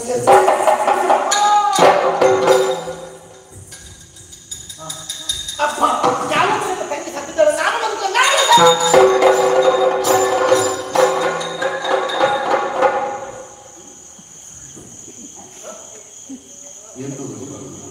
ವಾಸನೆ ಬರುವುದಿಲ್ಲ. ಎರಡೆರಡು ಬಿದ್ದಿದೆ, ಬೆಂಕಿಗೆ ಬಿಸಾಡಿದ್ದೇನೆ ನಾನು. ಆದರೂ ವಾಸನೆ ಬರುವುದಿಲ್ಲ ಅಂದ್ರೆ ಏನೋ ವಿಶೇಷ ಇರಬೇಕು. ಏನು ಅಂತ ಗೊತ್ತಾಗಬೇಕು ನನಗೆ. ಶೋಧನೆಯನ್ನು ಮಾಡದೆ ಏನಾಗಿದೆ ನೋಡಿ ನೋಡೋಣ. ಉರಿಯುವ ಉರಿಯಲಿ ಕಂಡ ಚಂದನು, ಉರಿಯುವ ಉರಿಯಲಿ ಕಂಡ ಚಂದನು, ಮೆರೆವ ಪೀತಾಂಬರ ಚತುರ್ಭುಜ, ಕರದಿ ಶಂಖ ಚಕ್ರ ಗದಾ ಪದ್ಮಾದಿರೇಲಿ,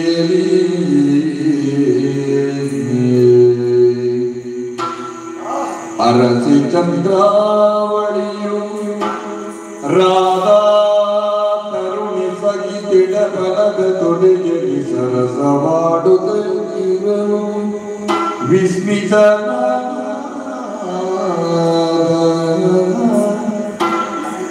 ಕಂಡ ಚಂದನು ಮುರಿಯುವ ಮುರಿಯಲಿ ಶ್ರೀರಂಗನ ಜಯ ಜಯ.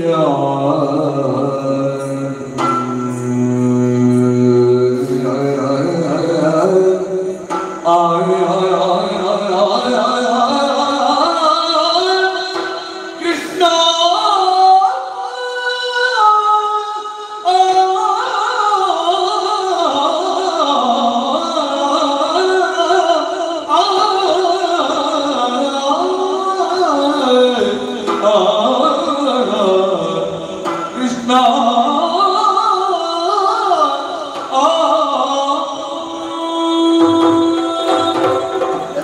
ಪಾವನವಾದಂತಹ ದೃಶ್ಯವನ್ನು ಕಾಣುತ್ತಾ ಇದ್ದೇನೆ ನಾನು. ನನ್ನ ಮನೆ ಅಂಗಳವೇ ವೈಕುಂಠವಾಗಿದೆ. ಎಡಬಲದ ತೊಳೆಯಲ್ಲಿ ಸಿರಿದೇವಿ ಭೂದೇವಿಯರನ್ನು ಕೊಳ್ಳಿರಿಸಿದ ಹಾಗೆ ರಾಧಾ ಸಹಿತನಾಗಿ ನನ್ನ ಮಡದಿಯಲ್ಲಿ ಎಡಬಲದ ತೊಡೆಯಲ್ಲಿ ಕೊಳ್ಳಿರಿಸಿದ ದೃಶ್ಯವನ್ನು ಕಂಡಾಗ ವೈಕುಂಠ ದರ್ಶನ ನನಗಾಗಿ ಹೋಯಿತು. ಶಂಖ ಚಕ್ರ ಗದಾ ಪದ್ಮಗಳಿಂದ ಪರಿಶೋಭಿಸುವಂತಹ ಈತನ ಬಗ್ಗೆ ಏನೆಲ್ಲ ತಪ್ಪು ಕಲ್ಪನೆಯನ್ನು ಮಾಡಿಕೊಂಡಿದ್ದೆ. ಆತಪ್ಪ ಕಳ್ಳ, ಆತಪ್ಪ ಸುಳ್ಳ, ಹೇಳಿ ಎಂಬ ಹಾಗೆ ದೂಷಿಸಿದವ ನಾನು. ಪ್ರಪಂಚದಲ್ಲಿ ಚಂದಗೋಪ ಅನ್ನುವ ಹೆಡ್ಡ ಅಂತ ಪ್ರತಿಯೊಬ್ಬರು ಹೇಳಿದ್ರೂ ನಾನು ಬುದ್ಧಿವಂತ ಎನ್ನುವ ಹಾಗೆ ನಾನು ಭಾವಿಸಿದೆ. ಈಗ ನನಗೆ ಅರ್ಥವಾಗ್ತದೆ, ನಾನು ಹೆಡ್ಡನೆಂಬುದರಲ್ಲಿ ಯಾವ ಸಂದೇಹವೂ ಇಲ್ಲ. ನಾನು ಹೆಡ್ಡನಾದರೂ ಕೂಡ ಸತ್ಯದ ದರ್ಶನವನ್ನು ಮಾಡುವುದಕ್ಕಾಗಿ ಭಗವಂತ ನನ್ನ ಮನೆಯಂಗಳದಲ್ಲಿ ಕಾಣಿಸಿಕೊಂಡಿದ್ದಾನೆ ಎಂಬಾಗ ಭಾವ ಪರವಶಯುಕ್ತೆಯಿಂದ ಅವನನ್ನು ಸ್ತುತಿಸುವುದಲ್ಲದೆ ಬೇರೆ ದಾರಿ ನನಗಿಲ್ಲ. ಕೃಷ್ಣ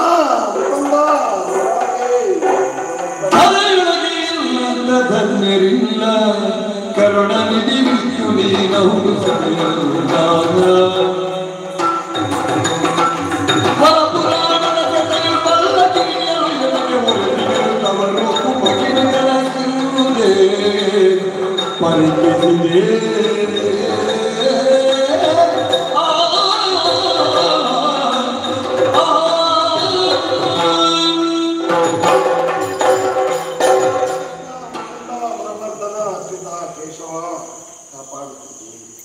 ಅರಿಯದ ಅಜ್ಞಾನಿಯಾಗಿ ಏನೆಲ್ಲ ವರ್ತಿಸಿದೆ ಏನನ್ನೆಲ್ಲ ಮಾಡಿದೆ ನಾನು ತಿಳಿಯದಂತ ಬೇಡಿ ನಾನೊಬ್ಬ ಹೆತ್ತ ನಾನೊಬ್ಬ ನೋಕ ನಿನ್ನನ್ನು ದ್ವೇಷಿಸಿದೆ ಆದರೂ ನಿನ್ನನ್ನು ದ್ವೇಷಿಸಿದವರಿಗೆ ನೀನು ಮೋಕ್ಷವನ್ನು ಕೊಟ್ಟವ ನೀನು ಹುಟ್ಟುವಾಗಲೇ ನಿನಗೆ ಪ್ರಬಲವಾದಂತಹ ವೈರಿಯಾಗಿ ಹುಟ್ಟಿಕೊಂಡವ ಮಾವ ಕಂಸ ಹುಟ್ಟುವಾಗಲೇ ವೈರಿಯನ್ನು ಹುಟ್ಟಿಸಿಕೊಂಡು ಅವನನ್ನು ಮೆಟ್ಟಿಸಿ ಆ ಲೋಕಕ್ಕೆ ಮೋಕ್ಷವನ್ನು ಕೊಟ್ಟವ ನೀನು ತಿರುಗಿಸುವುದಕ್ಕೆ ಬಂದಂತಹ ದಾನವಾದಿಗಳಿಗೆ ಮೋಕ್ಷವನ್ನು ಕಲ್ಪಿಸಿದವ ನೀನು ನಿನ್ನಂತಹ ಪುಣ್ಯಾತ್ಮನನ್ನು ಏನೆಲ್ಲ ಅನ್ನಬಾರದ ರೀತಿಯಲ್ಲಿ ನಾನು ಹೊಂದಿದ್ದೆ ಪ್ರಭು ಏನು ನಾನು ಮಾಡಿದ್ದು ಸರ್ವತಾ ತಪ್ಪು ನಾನು ಆಡಿದ್ದು ತಪ್ಪು ನಾನು ಮಾಡಿದ್ದು ತಪ್ಪು ನಿನ್ನ ಬಗ್ಗೆ ತಿಳಿದುಕೊಂಡದ್ದು ತಪ್ಪು ಧಾರೆಯೊಳಗೆ ನಿನ್ನಂತ ಪುಣ್ಯವಿಲ್ಲ ಪರಮಾತ್ಮ ನೀನು ಪರಮಾತ್ಮ ಅನ್ನೋದನ್ನು ಈಗ ಅರ್ಥೈಸಿಕೊಂಡಿದ್ದೇನೆ ಈ ನೂತನ ಮಾತನ್ನು ಮನ್ನಿಸಿ ನನ್ನನ್ನು ಉತ್ತರಿಸಿ ತಂದೆಯೇ ಅಯ್ಯನ ಹೋದಲ್ಲಿ ನೀನು ಎಸಗಿದ ಪಾಪಕ್ಕೆ ಉಳಿದಿದೆ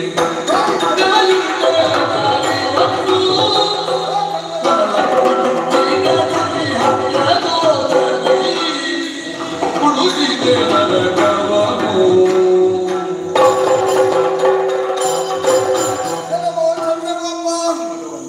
ನಿನ್ನ ಬದುಕಿನ ಬಗ್ಗೆ ಎನಿಸಿದಾಗ ನಿನ್ನ ಕುರಿತಾಗಿ ಒಂದು ರೀತಿಯ ವಿಷಾದನೀಯವಾದಂತಹ ಭಾವನೆ ತಳೆಯುತ್ತಾ ಇದ್ದೇನೆ.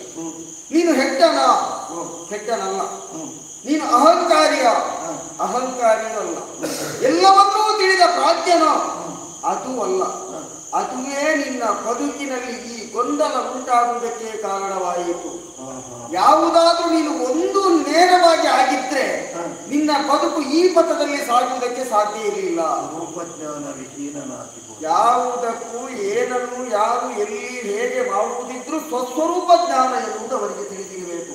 ಮೊದಲಿಗೆ ತಾನು ಏನು ಅಂತ ತಿಳಿದಿದ್ರೆ ಆಮೇಲೆ ಪರರು ಏನು ಅಂತ ತಿಳಿಯುವುದಕ್ಕೆ ಸಾಧ್ಯವಾಗ್ತದೆ. ಆದ ಕಾರಣ ನಿನ್ನ ಬದುಕಿನಲ್ಲಿ ನೀನೇ ಈ ಪ್ರಪಂಚದಲ್ಲಿ ಅತೀ ರೂಪವಂತ, ನೀನು ಕೈ ಹಿಡಿದಂತ ನಿನ್ನ ಮಡದಿಯ ಅತೀ ರೂಪವತಿ ಎನ್ನುವಂತಹ ಒಂದು ತೀರ್ಮಾನವನ್ನು ನೀವು ನಿಮ್ಮ ಬದುಕಿನಲ್ಲಿ ಅಳವಡಿಸಿಕೊಂಡಿದ್ದೀರಿ. ನಿನ್ನ ಹೆಂಡತಿ ರೂಪವತಿ ಹೌದು, ಹೆಣ್ಣು ಮಕ್ಕಳು ಯಾವತ್ತೂ ರೂಪವತಿಯರೇ ಆಗಿರಬೇಕು. ಆದ್ರೆ ಒಂದು ಸೂಕ್ಷ್ಮ ಉಂಟು, ಯಾವ ಹೆಣ್ಣು ರೂಪವತಿ ಆಗಿದ್ದಾಳ ಅವಳು ರೂಪವತಿ ಆಗಿದ್ದಾಳೆ ಅಂತ ಅವಳಿಗೆ ತಿಳಿಬಾರ್ದು. ಅದು ಅವಳತ್ತಿಗೆ ತಿಳಿಯಿತು ಅಂತಾದ್ರೆ ಅದು ಅಹಂಕಾರವಾಗಿ ಪರಿವರ್ತನೆಯಾಗ್ತದೆ. ಅಹಂಕಾರ ಎನ್ನುವುದು ಅವರ ತಲೆಗೆ ಅಡರಿತು ಅಂತಾದ್ರೆ ಅವರ ಬದುಕು ಎನ್ನುವುದು ದುರಂತದ ಪಥವನ್ನು ಹಿಡಿದು ಸಾಗುವುದಕ್ಕೆ ಸಾಧ್ಯವಾಗ್ತದೆ. ಹಾಗೆ ಇವಳ ಬದುಕಿನಲ್ಲಿ, ಚಂದ್ರಾವಳಿಯ ಬದುಕಿನಲ್ಲಿ ಆಗಬಾರದು ಎನ್ನುವುದಕ್ಕಾಗಿ ತಿದ್ದಿ ತೀಡಿ ಸರಿಯಾದ ದಾರಿಗೆ ತರುವುದಕ್ಕಾಗಿಯೇ ಈ ರೀತಿಯಾದಂತಹ ಒಂದು ನಾಟಕವನ್ನಾಡಿದೆ. ಮಾತ್ರವಲ್ಲ, ಕೃಷ್ಣನನ್ನು ಕ್ಷಣ ಕ್ಷಣಕ್ಕೂ ನೀನು ವಿರೋಧಿಸ್ತಾ ಇದ್ದವ. ಯಾಕೆ ವಿರೋಧಿಸ್ತಿದ್ದ ನಿನ್ನಲ್ಲಿ ಕೇಳಿದ್ರೆ ನಿನ್ನಲ್ಲಿಯೇ ಉತ್ತರ ಇಲ್ಲ. ಅದಕ್ಕೆ ಯಾಕೆ ವಿರೋಧ ಗೊತ್ತಿಲ್ಲ. ಹಾಗಿದ್ರೆ ಕೃಷ್ಣನನ್ನು ನೀನು ಒಪ್ಪಿಕೊಳ್ಬೇಕು, ಮೆಚ್ಚಿಕೊಳ್ಬೇಕು ಅಂತ ಇದ್ರೆ ಅದಕ್ಕೆ ಏನಾಗಬೇಕು? ಬಾಹ್ಯ ಪ್ರಪಂಚದ ಈ ಸೌಂದರ್ಯವನ್ನು ಕಾಣುವುದಕ್ಕೆ ಇರುವಂತಹ ಈ ಕಣ್ಣಿನ ದೃಷ್ಟಿಯಿಂದ ನೋಡಿದ್ರೆ ಭಗವಂತನ ಸ್ವರೂಪವನ್ನು ತಿಳಿಯುವುದಕ್ಕೆ ಸಾಧ್ಯ ಇಲ್ಲ. ಅಂತರಂಗದ ಕಣ್ಣನ್ನು ತೆರೆದು ಯಾರು ಭಗವಂತನನ್ನು ಕಾಣುವುದಕ್ಕೆ ಮುಂದಾಗ್ತಾರ, ಸರ್ವವೂ ಸಮರ್ಪಣಾ ಭಾವದಿಂದ ಭಗವಂತನನ್ನು ಭಜಿಸಿದ್ರು ಅಂತಾದ್ರೆ ಅಂತವರೆಲ್ಲರೂ ಭಗವಂತನ ಅಂತರಂಗದಲ್ಲಿ ಐಕ್ಯವಾಗ್ತಾರೆ. ಆ ಮೂಲಕವಾಗಿಯೇ ಆ ಭಗವಂತನ ಸ್ವರೂಪವನ್ನು ಕಾಣುವುದಕ್ಕೆ ಸಾಧ್ಯವಾಗ್ತದೆ ಎನ್ನುವ ಸತ್ಯ ದರ್ಶನ ನಿನ್ನ ಪಾಲಿಗೆ ಆಗಿದೆ.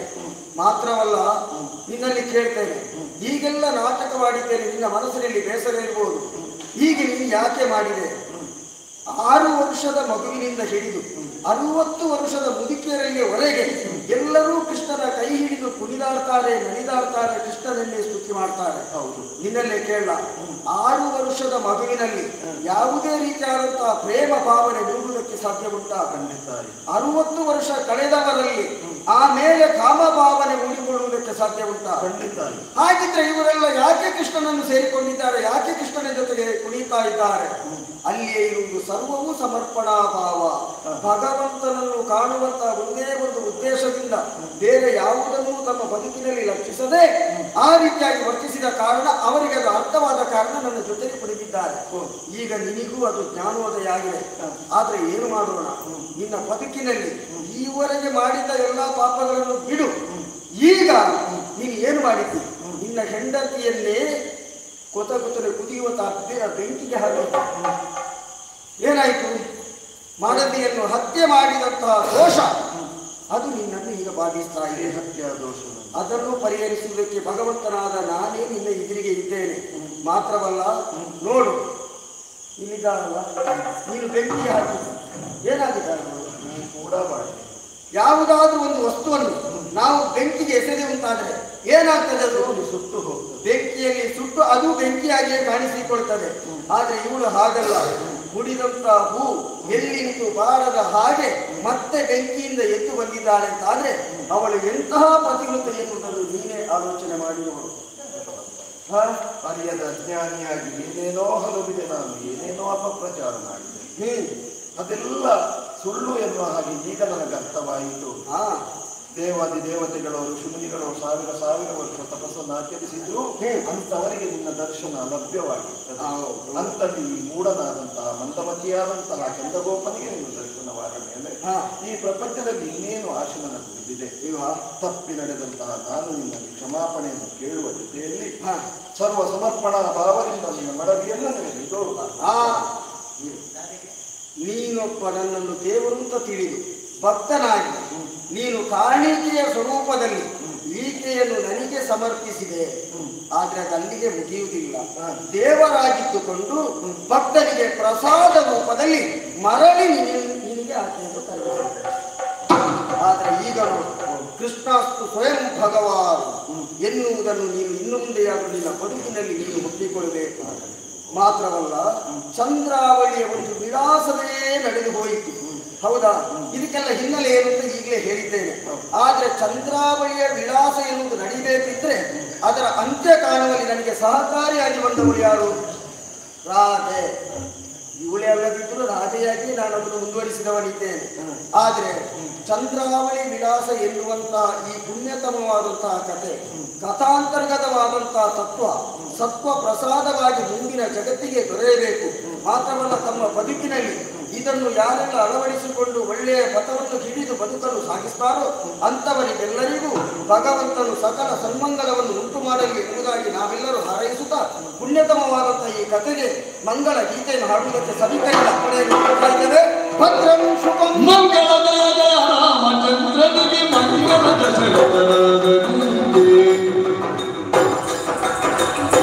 ಮಂಗಳದಿ ಮಹಾಲಿಂಗೇಶ್ವರನಿ ಮಂಗಳದಿ ಮಹಾಗಣಪತಿ ಮಂಗಳಂ ಜಯ ಮಂಗಳೋ